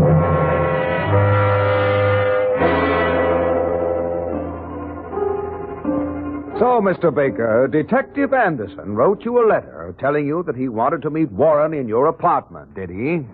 Yes, sir. Where is that letter? I don't know. You don't know? I see. Did anyone besides yourself ever see that letter? Yes, I showed it to Wilbur Krug. Why? Well, I wanted his advice. After Anderson was murdered in my apartment, I was in a jam. I thought Wilbur would help me. I showed him the letter and asked him what I should do. What did he do with it? I don't know. He must have destroyed it. Did you see him destroy it? No, sir. You didn't see what he did with it? No, sir, I did not. Well, wasn't that a rather strange thing to do? To give someone such a vital piece of evidence and then not even notice what he did with it? I was upset and confused. I hardly knew what was happening. Besides, I thought he was my friend. I didn't think there was anything...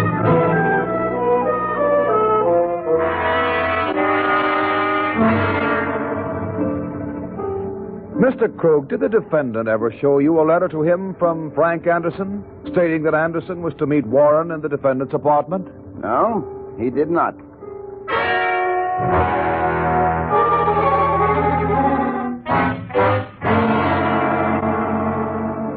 Ladies and gentlemen of the jury, this case is very simple. Stolen merchandise was found in the store of the defendant. This is a fact. A man investigating the stolen goods was murdered in the defendant's apartment. This is a fact. Against these facts, we have only the defendant's word and the letter he claims the dead man Anderson wrote him. Very well, where is that letter? Did anyone but the defendant ever see that letter? No. And why? For the very simple reason that there is no such letter. There never was such a letter. Frank Anderson didn't go to Baker's apartment to see Warren. He went there to see Baker. And it was Baker who killed him.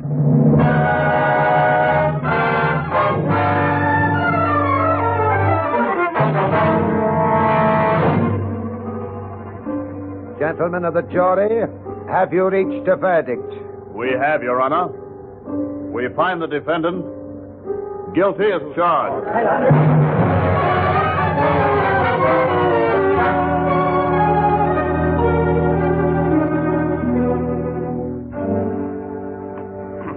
Jerry, I'm just sick. Think of it. Albie Baker convicted of murder. Yeah. Such a nice little fellow. If only there was something we could do.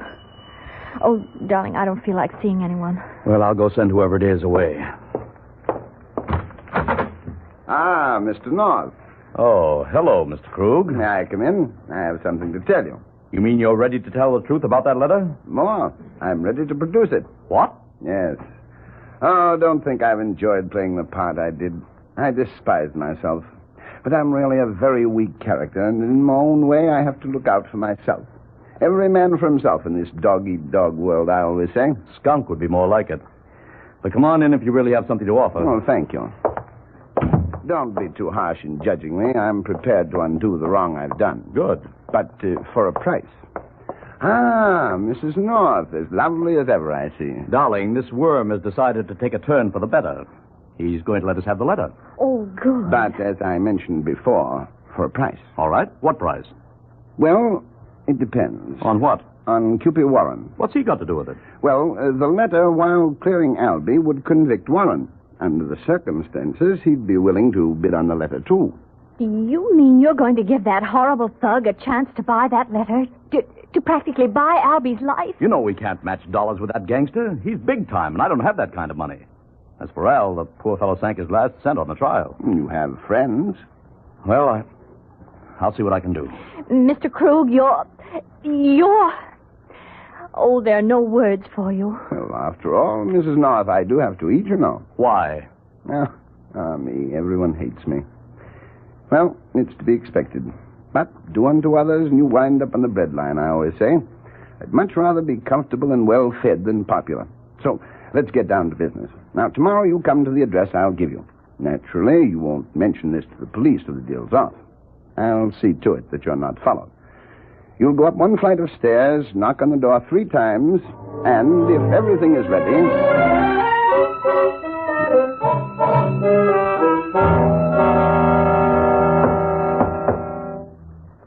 Ah, Mr. and Mrs. North. I've been waiting. Come in. Mr. and Mrs. North, allow me to present Mr. Cupid Warren. How are you? Why are you locking the door? So we won't be disturbed. Well, now let's get started, shall we? Come over to the table and sit down. All right. All right, Bright Eyes. Where's that letter? In time, Mr. Warren, in time. I ain't got time, and I ain't bidding till I see what I'm bidding on. Very well. Just a moment, and I'll get it. North, if you and your missus are smart, you're going to keep your mouth shut when I start bidding. Unfortunately, we're not very smart. Well, don't say I didn't warn you. If you wake up in the morgue some morning, you'll know why. All right, folks, here we are. The one and only genuine Frank Anderson letter to Albie Baker. Let's see that. Mr. Warren, mustn't touch. Give me that letter. Oh, a gun? Yeah. Now hand over that letter. Oh, thank you, Mr. North. You hit him with that chair just in time. And now I have the gun. I was very foolish. I should have seen to it that he was disarmed before he came in here. Get up, Cupid. You're all right. Oh, I'll get you for this, North. Well, folks, shall we start the bidding? Yes, let's get it over with. Very well. What am I bid for this 100% foolproof perfect alibi for Albie Baker? I'll give you $1,000. I beg your pardon. You heard me. $1,000, he says. $1,000. Don't you realize your life hangs on this piece of paper, Mr. Warren? Is that all your life is worth to you, a measly $1,000? His life isn't worth a measly 20 cents. I'll bid $2,000. But, Mr. North, Albie Baker's life also depends on this paper. Is $2,000 all you bid for your very dear friend? He was supposed to be your very dear friend, too, remember? Come now, let's stop this fooling around. I want a real bid. $5,000. And if you open your mouth, North, I'll push your face so far back through your head every time you want to blow your nose, you'll have to turn around. $10,000. All right, wise guy, you'll get yours. 10,000 I'm bid. 10,000. Do I hear 15? Come, gentlemen, what are we waiting for? 15. 20. Why, you? Well, now, this is more like it. 20 is bid. Do I hear 30? 30. 30. Do I hear 30? Jerry, where are we going to get $20,000? I don't know. 25. 30. Mister, you're just asking for trouble and don't think you won't get it.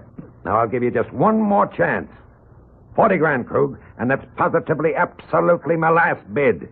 And North, if you and the little lady don't want to go swimming in the river with your feet in a bucket of semen... Ignore him, Mr. North. I have 40,000. Will anyone make it 50? 50. Do I hear 50? 40,000, then. It's going at 40,000. Going once? Jerry, we can't let him get away with it. I know, darling. Going twice? Okay, Krug. I'll make it 50. All right, brother, if that's the way you want to play. 50,000. Do I hear 6? You don't hear nothing. Let him take it. Okay. Sold to Mr. North for $50,000. How long can I have to raise the money? You don't have it with you? Don't be funny. Well, How about tomorrow noon? Well, that's pretty fast. I'm in a hurry. I want to get this over with. Well, I'll do what I can. All right. I'll call you tomorrow and make arrangements. You better make arrangements for his funeral.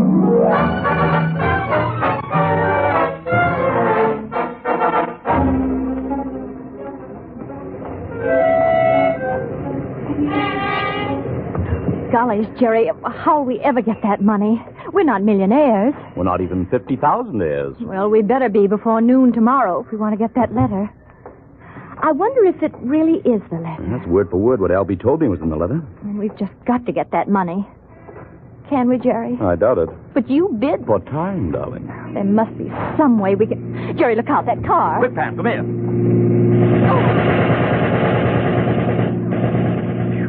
Oh, Jerry, you pulled me in at this doorway just in time. Yeah, it seems Cupid's losing no time keeping his promise. Jerry, car's stopping in the next block. It's turning around. Come on, I don't feel like playing target for that thug with a machine gun anymore. Where are we going? There's a taxi across the street. Oh, here we are. Quick, get in. Driver, start going. I don't care where, only make it fast. Jerry, they're coming. Hurry, driver. Oh, golly. They're still coming. Driver, turn again at the next corner. See if you can get away from that car that's following us. Good. Oh. Now, if you can shake them, you can name your own tip, but if you can't... Let's not even think about that, Jerry. After all, I don't have a thing to wear to my funeral.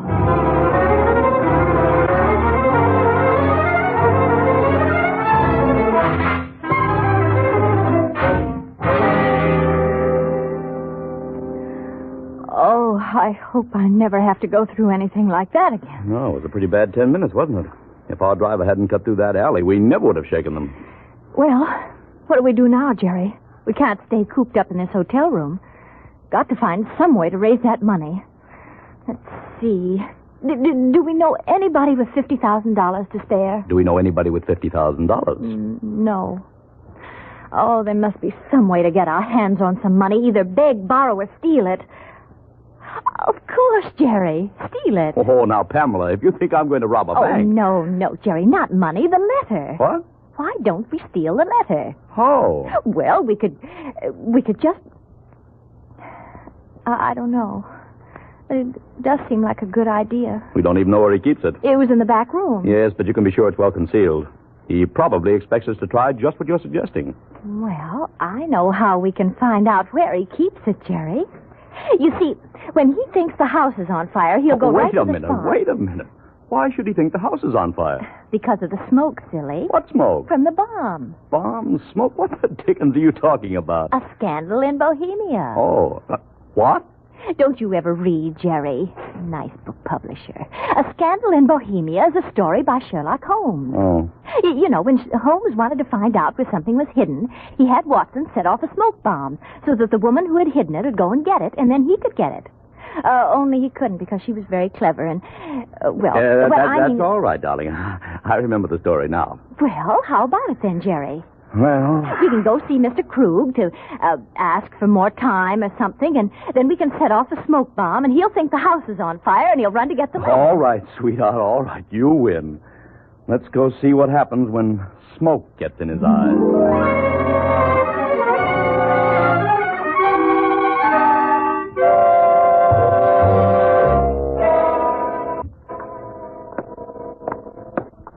You know just what to do, don't you, Pam? Yes. Good. Just watch for my signal. Uh-huh. Here's Krug's apartment. We've got to be ready to work fast.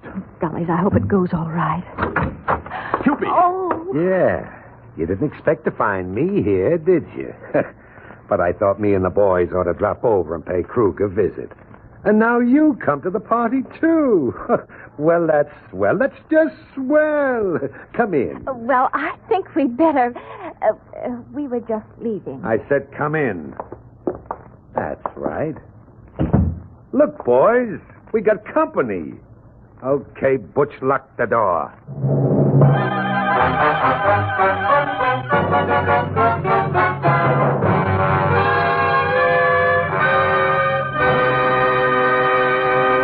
Now, a brief intermission with a wartime duty rule for the ladies.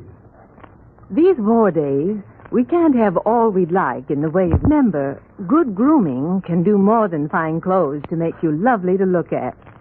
And there's a wonderful way to help your skin keep immaculately well-groomed. A way so quick and easy that it might have been made just for these busy days. You see, there's one cream that all alone does everything for skin beauty. It gives your skin complete beauty care, for it's a complete beauty cream. It's Woodbury Cold Cream. Just try it tonight and see.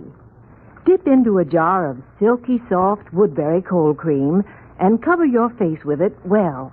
The rich cleansing oils loosen dirt and old makeup. So wipe off the soiled cream. Your skin will simply glow. It's so fresh, so clean. Now pat on more Woodbury and leave some on your skin overnight. That's all. You've given yourself the famous Woodbury Beauty Nightcap. It takes just 3 minutes, and tomorrow, when you see your clearer, smoother, more radiant complexion, you'll want to do that every night. Use Woodbury to cleanse your skin in the daytime, too. Your makeup will go on with a porcelain-perfect finish. 4 special softening and smoothing ingredients make Woodbury Cold Cream so beautifying. Another ingredient makes Woodbury exceptionally safe, for it works constantly purifying the cream in the jar in case blemish-causing germs get in. No other cream gives you this added protection. Try this complete beauty cream. Get Woodbury Cold Cream tonight.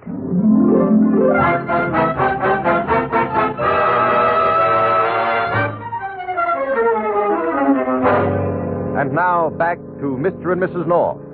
In their attempt to get the letter that will clear Albie Baker, the Norths have gone to Krug's apartment, only to be greeted there by Cupid Warren. You know, Mr. and Mrs. North, you just don't seem never to learn. Should I give them a once-over lightly, boss, just so they get the idea you ain't fooling? Not yet, Butch. You're not through with Krug. Leave me alone, won't you? Sure. As soon as you tell us where you got that letter. I'll never tell you. Okay, Butch. Right, boss. Now, Krug, this is gonna hurt you more than it does me. No, brute. That was nothing, Mrs. North. Butch is just getting warmed up. You gonna talk, mister? Okay, how do you like this? No, stop it. I'll tell you.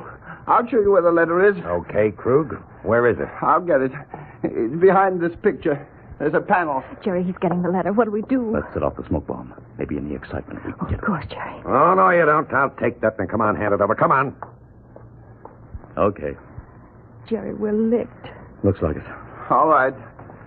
Here's the letter. Good. Bring it here, Butch. Here you are, boss. Ah. So I was supposed to top 50 grand for this, hey, Krug? Now I'll just take this cigarette lighter, and I'll light this corner of the letter, and there goes the last piece of evidence against Cupid Warren up in smoke. There it goes, Jerry. Yeah. $50,000. Albie's chance for freedom. Well, that's that.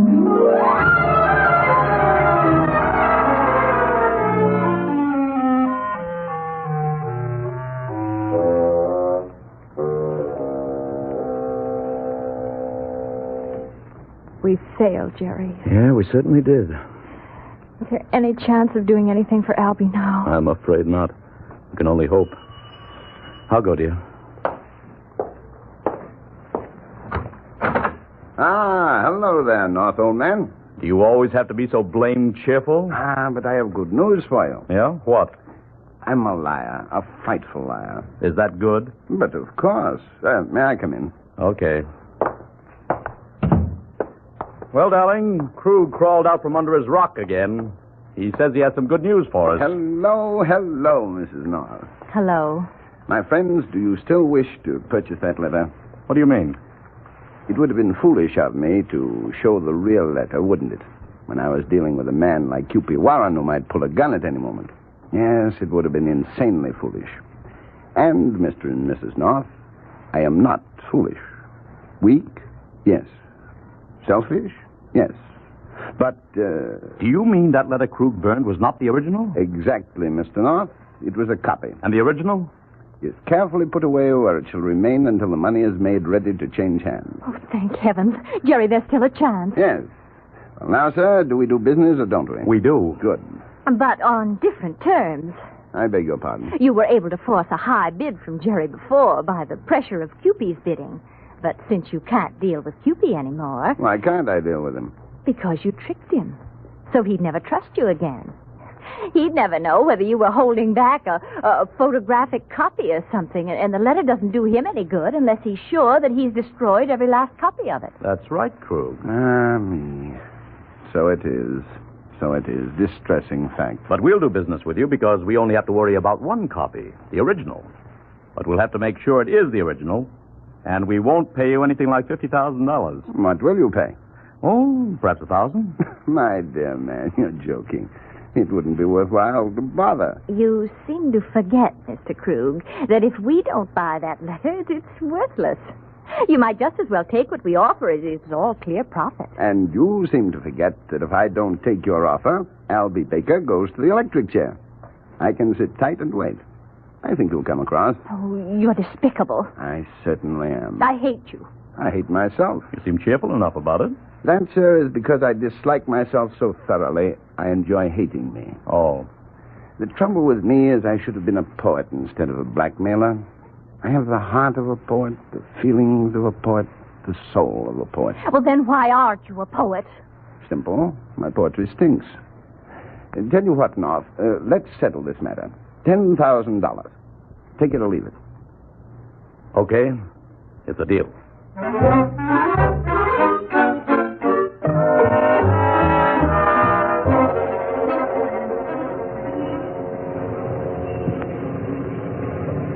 Jerry, do we just stand here on the corner until he shows up? Uh-huh.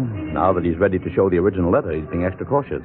He's not telling us any address. Afraid we might send the police there. I only hope this time it is the original. I got some samples of Anderson's handwriting. We'll compare them with the letter. I'm not giving up $10,000 for any phony. I had too much trouble raising it. How will we ever pay it back, Jerry? It won't be easy. 15, 7, $1, make it $1. That's easier. How many weeks are there in a year, Jerry? 52. Why? I'm trying to figure out how much we could save if you give up smoking. Oh, I'm afraid it's not very much. It's too bad I don't smoke. Then I could give it up, too, and we'd save twice as much. Oh, we'll manage somehow, Pam. But it won't be easy. You know, Jerry, people shouldn't be allowed to blackmail anyone except very rich people. I think that's Krug coming now. Hello, Mr. and Mrs. North. Get in, please. Okay. Go ahead, Pam. All right. There we are. Now we'll just drive around for a while. Oh, the OPA is not going to like that. But I have to make sure we're not being followed. Better to be cautious than sorry, I always say. When I'm satisfied no one is following, I'll take you to a room I've rented just for this little meeting.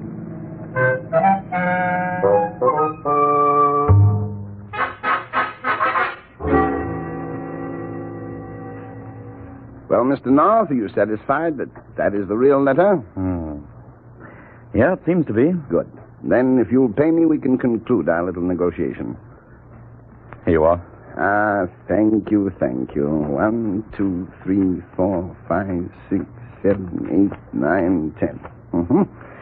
Yes, seems to be correct. Well, that's that then. I'll run along now, but just one more thing. You want to wait here for 5 minutes before leaving. All right. Well, goodbye, and please believe me when I tell you I'm heartily ashamed of myself. Goodbye. Well, we've got it at last, Jerry. Yep. Oh, I can hardly wait to tell Albie. Do they have telephones at Sing Sing? Well, not private ones. It'll be a wonderful surprise for him. Mr. Cupid Warren's in for a surprise, too. Yes. Oh, how I'd like to see his face when he finds out that what he burned was only a copy and that we have the original. With your sister? Oh. Well, take a good look. Cupid. Yeah, and this time I'm finishing the job. I've had trouble with you two for the last time. What are you going to do? What do you think I'm going to do? Nobody plays me for a sucker and gets away with it. Oh, but it was Mr. Cruz. I'll take care of him later. Right now I got business with you. I'll fix you so I don't have no more trouble with you. Oh, wait a minute. Can't we No, talk? I won't wait. I'm finishing you now, mister. Oh. What happened, Jerry? Hello, Mr. and Mrs. North. Krug. I never thought I'd be glad to see you. I saw Cupid coming down the hall, so I hid, and then I followed him back here. You saved our lives. Oh, I had to. I rented this room, you see. If you were found dead in it, I'd be suspected, so I couldn't let him kill you. Not here. How did he know we were here? I don't know. He must have had someone spying. How is he? Why doesn't he move? Oh, dear. I'm afraid I've killed him. Looks like it. I only meant to wound him. Oh, dear. Now his body will be found. I'm no better off than if he killed you. Somehow I like it better this way. But look, I was only trying to protect you. That's true, isn't it? Yes. You'll say that, won't you? You're the only witnesses you know. You'll testify that he was trying to kill you, won't you? If you don't, they might make a first-degree case out of it. Please, don't let me down. After all, I saved your life. Yes, you did. So you will tell them what happened, won't you? Sure, we will. Don't worry. Thank you. However, it's going to cost you just $10,000. What? Yes, otherwise we might have a sudden lapse of memory. Isn't that right, Pam? Mm-hmm. Oh. Well, how about it? Okay. You win. Here you are. Good. Thanks. Me. Oh, that's life. Nothing ventured, nothing gained, I always say. However, it is rather annoying to have ventured so far and still gain nothing. Well, it's no more than I deserve, I dare say. It's a lot less than you deserve. You ought to be in jail. However, let well enough alone, I always say. What's that? Cupid. What? But you said... No, I didn't. You did. Oh. Your shot missed him completely, but it startled him just enough to give me a chance to clip him. He was standing between you and me, so you couldn't see it. No. Your gun won't help you. I have Cupid's gun now, and I'm ready to use it. Better put yours on the table. Go on. All right. Me. Seems I've played every card wrong, haven't I? Well, I suppose there's nothing left for me to do but go back to my portrait. Well, Jerry, we have the letter, and it didn't cost us a thing. And we've caught Cupid. Everything's turned out for the best after all, hasn't it? Not quite. What do you mean, darling? Think what we've done to lovers of poetry.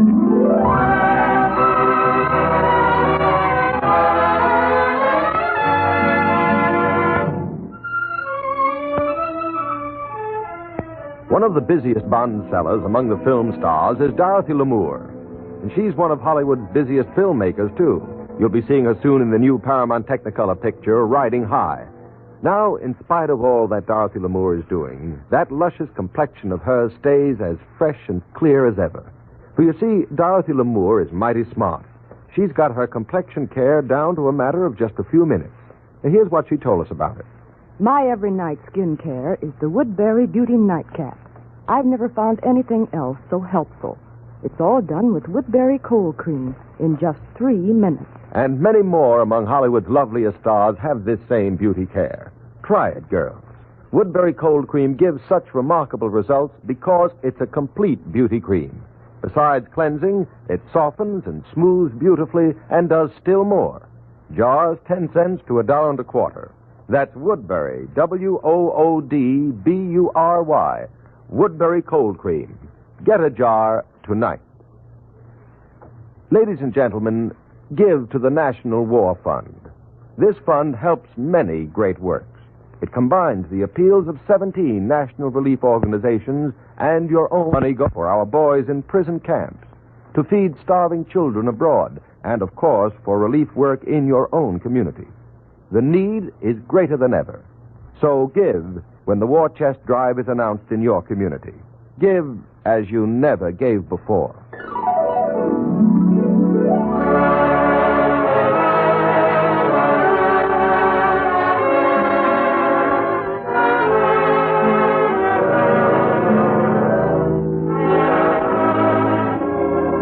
Tune in again next week at this same time for another adventure of Mr. and Mrs. North, starring Alice Frost and Joseph Curtin. For thrills and laughs, be sure to listen, won't you? This is Ben Grauer saying goodnight for Woodbury Cold Cream. Lovely to look at, delightful to know, and heaven to kiss. Da-da-da. This program came to you from New York. This is the National Broadcasting Company. Life is swell when you keep well. That's why Post 40% Bran Flakes have become America's largest selling bran flakes. Every 1 ounce serving of Post 40% Bran Flakes provides bran to help prevent irregularity due to lack of bulk in the diet. They're so delicious tasting and so good for you, too. Tomorrow, serve America's favorite bran flakes. Post 40% bran flakes. Stay tuned to HOJO Radio.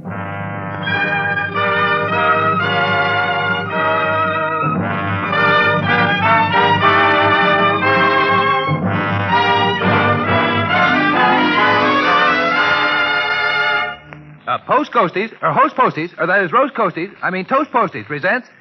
Hey, get that name right, my confused friend. It's Post Toasties. Post Toasties. Crisp, delicious Post Toasties present The Adventures of the Thin Man, starring Claudia Morgan and Les Damon. A basic 7 food with whole grain nourishment. Post Toasties.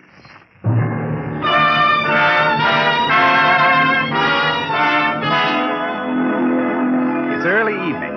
We find our old friend, Sheriff Ebenezer Williams, ringing the doorbell of Nick and Nora Charles' apartment. Nicky, darling, I didn't expect...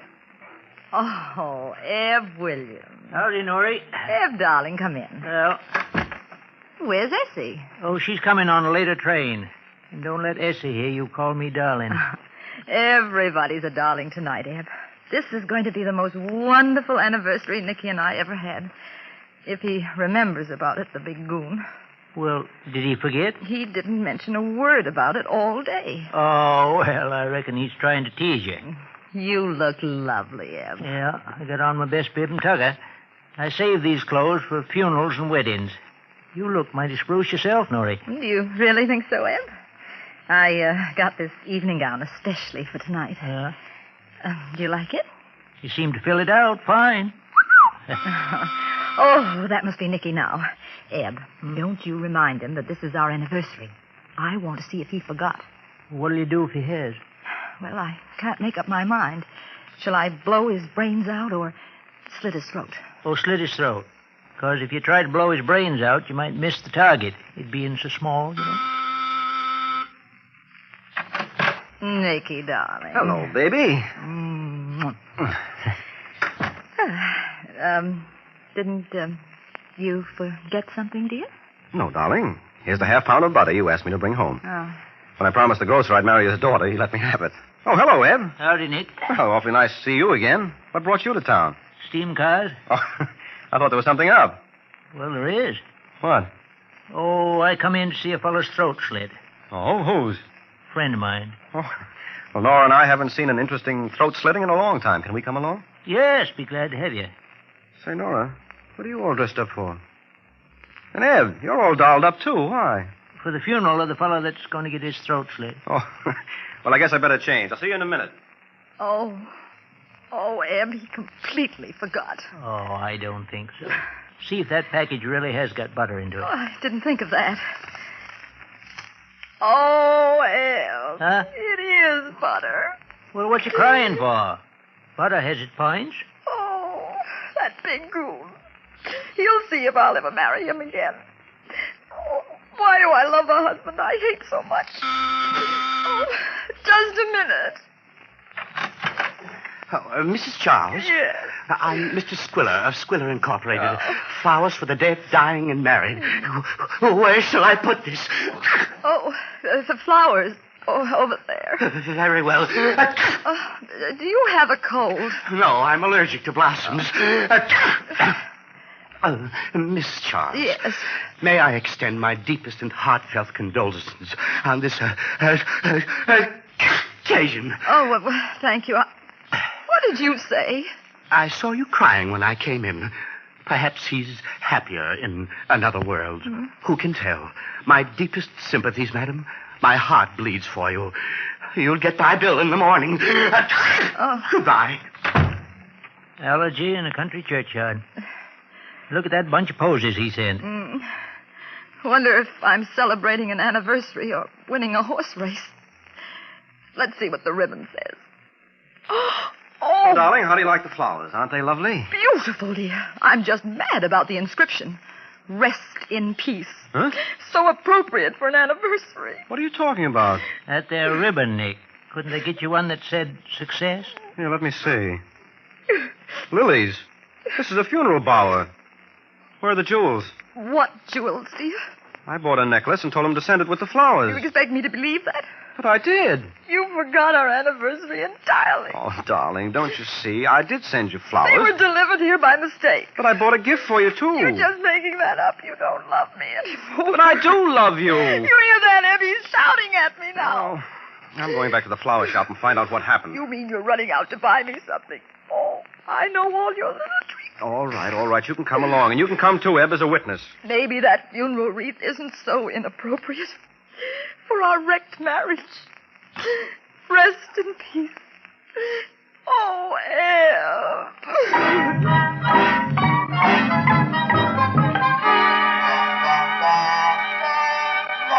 Oh, please, don't scream at me so. I can't bear it, Mr. Childs. It drives me mad.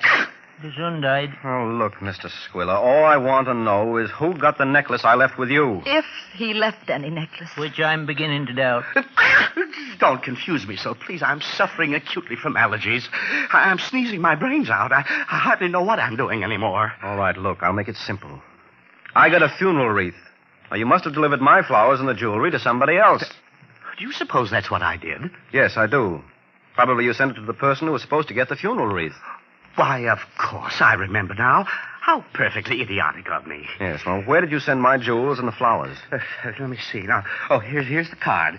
Mrs. Gwen Gray Gilroy, 1408 East 86th Street. Gwen Gray Gilroy. Nicky, isn't she that showgirl who threatened to commit suicide when you married me? Which one do you mean, dear? The one you nicknamed Strikeout, because she had so many curves. She called you Sugar Man. Oh, I'm sure it's not the same person. She married a millionaire named Gilroy. I read it in the papers. Nick, have you been sending her flowers and jewelry? Oh, look, what am I getting into here? Nora, this is just a simple mix-up. Probably due to Mr. Squiller's allergy. I'm so sorry all this happened. My nose is just driving me crazy. Why don't you quit the flower business if you're allergic to flowers? Well, how can I quit when I'm losing money? It's a vicious circle, starting from my nose and ending with my bank account. Believe me, when I think of my troubles, I could weep. Come, Nicky. We're going to Mrs. Gilroy's. And if what I suspect is true, you're going to be dead before morning. Oh, will he really, Mrs. Charles? Yeah, you can depend upon it, Mr. Squiller. In that case, remember where to buy your flowers for the funeral, Mrs. Charles.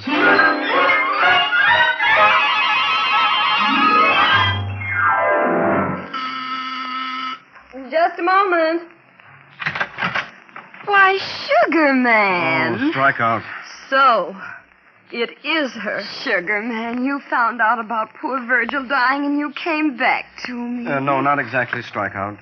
This is my wife, Nora. Oh, how do you do? Not as well as you seem to be doing. And this is my friend, Sheriff Ebenezer Williams. Howdy, Strikeout. Does that coffin contain the remains of your late spouse? Yes. Now, look, Gwen. There's been a kind of mix-up. Did Mr. Squiller deliver some flowers to you? Yes, Nicky, they're at the head of the casket. Why? Was there a package with them? I don't know. I wasn't here when they arrived. Let's take a look, Nick. Maybe it's with the flowers. Yes, come on. How did he work out as a husband, Nora? Not badly. Don't seem to be here, Nick. I'll open the casket, Eb. Maybe that idiotic florist put it in there. Maybe he was playing treasure hunter. Say, look. The casket's empty. Godfrey, nobody home. What are you talking about? Strikeout, your husband's body isn't here. The casket's empty. Virgil gone? Say, that jerk can't do this to me.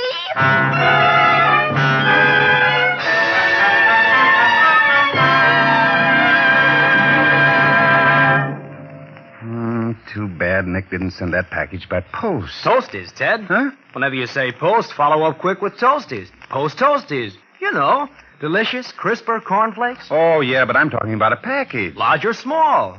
You know, Ted, Post Toasties come in different size packages. Well, sure they do. And, my friend, when you always buy the largest package instead of the smallest size, you save up to 17 cents on every dollar spent for Post Toasties.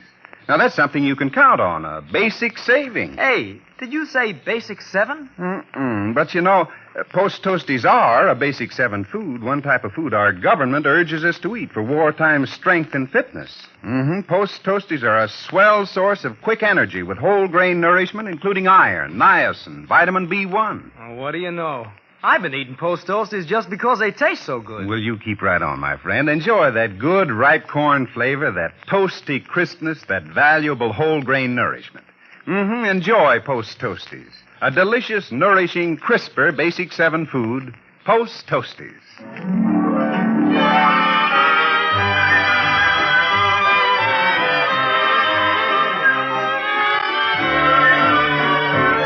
And now, back to tonight's adventure of the Thin Man. Mrs. Gwen Gray Gilroy, known to Nick and Nora as Strikeout, has just found that her husband's body is not in the coffin.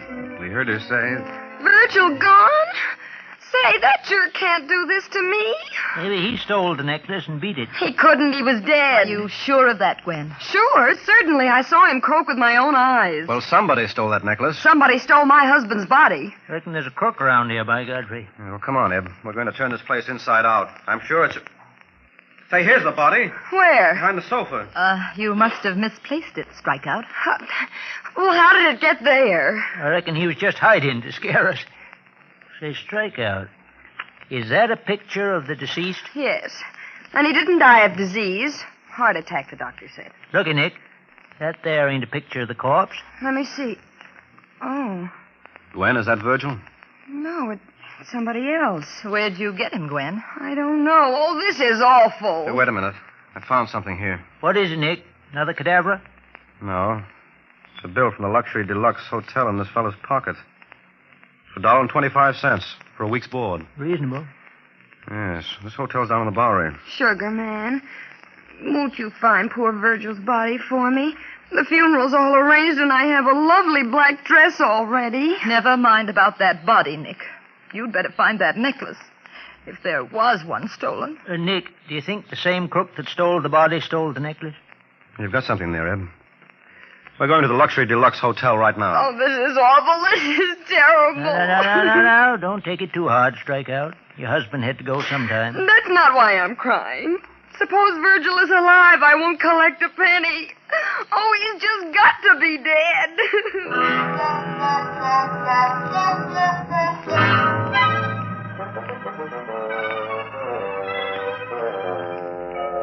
Good evening, friends. Welcome to the Luxury Deluxe Hotel. No opium smoking and no murder allowed. Oh, a respectable joint. I thought we was coming to one of these here low dives. Awful disappointing. Well, friends, would you like a room with a window or just a room? Not exactly. You see... Here, my friend. Where'd you get my watch? Oh, that's just to show how honest we are. Don't you recognize me, Nicky? Oh, Dippy Danny, the pickpocket. What are you doing here? Well, I decided to go straight for the duration. My contribution to the war effort. Danny, this is my wife, Nora. How do you do? Are you a very experienced pickpocket, Mr. Dippy? Nora, I've had me hands in some of the most well-greased pockets in this country. Here's your change, please. Oh, thank you. And this is my old friend, Eb Williams. Howdy, Dippy. Hello, son. Here's your wallet. Mr. Dippy looks so... Godfrey, how do you do it? I'll show you later if you want to know. Hey. How you got in that sheet over your shoulder, son? All right, Eb. Put him down there and uncover him. Okey, baby, dokey. Easy does it. You recognize him, Danny? Kind of stiff, huh? Yeah, I know him. Who is he? Fellow named Joe Jones. Died here 3 days ago. We found him in a swanky apartment uptown. How'd he get there? Well, it's kind of a queer story. A dame come in and wanted a dead body. What? Yeah. She wanted to rent one. I told her I had one, so I rented them to her for $2. Is renting bodies part of your regular line of business here? No, but I don't mind picking up a little spare change now and then. A fella needs it, you know, what with taxes. Yeah, sure. Well, what else do you know about this woman? Well, she rented a room here. It's right down the hall. You want to see it? Yes, I certainly do. What's her name? Mrs. John Smith, she says. You think she was lying, Nick? What does she look like? I couldn't see. She was wearing a black veil. Here's the room. Oh, it looks like an ideal honeymoon suite for a couple of zombies. Oh, look, Nick. Well, say, what do you know? That's the body of Strikeout's husband. Yes, and he's been struck out, all right. But good. Here, look at the eyes, Eb. He's been poisoned. Murdered, by Godfrey. I knew it. Can't we ever have an anniversary without a murder? Nora, you and Eb go home. There's some checking up I want to do. I'll be there in an hour. All right, Nick. I'll be glad to get out of this terrible place. Wait a minute. Did you say he was poisoned, Nick? Yes, Danny, why? He should have known better. It's against the rules of the hotel.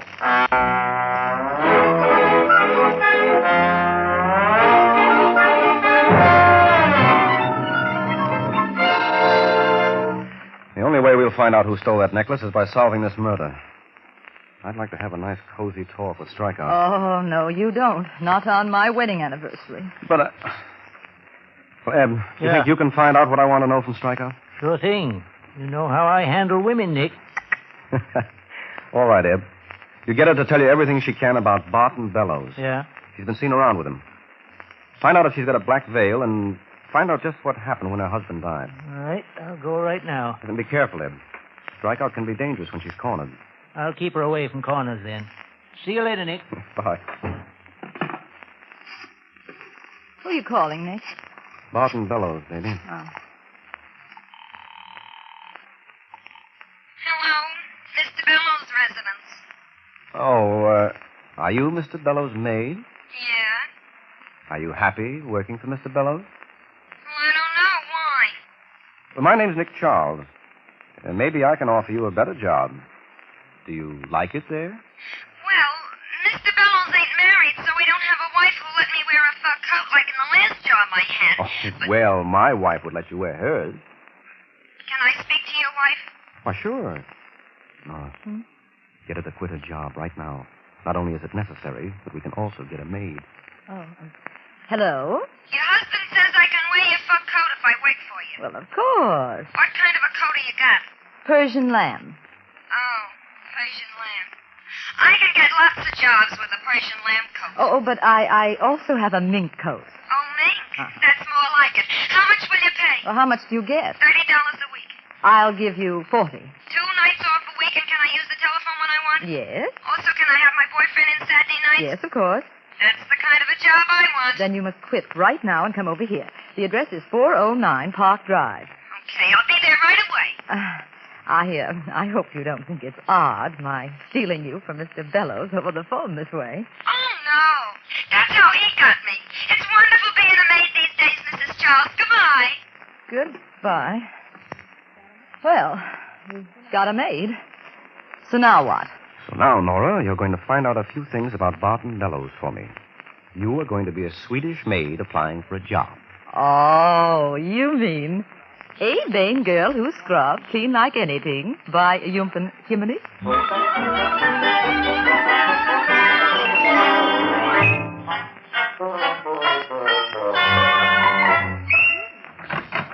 Good evening. Are you Mr. Bellows? Yes. A vain expert Swedish maid, cook, housekeeper, nurse, a laundress, and dishwasher. I have used quit a job and told my madam to go to... maybe you have a job for me? Do I have a job for you? Come right in. You were sent from heaven. No, I come from Brooklyn. I mean, my maid just quit. I need someone to take care of my house. I'll pay you anything you want. Oh, is that picture of your wife? Well, no, not exactly. This beautiful woman. She writes, to Barton, the one and only in my life, all my love, Gwen. If she's not your wife, why does she love you? Well, she's a kind of a friend of mine. I'm not married. Oh, not married? I am not married, too. Well, I hope you'll like this job. I'll do anything you want to make you happy. Will you marry me? Well, no. I think I go home. No, please. I mean, I'll be nice to you. That won't be hard. You're very pretty. You think so? Yeah. I think maybe I stay. Look at this drawer, so messy. Full of old letters. Oh, what are you doing there? I must see if you'll pay your bill. I don't work for a man who does not pay his bill. Here is interesting letter. Dearest Barton, I don't think poor Virgil can live very much longer. The old goat is due to kick the bucket soon, and we can get Here, married. give me that. It is from that Gwen. So you want to marry her? Well, that's none of your business. Where I work, everything is my business. Aha. You have a little bottle here. A little bottle of pills. I wonder what they are. Here, don't open that. Take your hands off me or I smack your face. Here is your bottle of pills. I don't think they would be so good for me anyway. I think you'd better leave. I'm afraid I can't use it. Leave? You bet by Jiminy I leave. They will not work such filthy place. Look at these dishes. Dirty. Dirty. Get out of here. You insult me. I quit. Look at this bath. Filthy. Ye are a pig. Good night.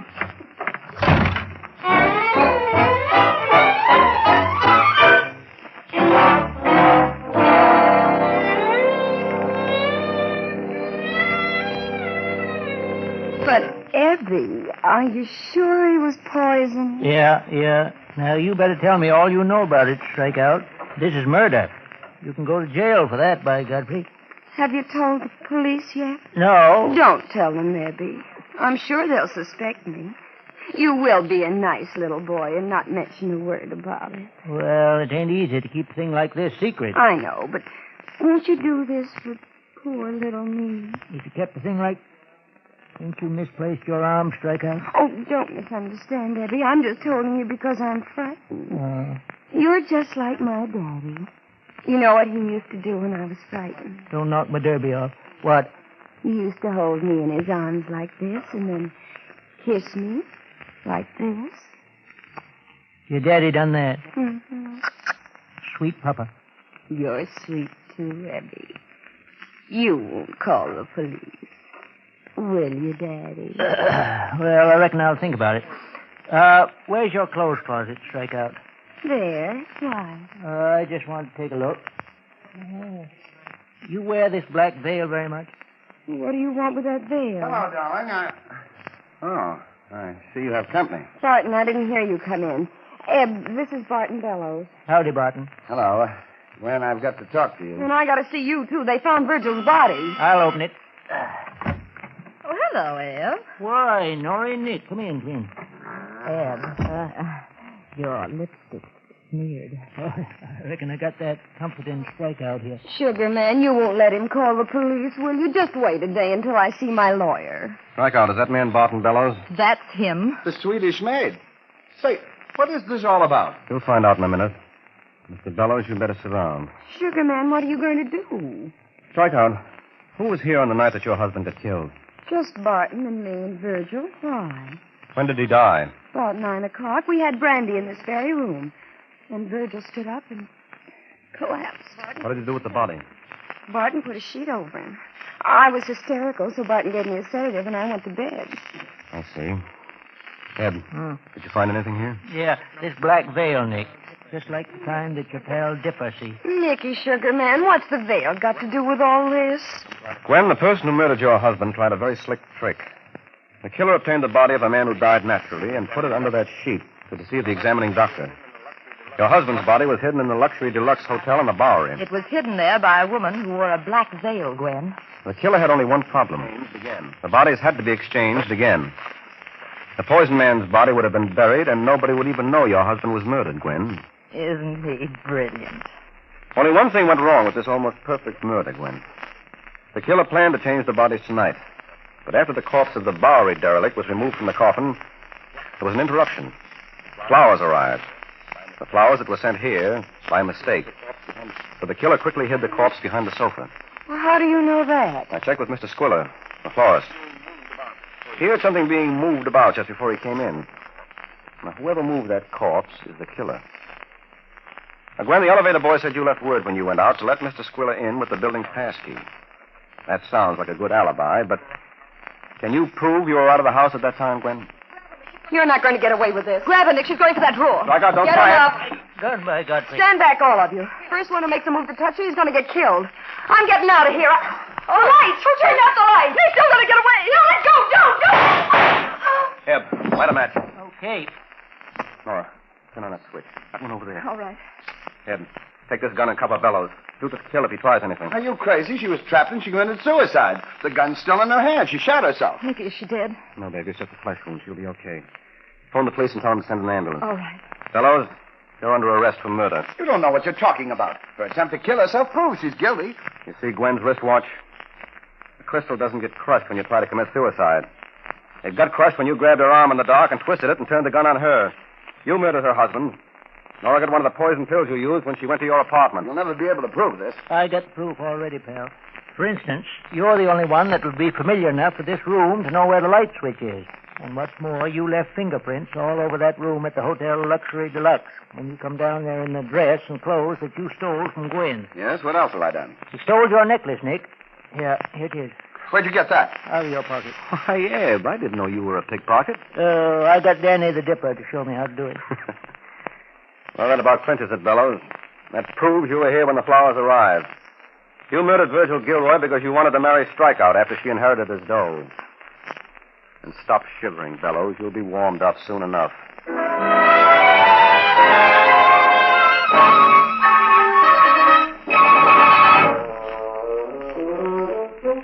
Will you pull the covers up, darling? It gets chilly. Okay. There, that better? Mm-hmm. What made Barton Bellows steal the necklace? Well, he got cold feet when he was interrupted by Squiller. He figured it would come in handy if he had to clear out in a hurry and needed money fast. Why'd Strikeout pull that gun? Well, she thought she was being framed, and she lost her head. There, does that clear up everything? Mm-hmm. Darling, it was a lovely anniversary. Even if we did have to celebrate rather late. Uh-huh. Shall we go to sleep, dear? No. Let's stay up and remember old times. That's what people should do on anniversaries. Oh, but Nora, I want to sleep. You didn't feel that way on our wedding night. No? You're getting old, Nicky. Who's getting old? I can stay awake forever if I want to. Me getting old? It's ridiculous. I can stay up all night for a week if I want to. I just don't want to now. You're fibbing. You can't. Okay, I'll show you. Let's talk about anything you want to, as long as you want to. Nicky, do you remember what you said when I first met you? Mm-hmm. What did you say? Well?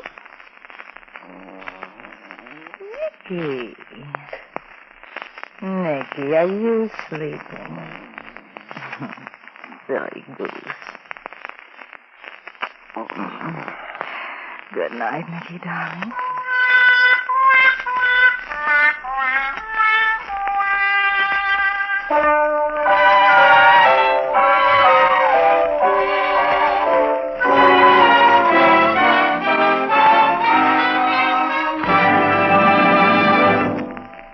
Now, when that sleepy pair wake up in the morning, they'll be ready for breakfast. So I'll just slip out the kitchen and see what's there. The icebox, there's cream, milk, pears. Oh, yeah, there it is, right up there on the pantry shelf. Post Toasties, all the makings for a swell breakfast dish. Crisp Post Toasties with juicy, ripe sliced pears on top and rich milk over all. Boy, these delicious cornflakes taste so good and stay so crisp. Why, there's a wake-up smile in every tempting spoonful. Yes, and Post Toasties are a swell source of quick food energy and valuable nourishment. Whole grain nourishment, including iron, niacin, vitamin B1. Post Toasties are one type of cereal nutritionists say we should be sure and eat every morning. Yes, a breakfast including fruit, milk, toast, a beverage, and a generous helping of Post Toasties is a nourishing, adequate breakfast. One that'll help prevent mid-morning fatigue, help promote good spirits and real working efficiency. So keep that in mind, won't you? And tomorrow, well, every morning, help yourself to get off to a good start with a really good breakfast, including Post Toasties, a delicious, crisper, Basic 7 food. Post Toasties. Tune in next week to radio's most popular mystery comedy, The Adventures of the Thin Man, brought to you by Chris Post Toasties, a Basic 7 food. Listen next week when Nick and Nora investigate the stolen jewelry racket and discover it's a short step from hot rhinestones to cold tombstones. This is the Columbia Broadcasting System.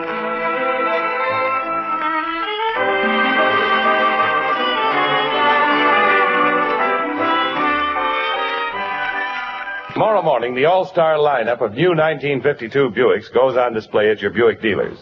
And believe you me, they're the smartest, smoothest riding Buicks you've ever seen, with new surprise features you thought years away. So don't miss the fun. Bring the whole family to see the advanced new Roadmasters, the exciting new Supers, and the brilliant new Specials that combine big car luxury with economy price. Yes, don't miss the new 1952 Buicks at your Buick dealers tomorrow. Keep it tuned right here to HOJO Radio for more classic old-time radio. Countdown for blast off. X minus 5, minus 4, minus 3, minus 2, X minus 1. Fire.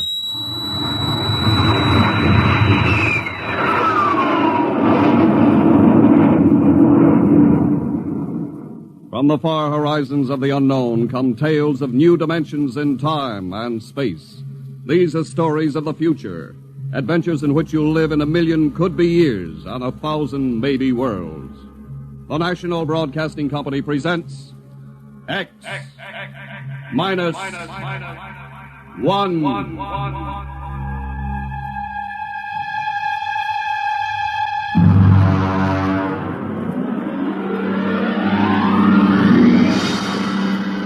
Tonight's story, No Contact.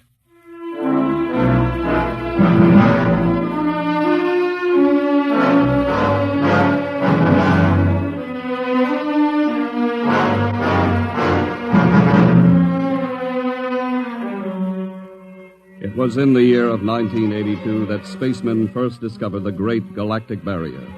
In the past 10 years, rocket travel to the moon and the nearer planets had become commonplace.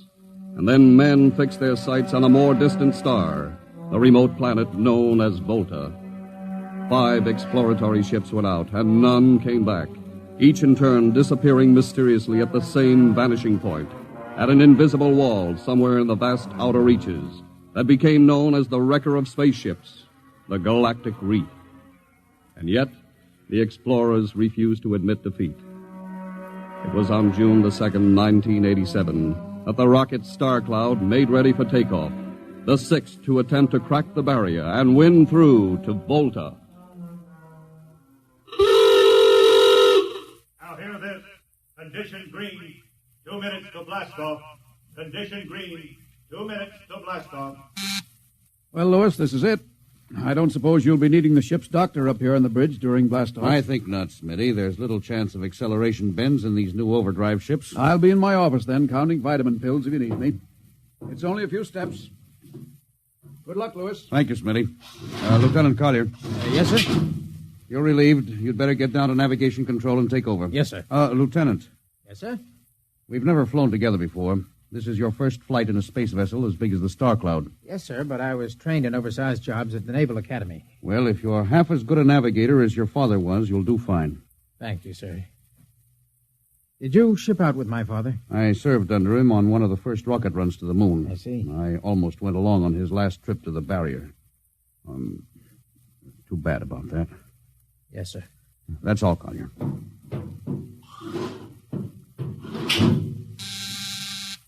Lieutenant Paulson. Get me the ground control tower on the field. I want to talk to Colonel Harrison. Yes, sir. Go ahead, sir. I've patched in the bridge speaker. Colonel Harrison? Yes, Captain? We're standing by for takeoff in 30 seconds. Good. The field is cleared of all personnel. We'll try to reestablish radio contact immediately after takeoff. In any event, there'll be a 24-hour ground monitor. Fine. Good luck. Hope you make it. Thank you. Bridge to navigation control. Nav control, Collier. Ready, Lieutenant? We're ready, Captain. The course is in the integrator for takeoff at 1200 hours. All right. Stand by for blastoff. Bridge to engine room. Fire up your rocket chambers. Take off at exactly 1200 hours. I'll read you off. 20 seconds. 19. 18. 17. 16. Hold it. Revoke all orders. Who turned in that alarm? Paulson, sir, we've uncovered a stowaway. Stowaway? Where? Hiding in sickbay. Dr. Smithson found him. Have him brought up to the bridge. Engine room, kill your rockets and stand by. Thorson, this is Colonel Harrison in ground control. What's holding you up? Trouble. What's the matter with you? What's the matter with you? There's a stowaway aboard. Stowaway? Yes, I thought your men were supposed to police this base. What's the matter with you? Captain, take it easy. You know what this delay can do to us, don't you? 1 minute later takeoff can throw us 1,000,000 miles off course. We'll have to reintegrate the whole works. Well, look, how long do you think it'll take Don't bother for me for a while. I'm busy. Stupid idiot. Captain Thorson? Yes, come in, Smitty. Here's your stowaway. I'll court-martial. Oh, Charlie. Can you use a good radio man, Skipper? Well, I see you two have met. Met. Skipper and me made 50 trips to the moon together. Didn't we, Skipper? Charlie, if you wanted to come along, why didn't you volunteer? I did, Skipper. They turned me down. Oh, what's wrong with you? Acceleration bends. They said my arteries wouldn't stand another trip. Oh, I'm sorry to hear that. But they're wrong, Skipper. I got one more good trip in me. Listen, Skipper, you know that these green kids, they don't know the first thing about space radio operation. Now, you put a man like me on, and I'll be getting you bedtime stories from Mars. Charlie, you know the regulations as well as I do. I can't take you much as I'd like to. Colonel Harrison will murder me for this. Well, I'm sorry, Charlie. I'll have you put aground. I'll tell you what, I'll ask Harrison to put you on as ground radio contact, and it'll seem as if you're right here with us. He won't do it, sir. Well, he'd better. I'll have him busted to corporal for letting you sneak aboard. Look, Charlie, you better be off. Paulison. Yes, sir. I'm sending this man aground. Give him time to clear the launching platform. Yes, sir. So long, Charlie. I'm sorry. Good luck, Skipper. I thought you were going to have him drawn and quartered. If it had been anyone else, I would have, Smitty. But Charlie, well, he's kind of special. He's been with me since my first command when we began the regular run to the moon. And if he wanted to come along this time, well, it's only through loyalty to me. You know, Lewis, I didn't realize it before, but you're almost human. Captain Thorson, nav control, Collier. Oh, yes, Lieutenant. How badly are we fouled up? Can you recalculate the course, or shall I cancel the takeoff? I've already plotted a new course on the integrator, sir. If we take off in exactly 30 seconds, we'll need to correct for only a 1-degree deflection. I can do that before we breach the stratosphere. That's quick work. Are you sure? Yes, sir. Positive, sir. All right, Collier. I'm putting it in your hands. We'll blast off on your signal. Bridge to engine room. Prepare to blast off on navigator's signal.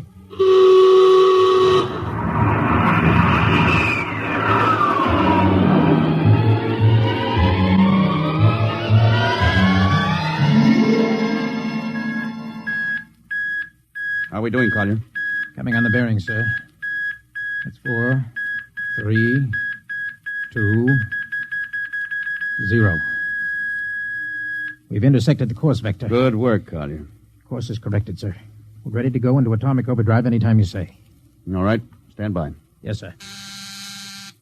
Now hear this. Now hear this. Prepare for maximum acceleration. Bridge to engine room. Kill your rockets. Rockets out. Fire up number 1 cyclotron.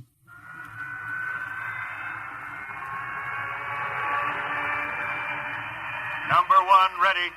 Fire up number 2. Number 2 ready. Withdraw your dampening rods.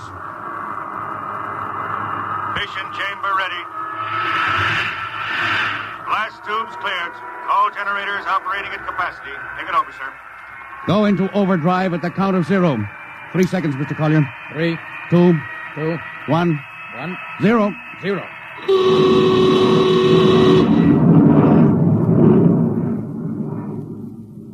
How are we doing, Collier? On course, sir. She's running hot and true. My compliments, Lieutenant. This job would have done your father credit, and he was the best navigation officer I ever saw. Oh, thank you, sir. Start your gyros. Put her on robot control. All right, the bridge is yours, Mr. Collier. If you need me, I'll be in Dr. Smithson's office. Yes, sir.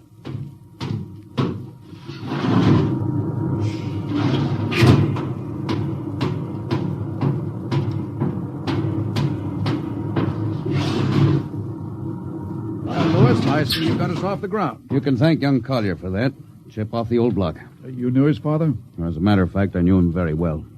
First-rate spaceman. Oh, is he the one Yes, who... yes. He was lost in the galactic barrier on the second ship we sent out to Volta. Lewis, just what do you think this galactic barrier is? Oh, your guess is as good as mine, Doc. All I know is that 5 ships have gone into it, and none of them have come back out. You think it's a nit? How about Mestrovich's theory that it's a time warp in space? that the ships reach it and slip into another dimension. I think that's a lot of rubbish. My theory is that the galactic barrier is nothing more than a radioactive layer of some kind. Why do you say that? Well, we know that radar signals bounce off it like they were hitting an invisible glass wall. And we know that it destroys our ships and crews in some way. There's no other logical explanation. What makes you think we can get through it, Lewis? Because we're ready for it. The others weren't. The entire hull of this ship is completely shielded with lead. We can crack through any radioactive cloud ever detected. Besides, we're equipped with some new UHF radio devices that should enable us to maintain radio contact with Earth. Nothing can happen. Absolutely nothing. Now, who are you trying to convince? Myself, I suppose. Lewis, you've had your share of glory. First skipper to reach the moon back in 1962. You could have retired. Why are you risking this trip? 5 ships are missing. Men like Prentice, Margetts, and young Collier's father. I'm tired of seeing good men fed into that meat chopper. Then why are we going to Volta? We haven't any choice, Smitty. We're in a race, the kind of race where men and ships are expendable. According to the Interspace Code, the first nation to reach Volta can claim it. Well, personally, I want no part Now, of it. Doc. I'll have to play physician, morale builder, and mother substitute for 112 slightly nervous men. Well, your morale doesn't sound too good, Doc. As morale officer, I can state without fear of contradiction, it is terrible. And something tells me as we approach that galactic barrier, I'm not going to be alone.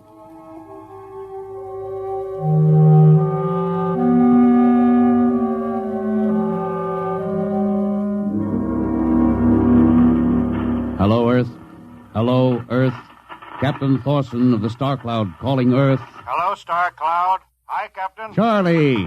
Well, I see they haven't court-martialed you yet. No, sir, thanks to you. Well, it's good to hear you. You can read us the funny papers on Sunday morning. Right. How's our signal? Strong. Clear as a bell. Now, here's our log report for Colonel Harrison. You ready? Shoot. June 2nd, 1987. 4 weeks out from Earth. Running true. No radiation. Operation normal. Still making our approach to the galactic barrier. That's all, Charlie. See you later. Good luck, Captain. I sure wish I was with you.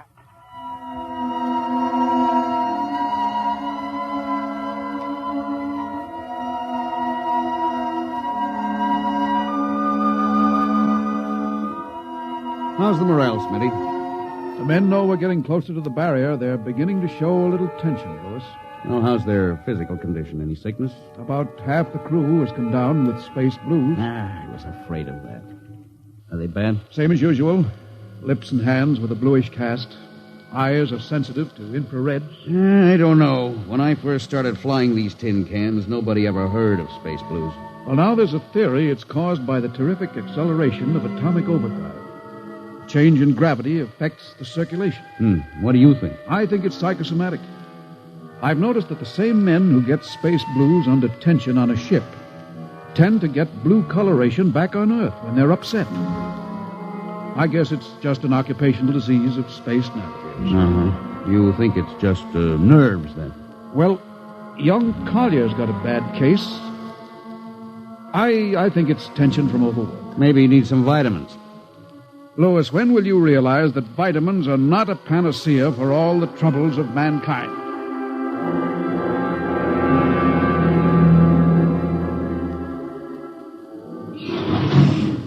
Sir, I understand that you've relieved me from duty. Well, Dr. Smithson says you aren't looking very well, Collier.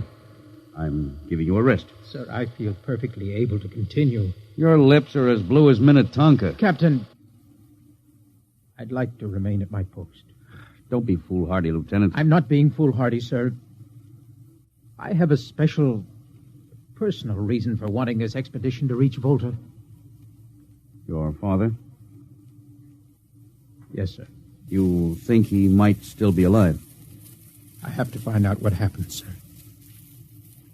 I think I understand. Very well, Collier. Report back to duty.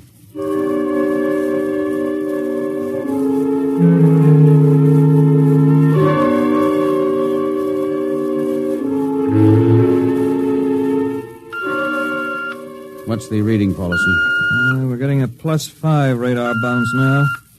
Coming off the barrier almost as fast as we sent it out. What's the interval? 2 seconds.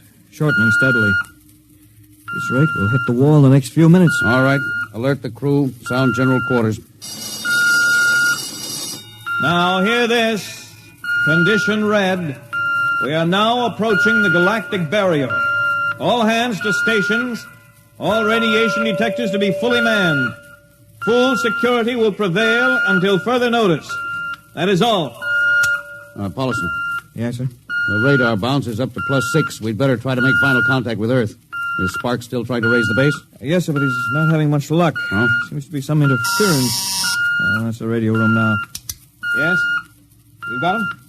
Well, cut in on the bridge speaker. Captain will take it from here. Hello? Star Cloud to Earth. Can you hear me, Earth? Hello, Skipper. I can barely read you. We're getting heavy static from sunspots. That's not sunspots, Charlie. We're right on top of the galactic barrier. Getting a +7 radar bounce. Expect to hit the barrier almost any second now. Good luck, Skipper. If we crack the barrier and come through still in one piece, I'll try to get back to you on the high-frequency band. Gotcha, Skipper. Don't worry. I'll be waiting. So long, Charlie. So long, Star Cloud. Must be getting awfully close now, Captain. Echo's bouncing back so fast it's almost beating the signal. Well, when they go inside, hold on to your hat. That's when we run into the wall. Any second. Hold on. Oh, here goes nothing. Here it comes.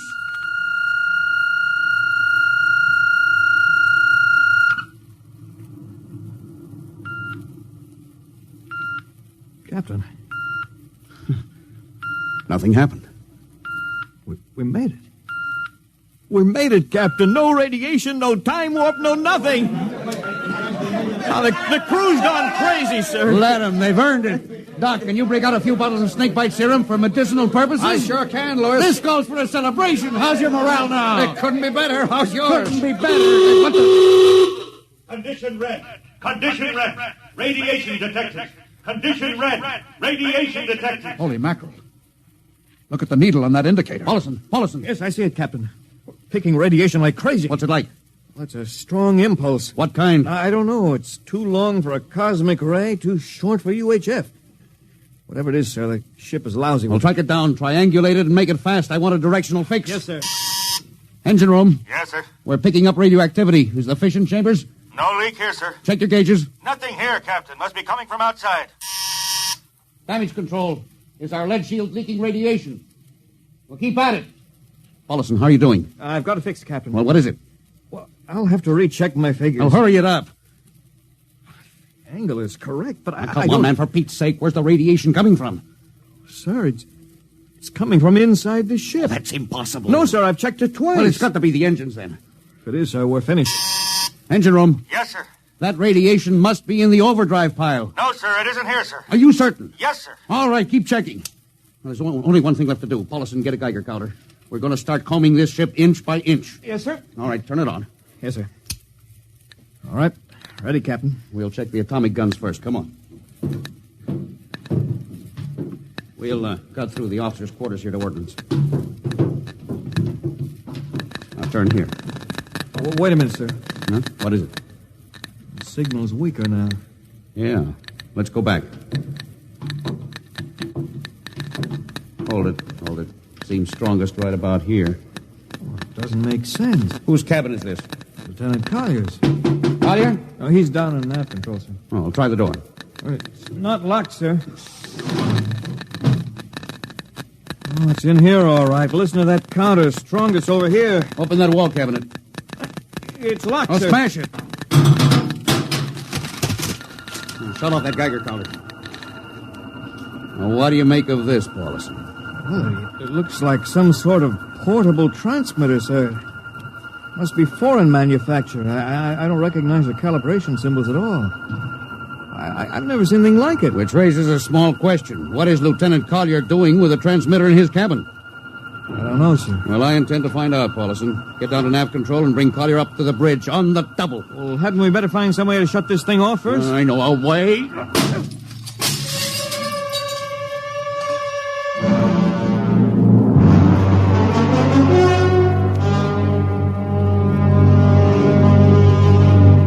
Lieutenant Collier, I'm going to ask a few simple questions, and I want a few simple answers. Yes, sir. What were you doing with a transmitter in your cabin? Transmitter, Captain? Oh, you know nothing about it? Well, no, sir, I don't. Do you recognize these calibration symbols? No, sir.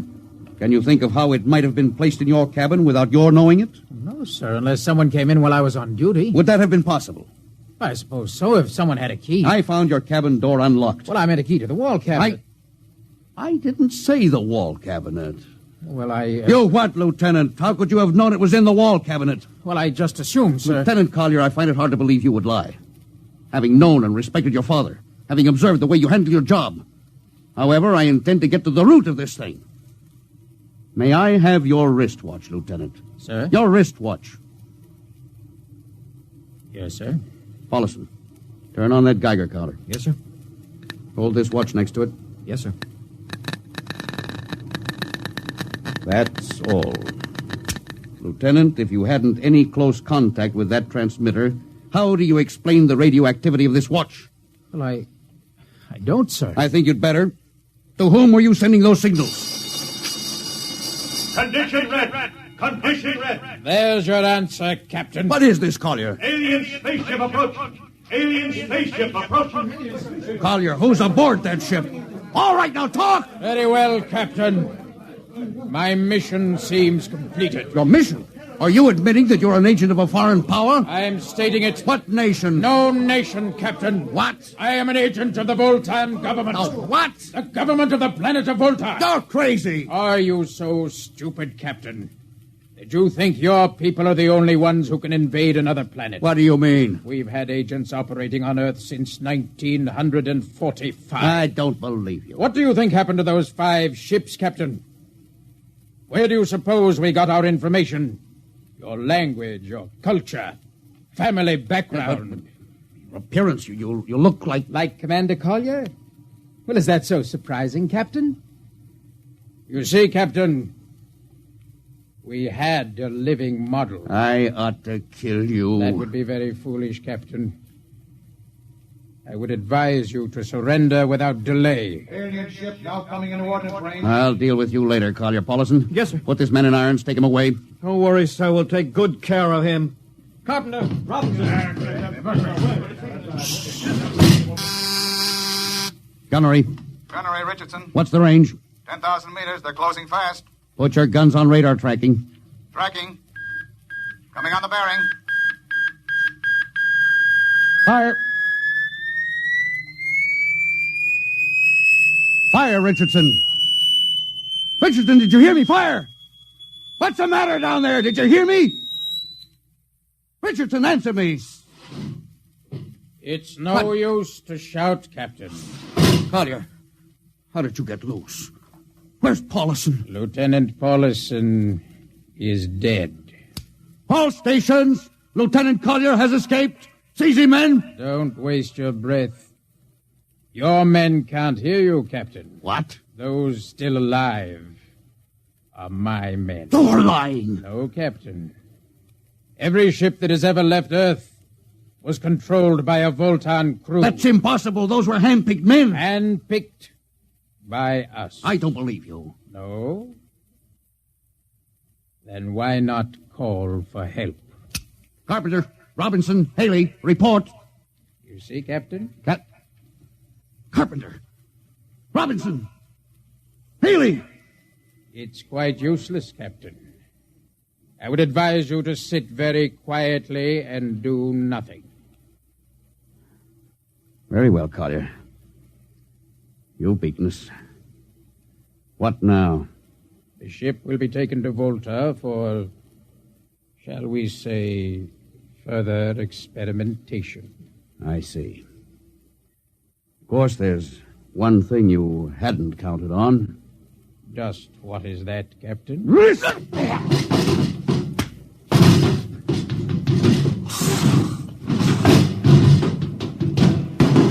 Carpenter! Are you in there, Lieutenant Carpenter?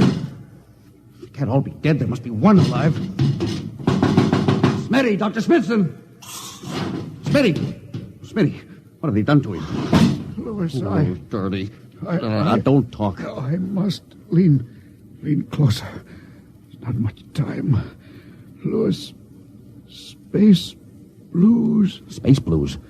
What is it, Smitty? What are you trying to tell me? All men with space blues.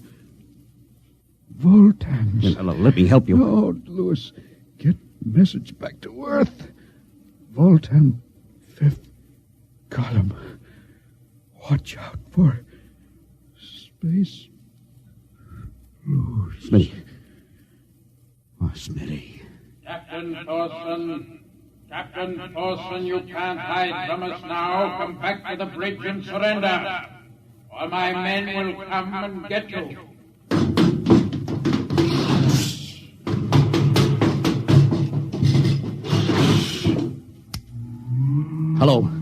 Hello.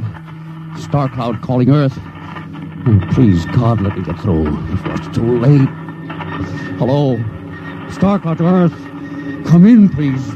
Come in, please.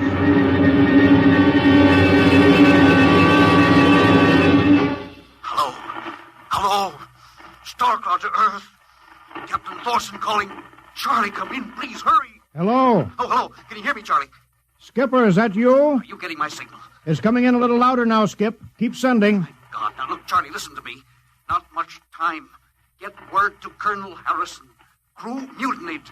Most of crew members, Fultons. What? Fultons. Spell that. V-O-L... Fultons. That's right. They're from the planet Volta. Skipper, are you all right? Now, Charlie, this is serious. They'll be here any second. Now, listen, they have a 5th column on Earth. They're planning to invade you. You mean it? Of course I mean it. Tell Harrison, posing as humans. You can detect them by space blues. You got that? Only Fultons get space blue. Charlie, did you hear me? Space blue. I get you. They're breaking in, Charlie. I'm depending on you. Warn everybody. Captain. They've opened the door. So long, Charlie. Tell Hannah. Captain Thorson. Hello, Star Cloud. What's the trouble, Sergeant? I was just trying to raise a Star Cloud, Colonel. I had any luck? No, sir. No contact. No contact, eh? No, sir. Nearly an hour since they hit the galactic barrier. I don't understand why they haven't tried to get a message back. No, sir. Neither do I. Oh, all right. I'll take over for a while. Yes, you do that, sir. It's all yours. Right. Oh, and Charlie, you better go out and get yourself some coffee. You look a little blue around the gills.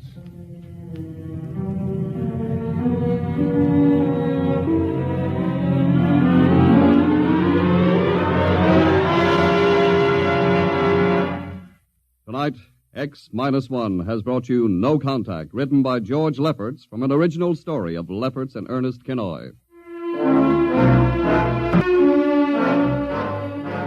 Featured in the cast were Louis Van Ruten as Captain, Donald Buca as Collier, Wendell Holmes as Charlie, and Bill Griffiths, Bill Smith, Matt Crowley, and Ken Williams. Your announcer, Don Pardo. X-1 was directed by Fred Way and is a transcribed NBC Radio Network production. And now, next week. When you want to take over a world, you naturally look for its weak point, some way to catch its people off guard. We live in a world where everybody loves a parade, a world of press agents and publicity stunts. But who would ever dream that invaders from outer space would take advantage of that weakness and actually hire a press agent to advertise their coming? Who would believe it was anything but just another publicity gag? At least, not until the terrible moment when it was already too late. The moment of X-1.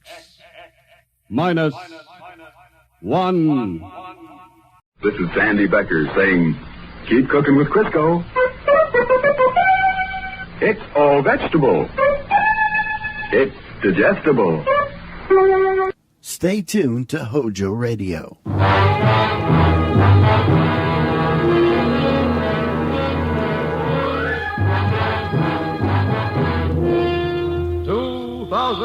+.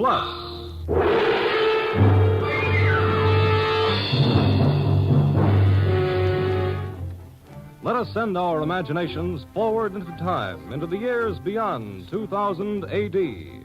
What strange adventures, what exciting things will we find in the world of tomorrow? 2000 +.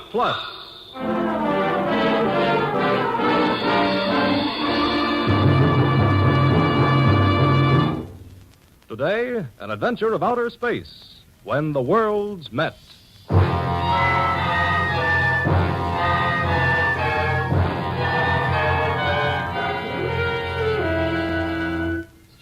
It is the year 2000 plus 20. At the giant spaceport in Washington, D.C., temporary capital of the Federated World Government, an enormous throng, tense with expectancy, jams every available inch of space surrounding the rocket landing field. All eyes strain upward into the clear blue sky. For today is the day, April 21st, 2000 plus 20. And audio and televox networks of the world are at the rocket field to cover the epic event. Yes, ladies and gentlemen, this is the day we've all been waiting for. In a matter of minutes now, out of that brilliant blue sky will come a ship, a spaceship, carrying in its gleaming hold the first load of uranium taken from the pits of Luna, satellite of Earth. Since the beginning of time... Now, one moment, folks. There's a signal from the tower. This may be it. Take it away, Fred. This is Fred Haskins reporting from the control tower. Our escort planes have been in contact with the spaceship from Luna for the past 12 minutes. They are now approaching the field from the northeast, and any moment now we can expect... And there she is, the rocket ship Kronos, 17 hours out of Luna City. Her magnesium hull white hot from the friction of the atmosphere. Her jet brakes belching fire. She's right over the field now. She's coming down. Down.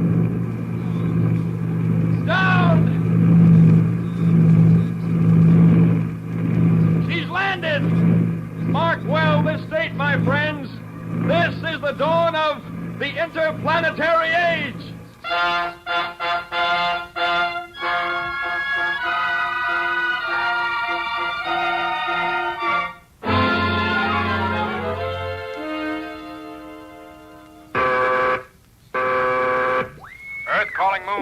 Earth calling moon. Come in, Luna City. Luna City, Johnny Dixon. Dixon, where you been? You're 3 minutes late. Sorry, McCabe. All shipments as scheduled, everything routine. Report noted. Check out. Check out. You know, Johnny... What, Paul? Sometimes I think we're crazy. Spending our lives cooped up in this pressurized shell, breathing synthetic air, risking our necks every time we put on a spacesuit and go out into the cold, barren, pitted piece of green cheese. Huh. And for what? Well, you're kidding, Paul. You know the answer. We're space happy. That's all that's wrong with us. We pulled every wire and practically tore the World Federation apart getting this assignment on the moon. And we'll do it again when the first flight into deep space gets underway. Next month and next year, whenever they get through with their preparations. Yeah, I guess that's it. But right now, Johnny, what I wouldn't give to see a tree again. And cornfields in Kansas. Me, I want to hear a bird sing. And watch the lights go on in the skyscrapers along the waterfront. I want to dance with my girl and breathe in the sweet smell of lilac. Boy, if I... What's that? Huh? That sound, that vibration, There, do you hear it? Well, I'm not sure whether I heard or felt it, Johnny. It's like a current of air passing by me. Yeah, that's it. Some kind of pulsation. Makes my skin tingle. Listen. Sounded different, didn't it? Yeah, a different pitch. The instruments are all steady. Nothing on the visitor screen. The radar's negative. What is it, Johnny? Where's it from? It's not from Earth, I'll swear to that. I got a crazy notion, Paul. A crazy notion that someone's trying to signal us. You mean... I don't know what I mean. Oh, maybe McCabe's right. Maybe I got a touch of... Johnny, what is it? Look, Paul. Look at the direction finder. It's swung all the way around. Those sounds, those waves are coming from outer space. I've got to call... Earth calling Luna City. Earth calling Luna City. Luna City to Earth. Go ahead, Earth. Go ahead, McCabe. Dixon, what's going on up there? What's the idea of beaming out those hammy signals? Signals? Yeah, the harp effect. The music of the sphere stuff. It's giving our boys on the monitors down here the heebie-jeebies. You got them too, McCabe? You picked them up on Earth? Certainly. What's it all about? The signals, if that's what they are coming from one definite spot in outer space. Outer space? That's what I said. Johnny, get your spacesuit ready. Better have a conference about it. But listen... Have your men tune up Rocket 307. Blast off at 0800. We'll be expecting you on Earth in the morning.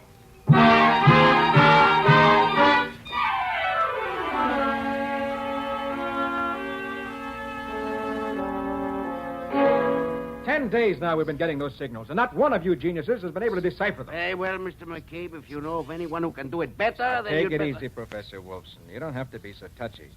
But 10 days. What do you say, Dr. Lee? 10 days or 10 years, it makes no difference. If those sounds or signals are code, it is in a language unknown to man. You're sure of that? We've consulted the foremost cryptographists of the world. We've tried every way to break the code. What does that add up to? That message, if it is a message, does not come from anywhere on Earth or from any man on Earth. I told you, Chief. It's what I've been saying all along. Of course you can't decode those messages in any known language, living or dead, because they come from Mars. Mars, cannot be. Yes, Mars. My directional finder on the moon indicated it, and McCabe's down here pinned it down. Look at the graph. I brought it.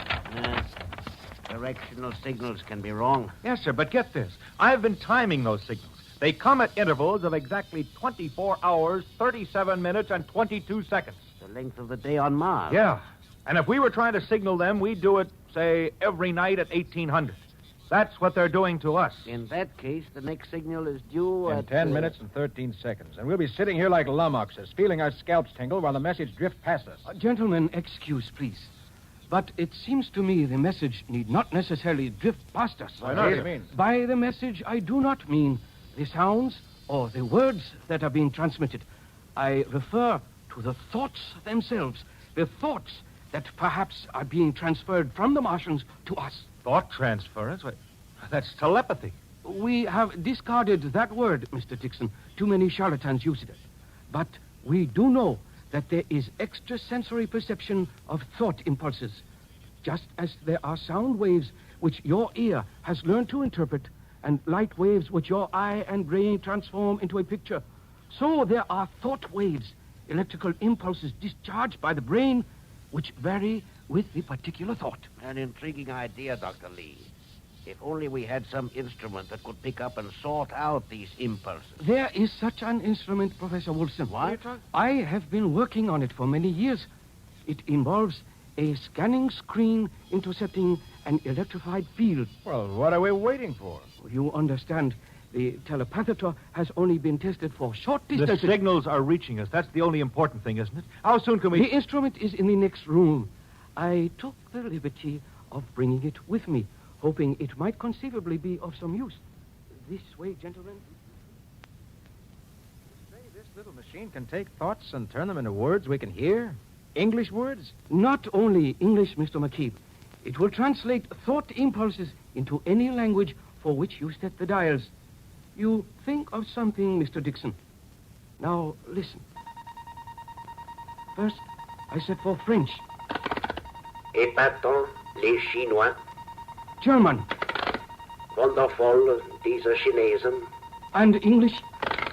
Darn clever, these Chinese. You must understand... Oh, excuse me, Dr. Lee, but we'll have to postpone this. 15 seconds to go. Better set your dials for a remote pickup. Stand by, everyone. Nothing. More power.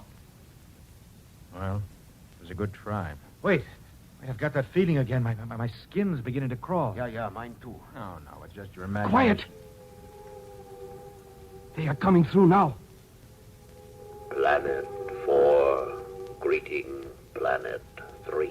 It's Mars. The fourth planet from the sun, greeting Planet 3.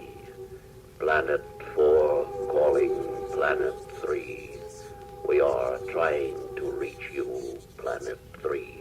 If you receive our signal, respond. If you receive our signal, respond. We will communicate again.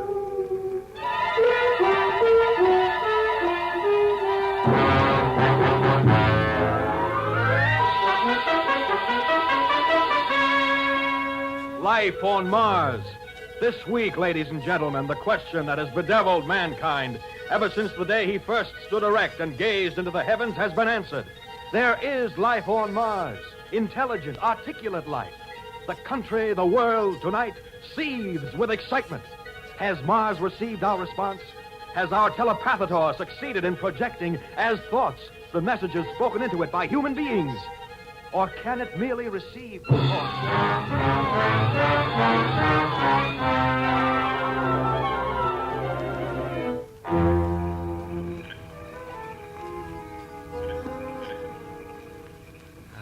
The smell of lilacs, Terry. I'll never get enough of it. Oh, Oh, it's lovely, Johnny. And look, there's a moon out tonight. Moon? Oh, please. You know, it's hard to believe that back in 1950, people could still get romantic over that cold, dead, pockmarked heavenly yo-yo. Oh, Now, that red star up there, Mars, that's a different proposition. It's alive. There are living beings up there. Johnny, it's staggering. It's beyond imagination. It's... Rubbish. Why shouldn't there be life up there? They're so advanced. Spaceships and interplanetary signals. Maybe you've got a point at that. We thought we were so smart because we reached the moon. Our spaceships aren't developed enough yet to get to Mars. It's just as well. What? Because you'd want to be the first to go. Wouldn't you like that?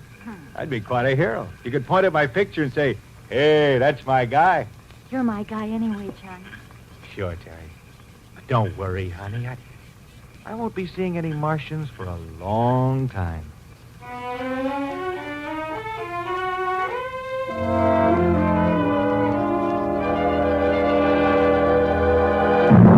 All personnel, stand by.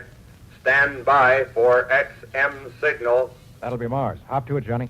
Telepathator setting 212 degrees, 18 seconds. Frequency 600,000. Got that, Johnny? Check. Planet 4 calling Planet 3. Planet 4 calling Planet 3. We greet you in peace. Your response received. We got through it. The time has come. At this moment, which marks the beginning of the great interstellar age between worlds, it is fitting that there be between us a meeting of minds. Therefore, we are sending a ship to visit your planet.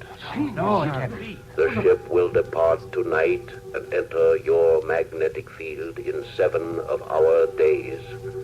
Have landing instructions ready. We come in peace. We come in peace.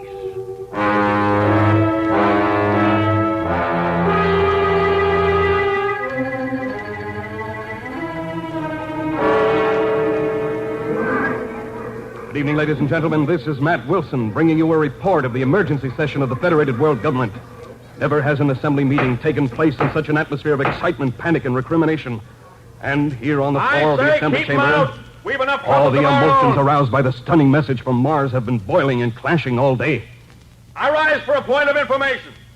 As civilian head of the world military government, I want to know why those Martians have beaten us to the draw. Gentlemen, if the decision we are to make is to be a wise one, we must lay aside passions and fears and consider the question calmly. The Martians are coming, and we must receive them either with friendship or hostility. Drive them off! Blast them out of the sky! That may not be as simple as it sounds. Remember, my friends, these Martians are advanced scientifically, perhaps far beyond us. They have conquered deep space. They can transmit thought waves. They may have weapons, beside which our nuclear bombs are as toy pistols. Dr. Lee is right, gentlemen. We don't dare fight them off. The risk is too great. They come in peace. They've said so over and over again. Let us so receive them. Here. Very well, very well. If such is the will of this body, let them come in peace. But as civilian head of the world military government, I assure you all, we will not be found napping.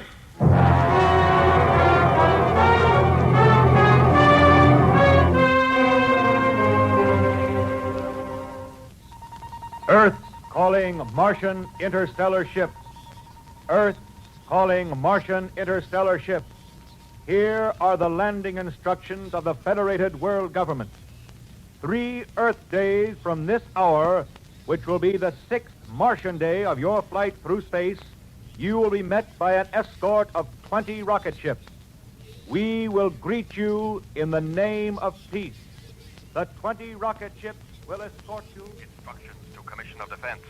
All escort rocket ships assigned to accompany Martian spaceship will carry the following armaments: death fog sprays, magnetic disintegrators, atomic missiles Class B, All weapons shall be on the... And upon your entry into the Earth's atmosphere, you will circle our globe once and then make landing at our spaceport at Los Alamos, New Mexico, which will be ready to receive you. The spaceport of Los Alamos shall be mined to a depth of 50 feet with tritonium landmines.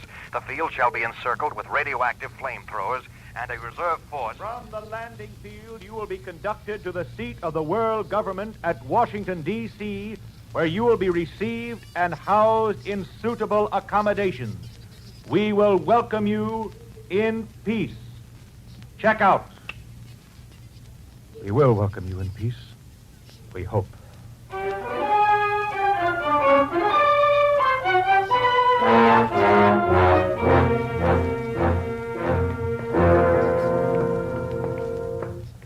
Suitable accommodations. Trust McCabe to hand me a crackpot assignment like this. Oh, Johnny, you're the big spaceman. You're supposed to know by instinct what's suitable accommodation for a Martian. Don't be silly, Terry. I haven't the slightest notion in the world what they'll look like except some crazy ideas I picked up from science fiction. I don't know why. All right. That's why we're here. The head of our anthropology section has more ideas than any science fiction writer you've ever read. Now, here we are. Ah, Terry, come in. Hello, Professor. This is Mr. Dixon, the young man I told you about. I know, Mr. Dixon. Professor, I've got a problem that's driving me... Terry and I have discussed the problem. It is my theory that the Martians will, in most important respects, have the characteristics of the Earthman. Oh, what's the basis of your theory, Professor? It's very simple. The accomplishments of the Martians parallel our own. Only a being with opposable thumbs can fashion the intricate devices necessary for spaceships. Only a being with a nervous system like our own could master communication. Only a creature with a brain like ours could dream of peace. Makes sense, Professor. That's one side of it, Johnny. A lot of other anthropologists think differently. Yeah, that is so. They feel that the Martians, living on a dry planet with little vegetation and very little water, will be creatures that crawl on the ground like our insects, enlarged a few thousand times. They may look like enormous ants with oversized antennae. I give up. With 48 hours left, I can't prepare accommodations for every conceivable form of life. I'll just have to improvise after they get here. I just hope they don't get too sick when they first look at us.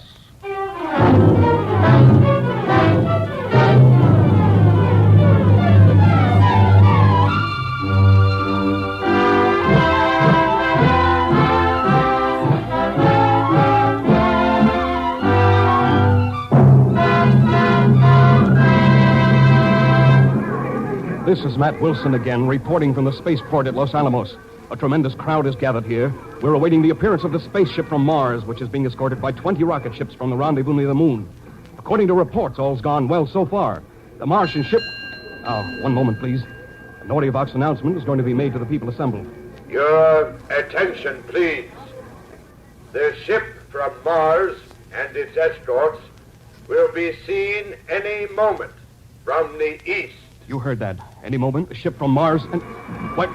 There they are! They're coming in! The landing rocket ships first!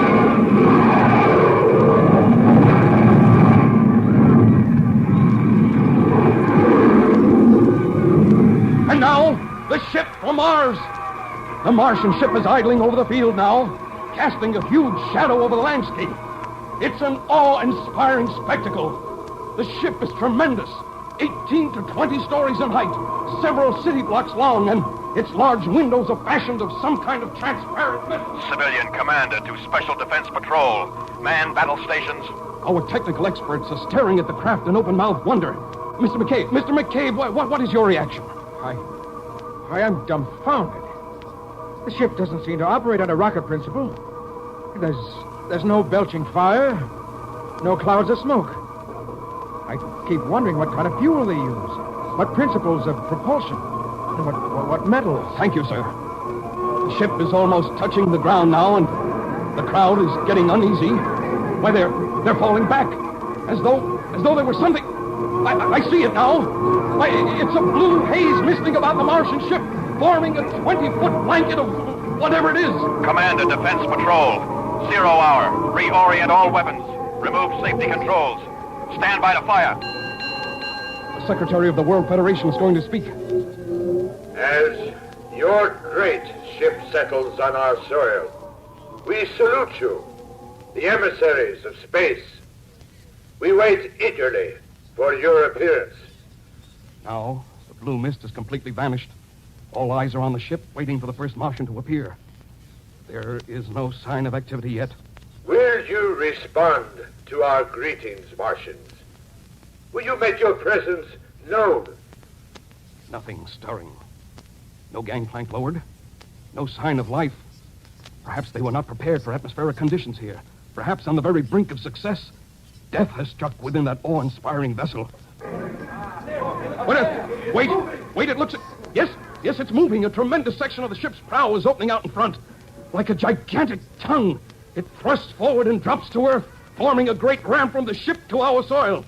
And now it's down, and the surface of the ramp is like nothing ever seen on this earth. A shimmering, impalpable iridescence, unbelievably radiant and beautiful. The throng of spectators is silent, motionless, scarcely breathing, waiting to see the first Martian emerge. And still, nothing. No one, no thing comes down the ramp. There is nothing but silence. Listen, that must be the Martian communication vibrations we were told about. Then men on the field are operating the receiving device. And... Earthmen, we ask that you send one representative to board our craft. We assure his safety. Gentlemen, there is no cause for alarm. I think there is. They want a hostage or a specimen to take back with them. There's no time for wrangling. They're waiting for a decision. Mr. Secretary. Yes, Mr. McCabe. If it's all right with the committee, I'd like to go aboard. Technical information, sir. No. Quiet, Charlie. This is my dish, McCabe. I was slated for the space run to Mars, remember? They're not doing me out of this. Besides, you're too valuable to waste. Mr. Secretary, tell them I'm coming aboard. Men of Mars, we comply with your request. Our representative is about to board your ship.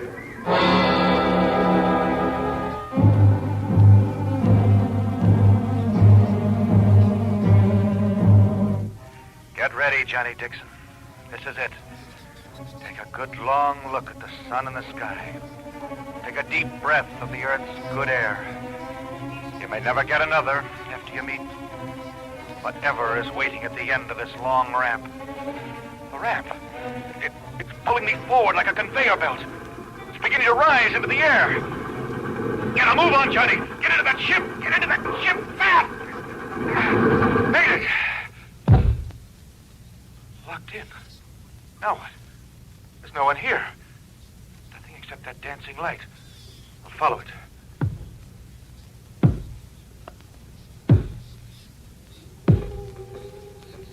Enter, Earthman. Huh? Well, how can I? I'm closed in by 4 solid walls. Follow the light, Earthman. The walls will not impede you. Molecular reorientation? Changing the density of solid matter at will? We achieved that 10,000 cycles ago, Earthman. Where are you, man of Mars? This room is flooded with light, but I see no one. We are not ready to reveal ourselves. The people of Earth are waiting to see you, to welcome you. There is nothing to fear. We are not afraid. Dixon. You know my name? We know many things. That is why we are sad, filled with revulsion. I don't understand. What do you mean? Through the dark spaceways we came to you in peace. You said to us, come in peace. But the escorts you sent to honor us were armed for destruction. The very ground on which we now rest seethes with radioactive potential. Wait! You've misunderstood us. These weapons are for defense against you, not attack. Many cycles ago, we of Mars learned, as you Earthmen will someday learn, that wars are fought, men are slaughtered, civilizations wiped out by those who attack with weapons of defense. But our world is at peace now. Your peace is not peace. It is a thin cloak which covers the hates and fears and savagery of primitive beings. Observe, Dixon. On this large screen, we have for hours been viewing your people in many parts of your Earth. Watch. The Senator. Listen. I warned you it was a trap. We'll never again see Dixon alive. I told you not to trust foreigners. Just give me the word and I'll blast them all into Kingdom Come. You must not be deceived. He's only one man. The rest of us are different. Are you? Look at this. From another part of your civilized Earth. You have been a traitor to our party. You've been guilty of bourgeois thinking. You have sold us out to the enemies of our people. You will pay the penalty. But first you will confess. Confess! Confess! That's a backward part of our planet. It's not fair to judge by them. Then we reveal a more civilized area. The country of your birth, Dixon. No! The law be damned! Trial too good for him. Hang him, I say, hang him! The rope! String him up from the highest tree in the square! Lynch him! Lynch him! Lynch him! Now you know why we shall not reveal ourselves to you. If you are like this to these of your own kind, what will you think? What will you do when you see us, strange as we are? Don't go. We know you may be different from us, but we can all meet in peace. Earthman, peace must be achieved through toil and sacrifice of those few among you who understand its meaning. It may take many cycles, but in the end, the day will arrive. Then, and then only, we will return. Go back to your people, man of Earth, and give them the message from Mars.